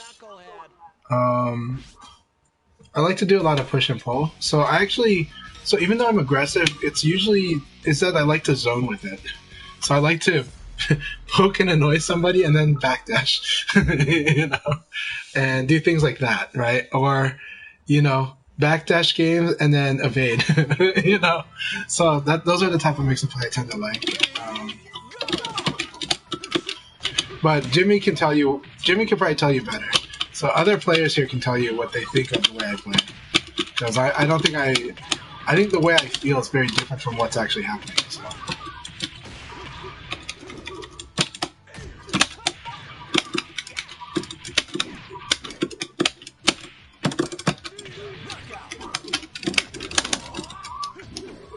Lots of space and tricks, yes, definitely. I like it.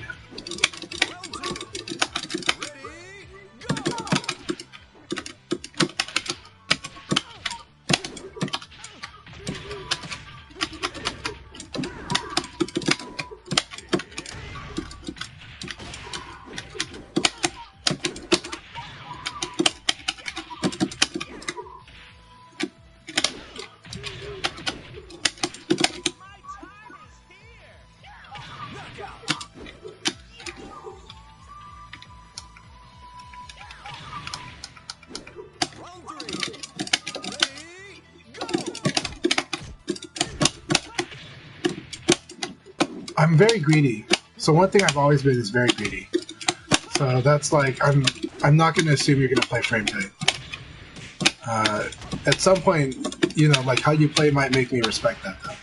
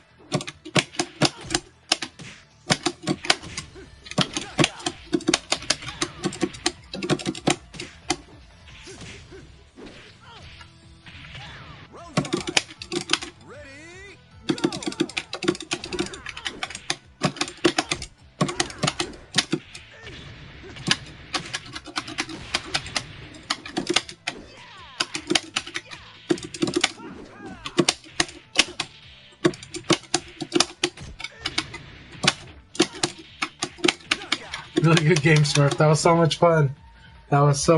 I had a hard time feeling a read on Smurf. Right now, I'm not in a reading mode, so I'm having trouble reading right now. So I'm letting myself field a little more and playing a lot more on feel right now because I'm having trouble with that. So, yeah.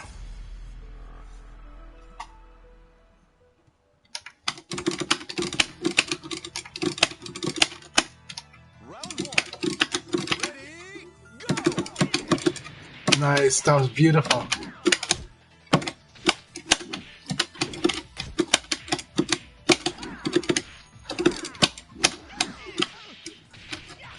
Jimmy's gonna kill me. And I don't even know Leon combo, so. Yep. Just do AK against him.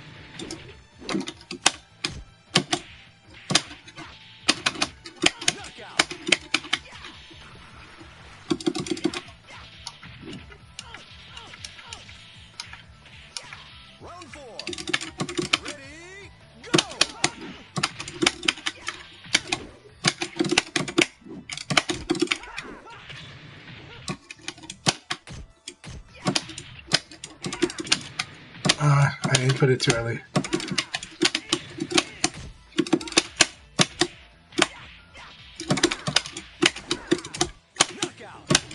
That was really fun. That was such a fun round. I'm gonna love fighting these mirrors with Jimmy. There's a lot I'm learning on it, or getting used to.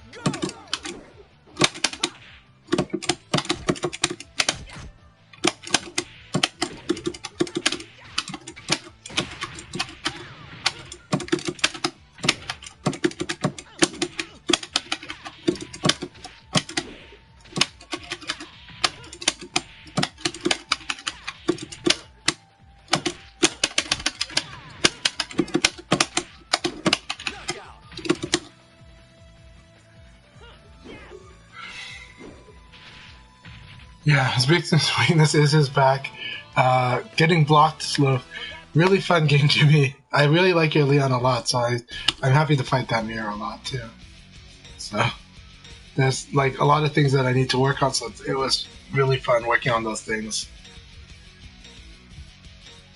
Everybody let Jimmy play because he's switching a character.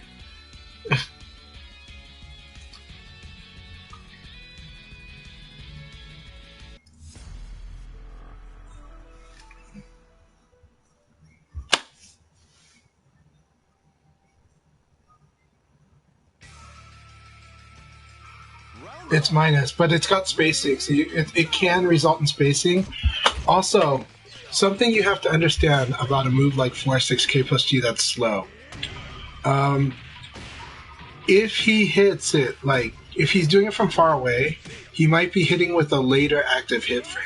When you do that, you change the frame stats accordingly. So, 1-to-1.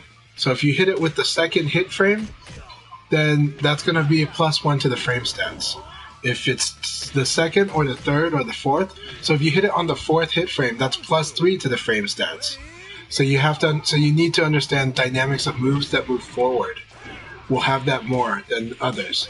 The two situations you're going to have hitting with later hit frames is going to be a move that moves forward. The opponent may be moving back, but that's really rare. Or like meaty situation. So you have to like. So it depends on which hit frame connected with the opponent. Yeah.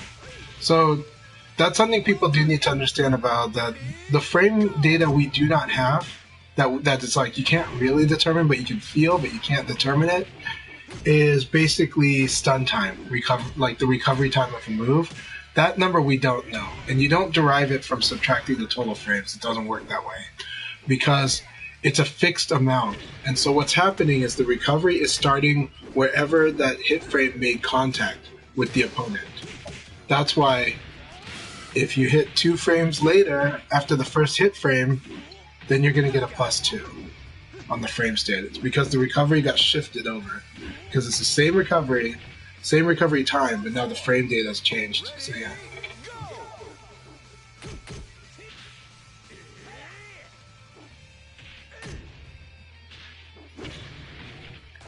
I think, so I think the way that Aopai talked about Leon, and I think it's like what Jimmy's saying on the high risk, high reward aspect, or like if you go low risk, you have very low reward. But with Leon, it's just that he has tools for different situations, and that's what they like. The Japanese really like, is that here's a character that always has some answer. That sounds like Akira, but always has some answer. It's just, but the hard part is the risk reward is rough, yeah. The hard part is that his rewards require higher risk. I think you guys are agreeing on that.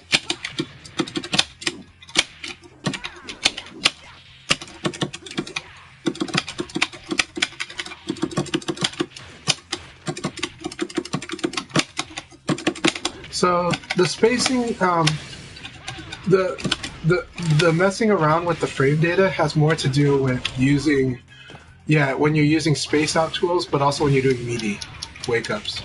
So yeah. All right, Smurf, let's do this.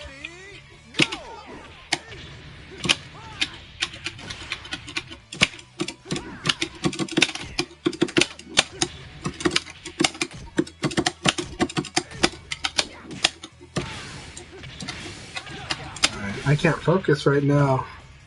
I just want to spam. Alright, let's fight. Let's see if I can focus here.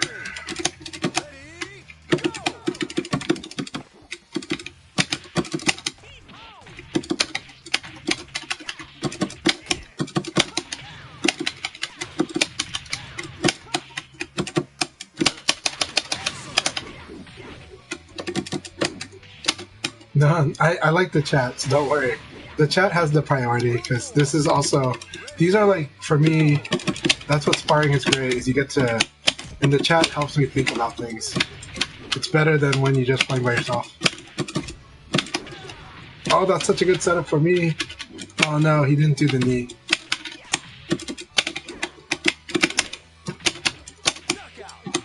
Alright, good game, Smurf. That was so much fun. But, yeah. So he could have converted the wall. So I think what I see with Smurf, that's probably the one area to improve, is that feeling confident and seeing like the wall hit and then converting on the wall hit. But maybe he has that already. But he made lots of good stuff that beat me up good. I do like using spacing because Leon's good with spacing. His 4-4K is really good. His backdash is good. Leon, his low jab, when it contacts, it creates a slightly greater space than most other people's low jab. So it creates a very awkward spacing situation for the opponent. And so Leon gets to use spacing traps quite a bit.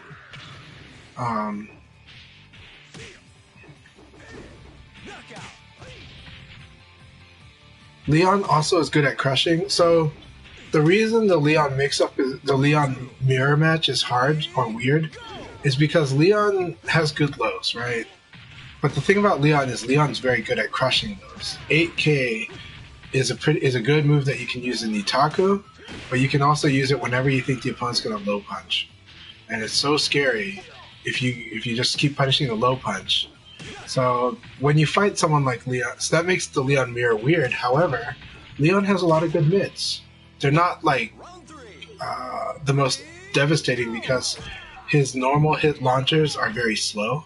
So he's using a lot of times Leon requires conditional damage. He needs to counter hit somebody. He needs to evade counter somebody. Side turn, wall game. You know, these things he's good at. Okizeme, he's good at too. But he's using conditional damage, right? If you're a player who's so used to using like a knee type kind of attack, it can be a little rough learning Leon until you get used to counter hitting with him. Yeah, Leon's wall game is very good. I don't make good use of it. I need to make it better because I need to punish people for more things. But yeah.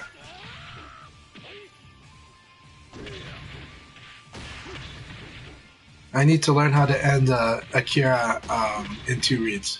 So I need to work on that. So I'm gonna ask Jimmy. But like, it's a good question, right? I think Leon might have fewer terrible matchups, but I think he has matchups that give him a hard time. You know, Sarah players give me a hard time because they play safe. So then it's a little harder for me to sometimes evade counter them or to counter hit them, right? Just because their character has gotten them to play a little more safe, right? Lao players, but that's more of a style of the player. I'm relying too much on counter hit. Because Leon does have the guard break, he has throw, you know, he has good lows. So yeah, but it sometimes encourages me to increase the risk, just to increase the reward. I think Leon fights well against Akira, because he can space, because he has tools. I need to learn them. If Jimmy's saying that Leon can end it in 2 reads, unless he's saying that Akira can end it in 2 reads.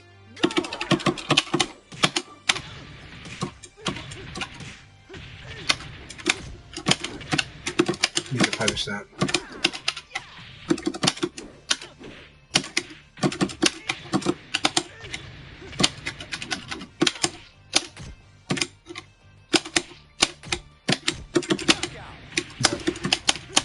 Nice. Alright, Kung Fu, I think I got this. I think I know. Let's see if what I think can do works against them. Okay, they won't fall for that. But we have other tools.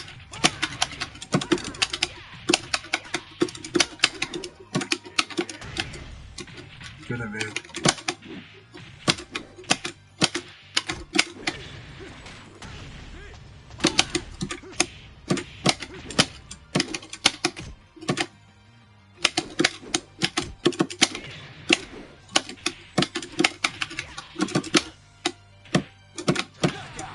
Man, that hop kick is so nasty. Good to know. Okay, low rising into hop kick. Good to know. Low rising into hop kick.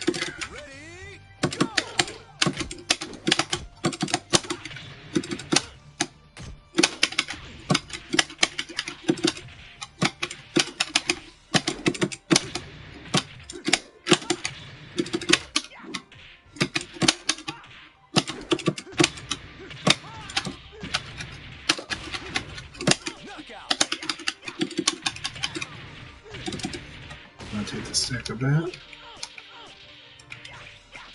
Round 4. Ready, go!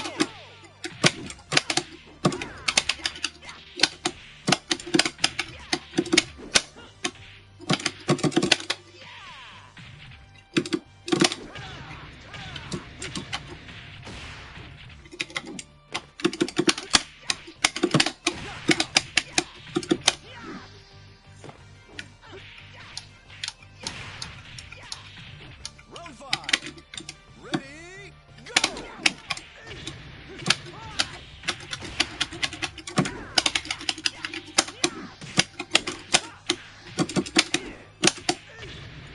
That's it. Good game. Awesome game, Smurf. That was a really good game.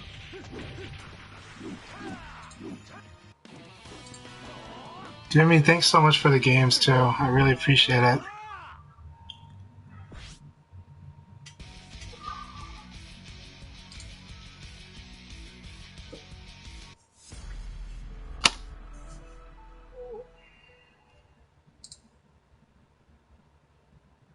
Okay, Chrome is up to it. Good. I have to start using Chrome because Windows Edge is acting dumb on my system.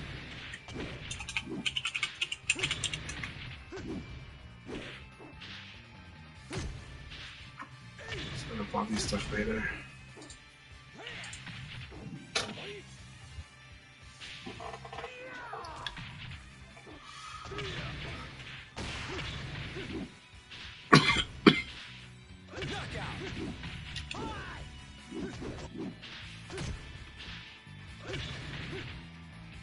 Round 2.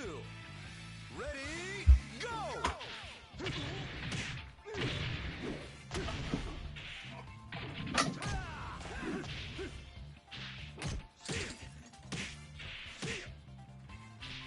Okay, I'll do Firefox. Yeah, Chrome does eat up RAM, so.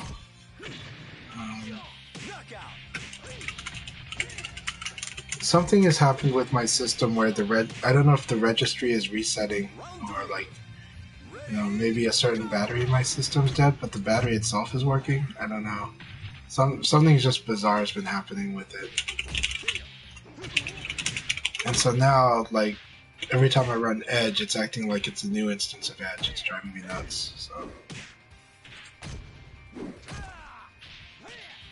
Yeah, I used to use Firefox for the longest time, and I switched from Firefox to Chrome, then back to Firefox, then I ended up liking Edge, but again, yeah, I'll switch back to Firefox.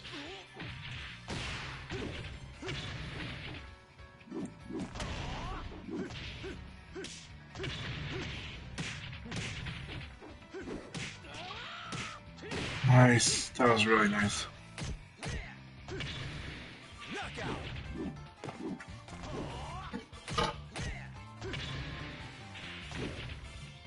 Round 5. Ready, go!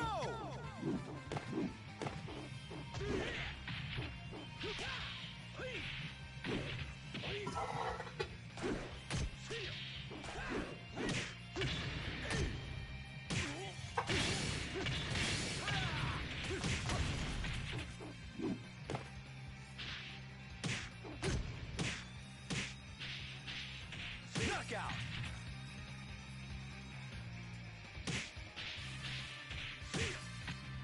Nice.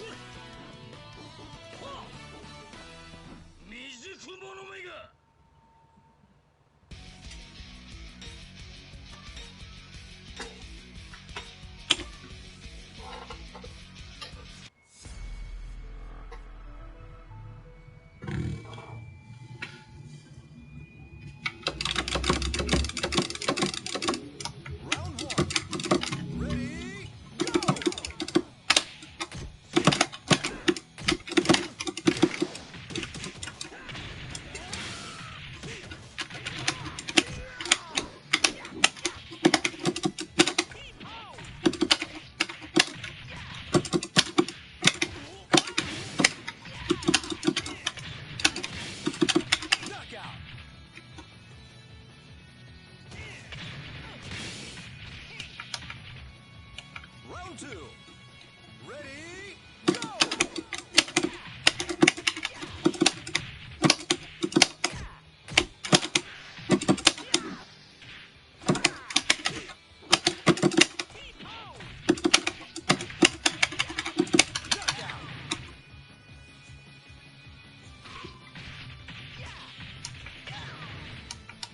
Round 3.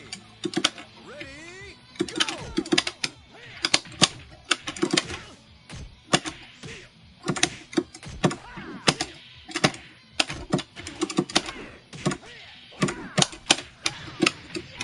Damn it, I didn't get it. Very nice, good spacing. I was hoping I'd get the wall splat. Ready, go!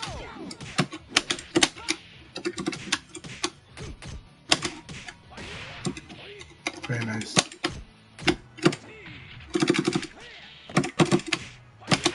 Nice delay. Nice delay into that. I like that. Okay. That's a cool... Actually, that's a cool turn. It's good. Oh, shit. Ready, go!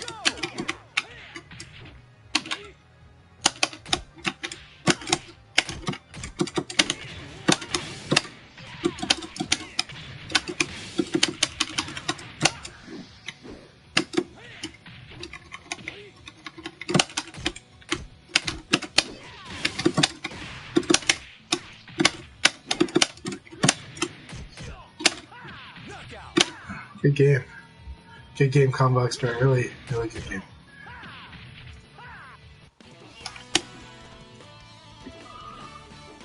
What a knucklehead!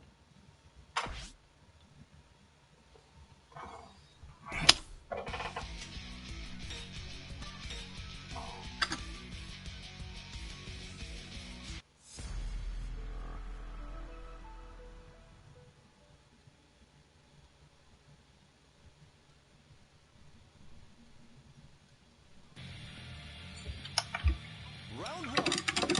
Ready, go!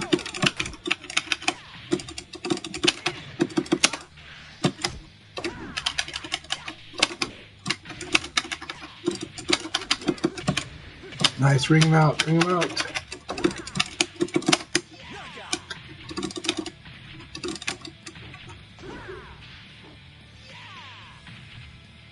Round 2. Ready, go!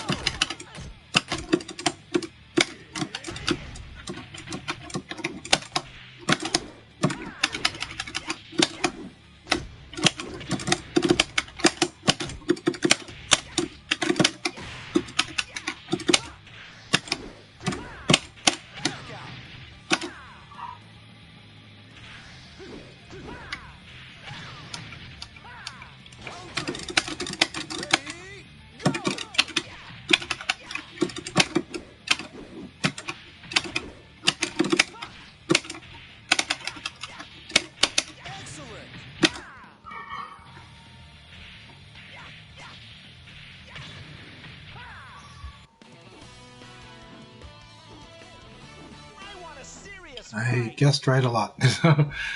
Good game.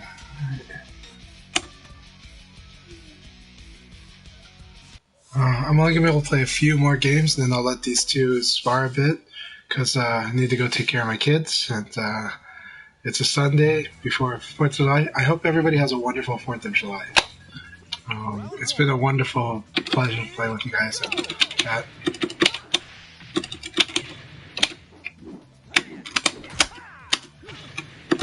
Well, we've seen this slowdown before.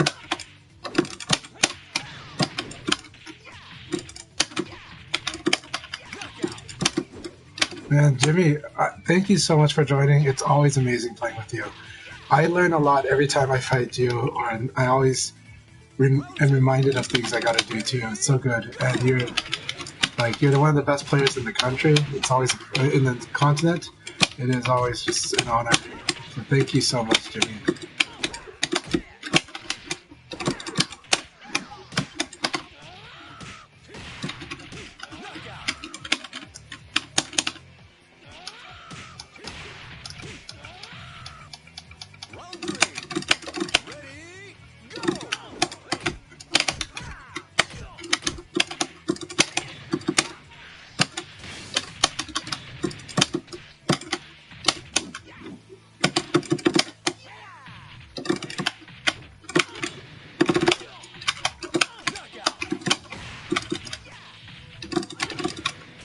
Always very fun. Thank you.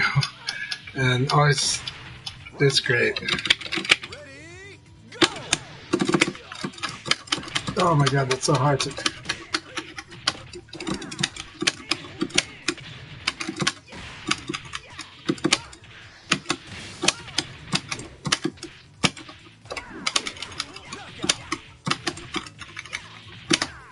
Whew.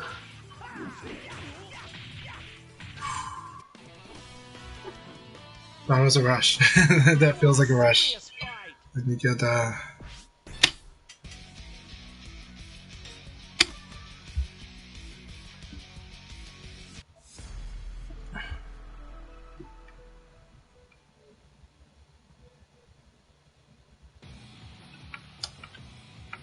one.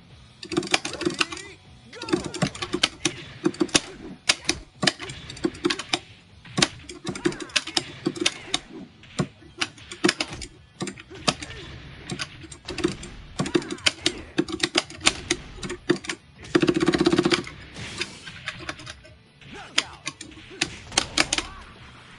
lots of fun. I like doing high risk, by the way, so it's very thrilling. I'm a little off, though.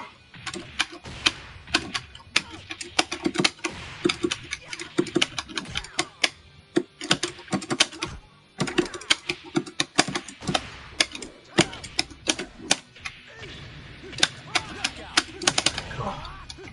Kung Fu Star's gonna start finding how to attack in between these moves. It's gonna be scary when he does, but it is online, so it's harder to do that.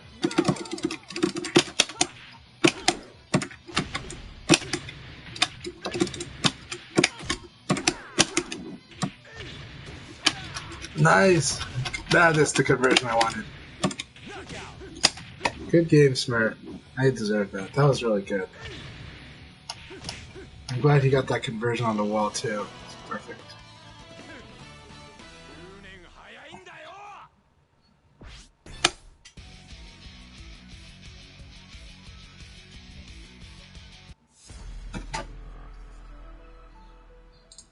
Alright.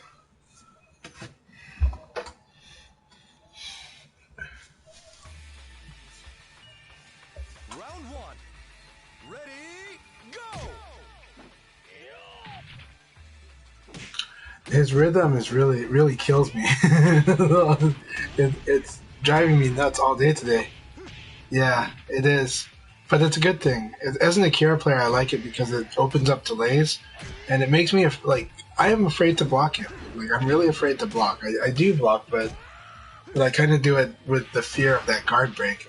Even though today he hasn't converted on the guard break as much as he should, I'm still afraid of that guard break. Yeah. No, it is. It's a good thing. Off rhythm is very powerful in Virtua Fighter. It really is. Round two. It makes the reading, it messes with the reading, so.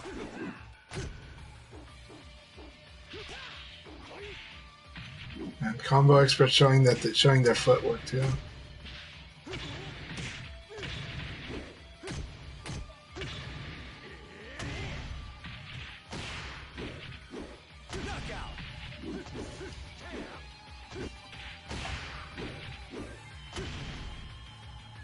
Round 3. Ready, go!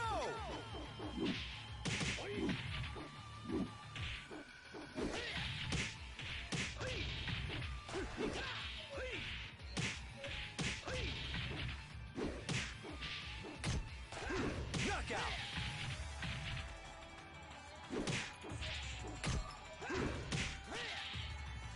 Round 4. Ready, go! Very nice. Fuzzy go. Crouch dash into watch and then shoulder. Almost like an option select, but it wasn't.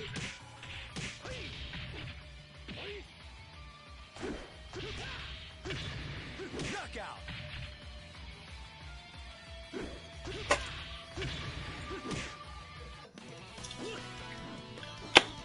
Alright.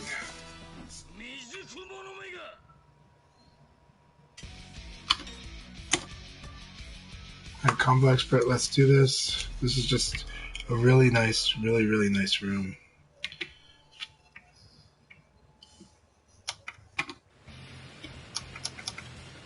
Round 1. Ready, go! Nice. And that and the thrusts are always good.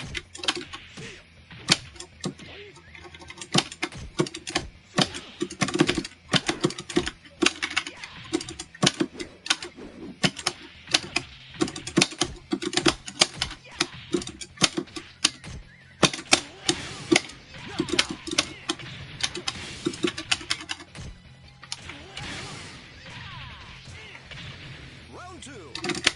Ready, go!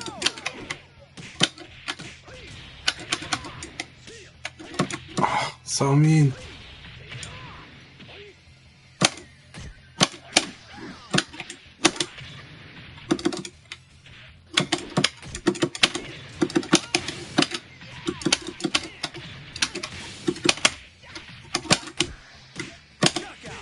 Good low block. Round 3.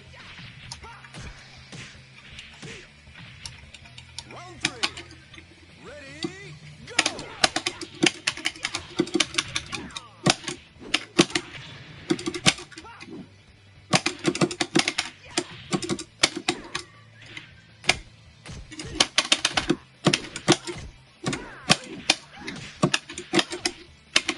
Knockout!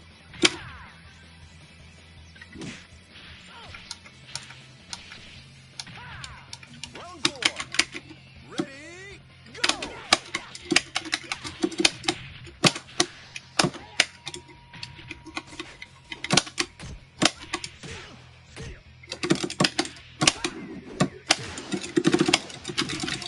Nice. That's it.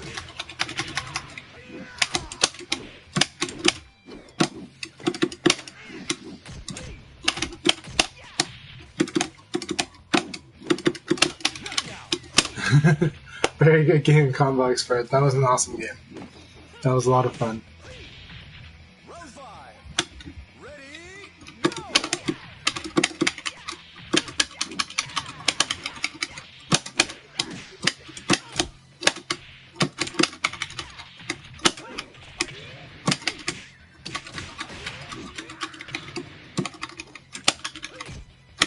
Knockout! I was late on the elbow. The elbow should have won. Good game. Because he's like minus 15 after that thing. Good game. That was really good. What a knucklehead! It's so much fun.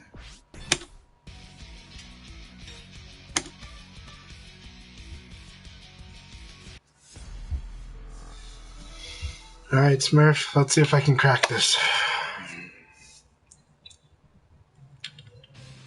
That's a Akira's party is really good.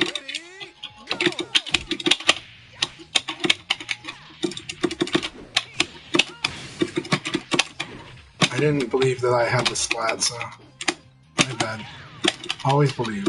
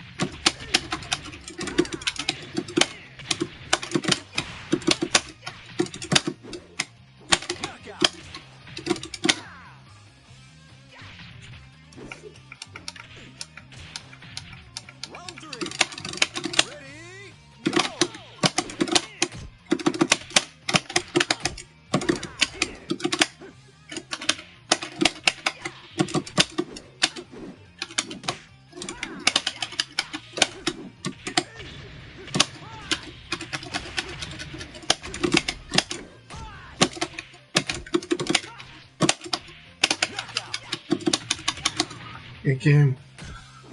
Forgot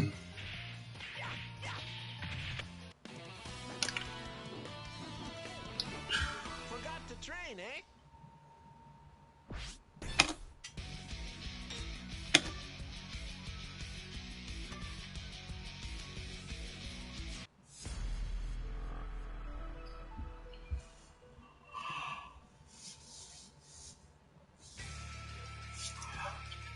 Round one.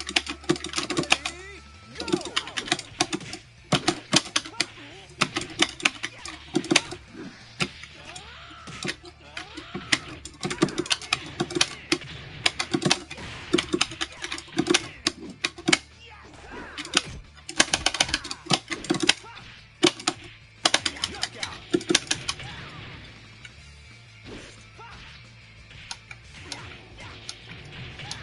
Round two.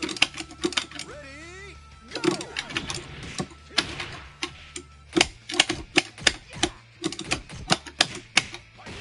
Very good. Very good. Excellent.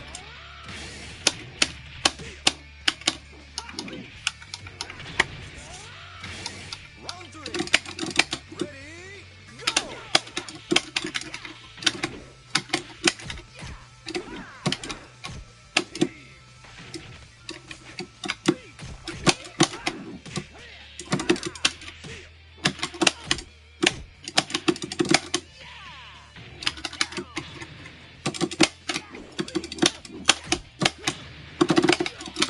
That's it.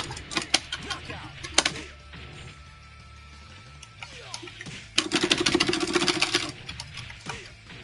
Round four. Ready, go!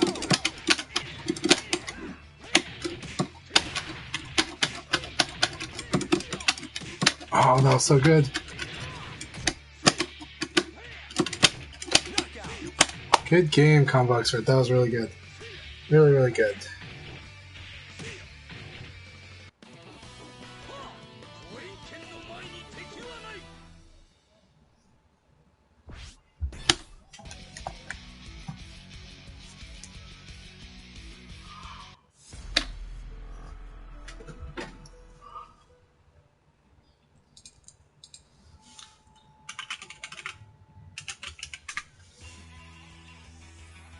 Round one.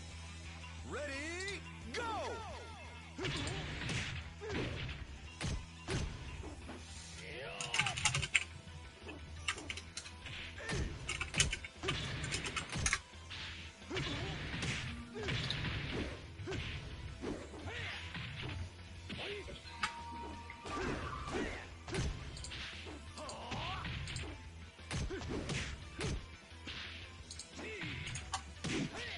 Knockout.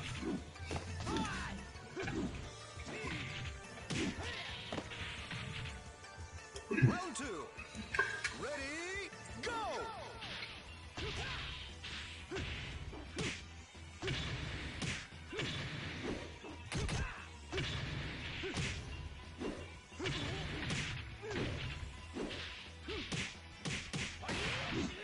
Knockout.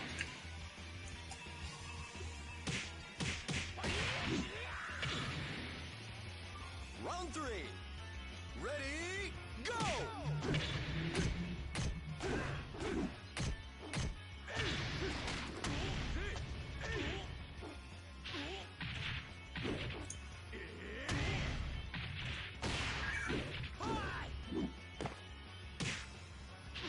Knockout.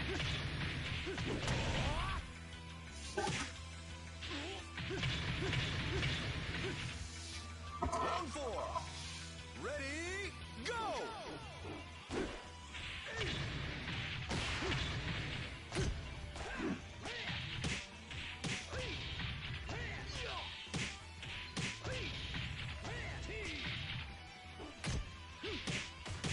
Knockout.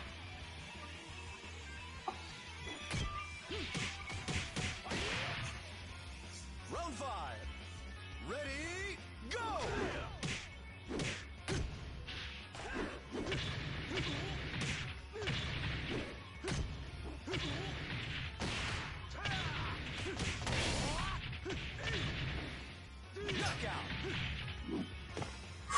Very good game, me too.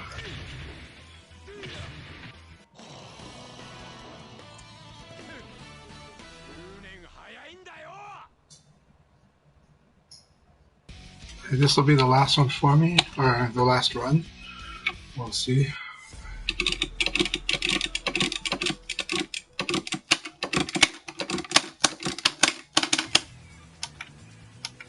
Round one. Ready, go!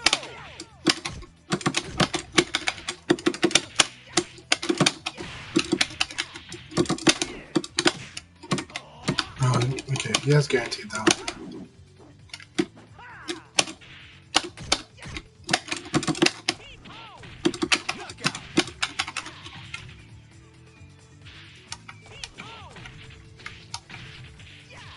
Round two. Ready, That was awesome.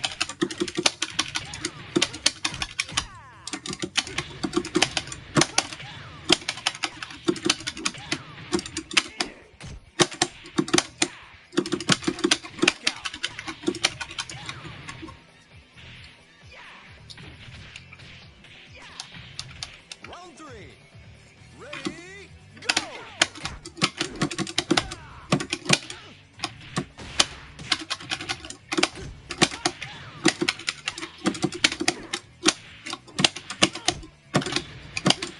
My time is here.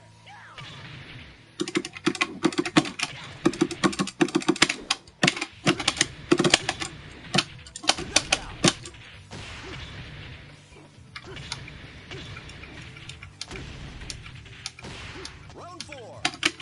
Ready, go!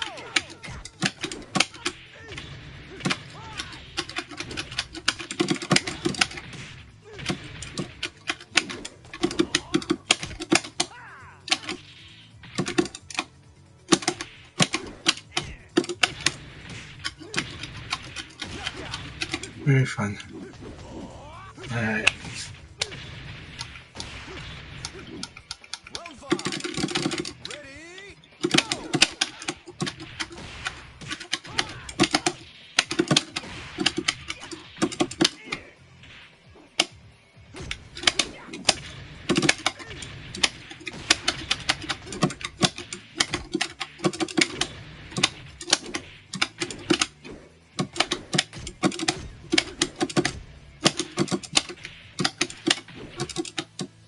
Knockout. Good game.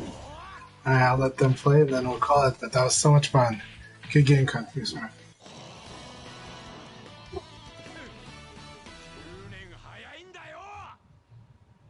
Hey, Combo Expert, I really appreciate it. Dude, they were awesome matches.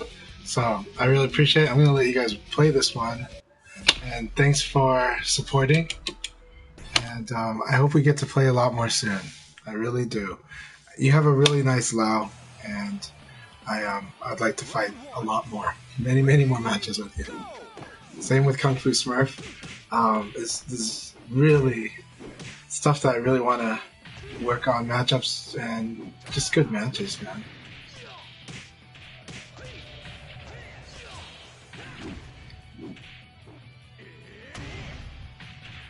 I really like the 3-3P canceling you're doing too.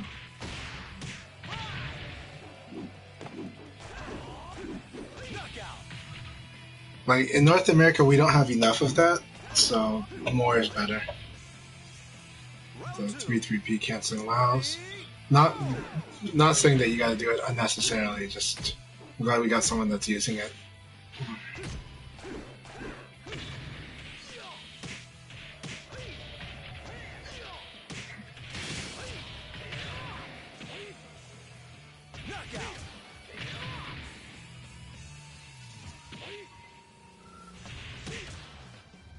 Round three. Ready, go!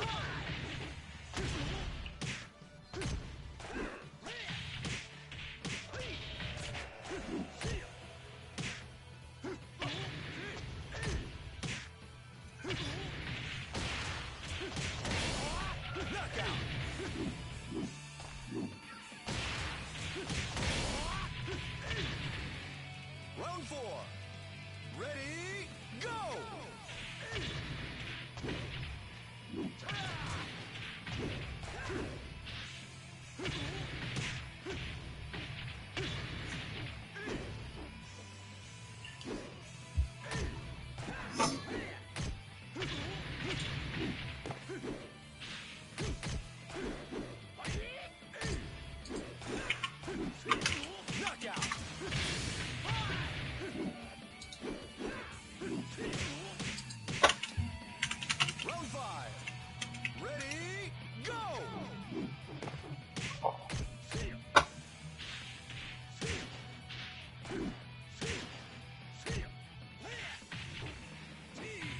I also got to figure out dinner tonight because a lot of places are going to close early today, I think.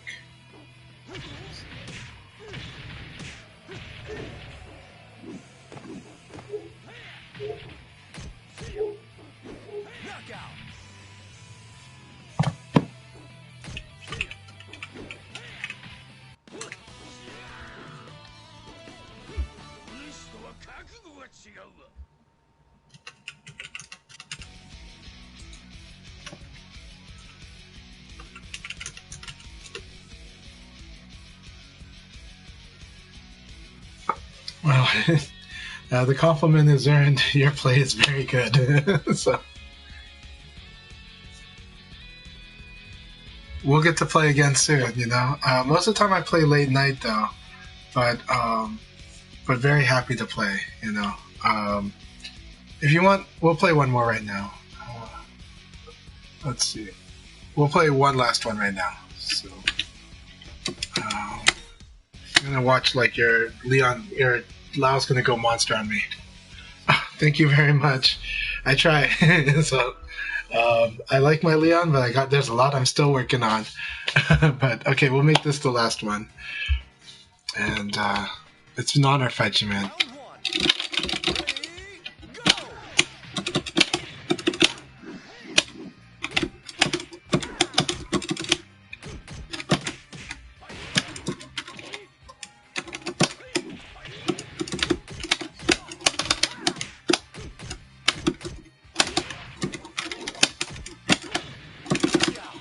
Brilliant first round.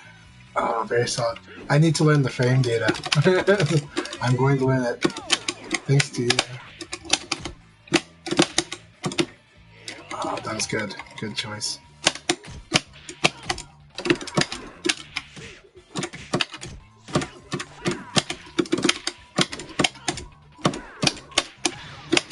Shit.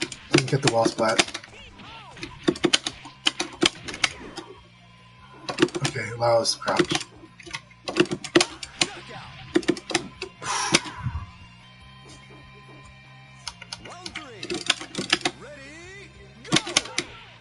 That was a good choice. I always think I can evade that. His timing is so good. His setup is so good.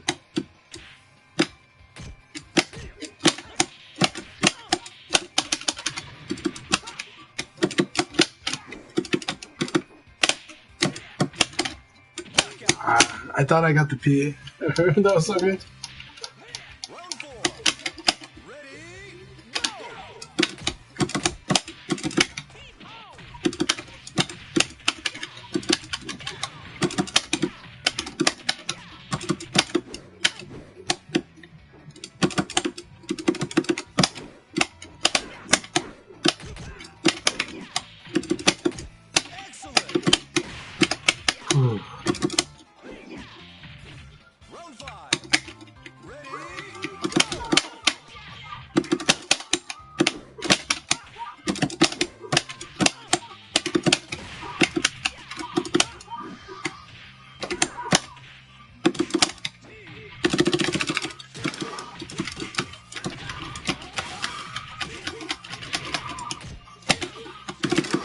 Good game. Combo Expert, that was an awesome game to finish it off with. Thank you very much. Let's play again some more soon. Let's play many more matches soon. And that was a very satisfying match for me. I hope it was for you too. So that was fantastic.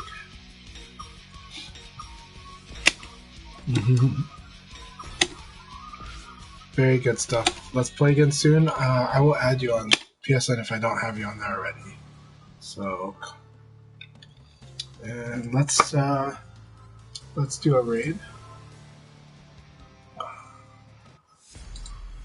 And everybody, thanks again for the support. I look forward to playing a lot more VF soon. And let's see, very good games, awesome games, Jimmy. Like Jimmy, you dominated today. It was fantastic. Good lessons for everyone too. Thank you. My pleasure. Anytime you have any questions, don't be shy to ask. I always intend to answer them, and I'm glad other people were able to answer too. So it makes the stream better. So, Jog, thank you very much. I'm working on those punishes. I think I'm getting a little more. It's getting better each time, but we're still working on those. And let's see here.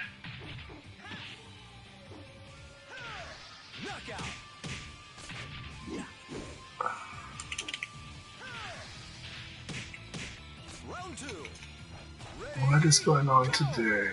Today we have... let's support a game that needs more support because it's such a good game. We could always use more continued support.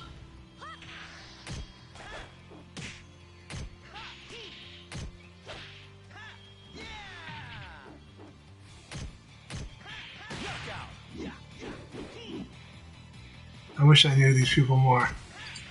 But let's go. I'm going to send you guys to Mr. Karate for King of Fighters 15. And hey, combo. Oh, are you on Combo Expert? Are you streaming right now?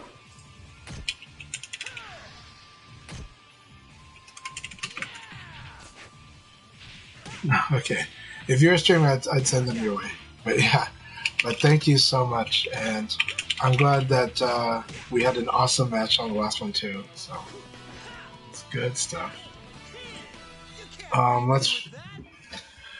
I think the time that works for us is Sundays, so we can play on Sundays during and after the Akai League, and then. But other than that, I'm very late night usually, and that's going to probably resume. I don't know if I'm going to be able to do the mornings anymore, but I hope I can start doing those again. But we'll see. But anyways, everyone have a good one. Take care. Happy 4th of July. Happy holidays, and enjoy and say hello to our King of Fighters friends.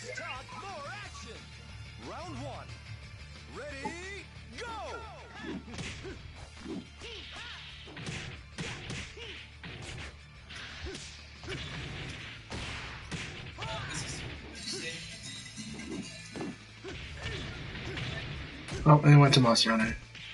Okay.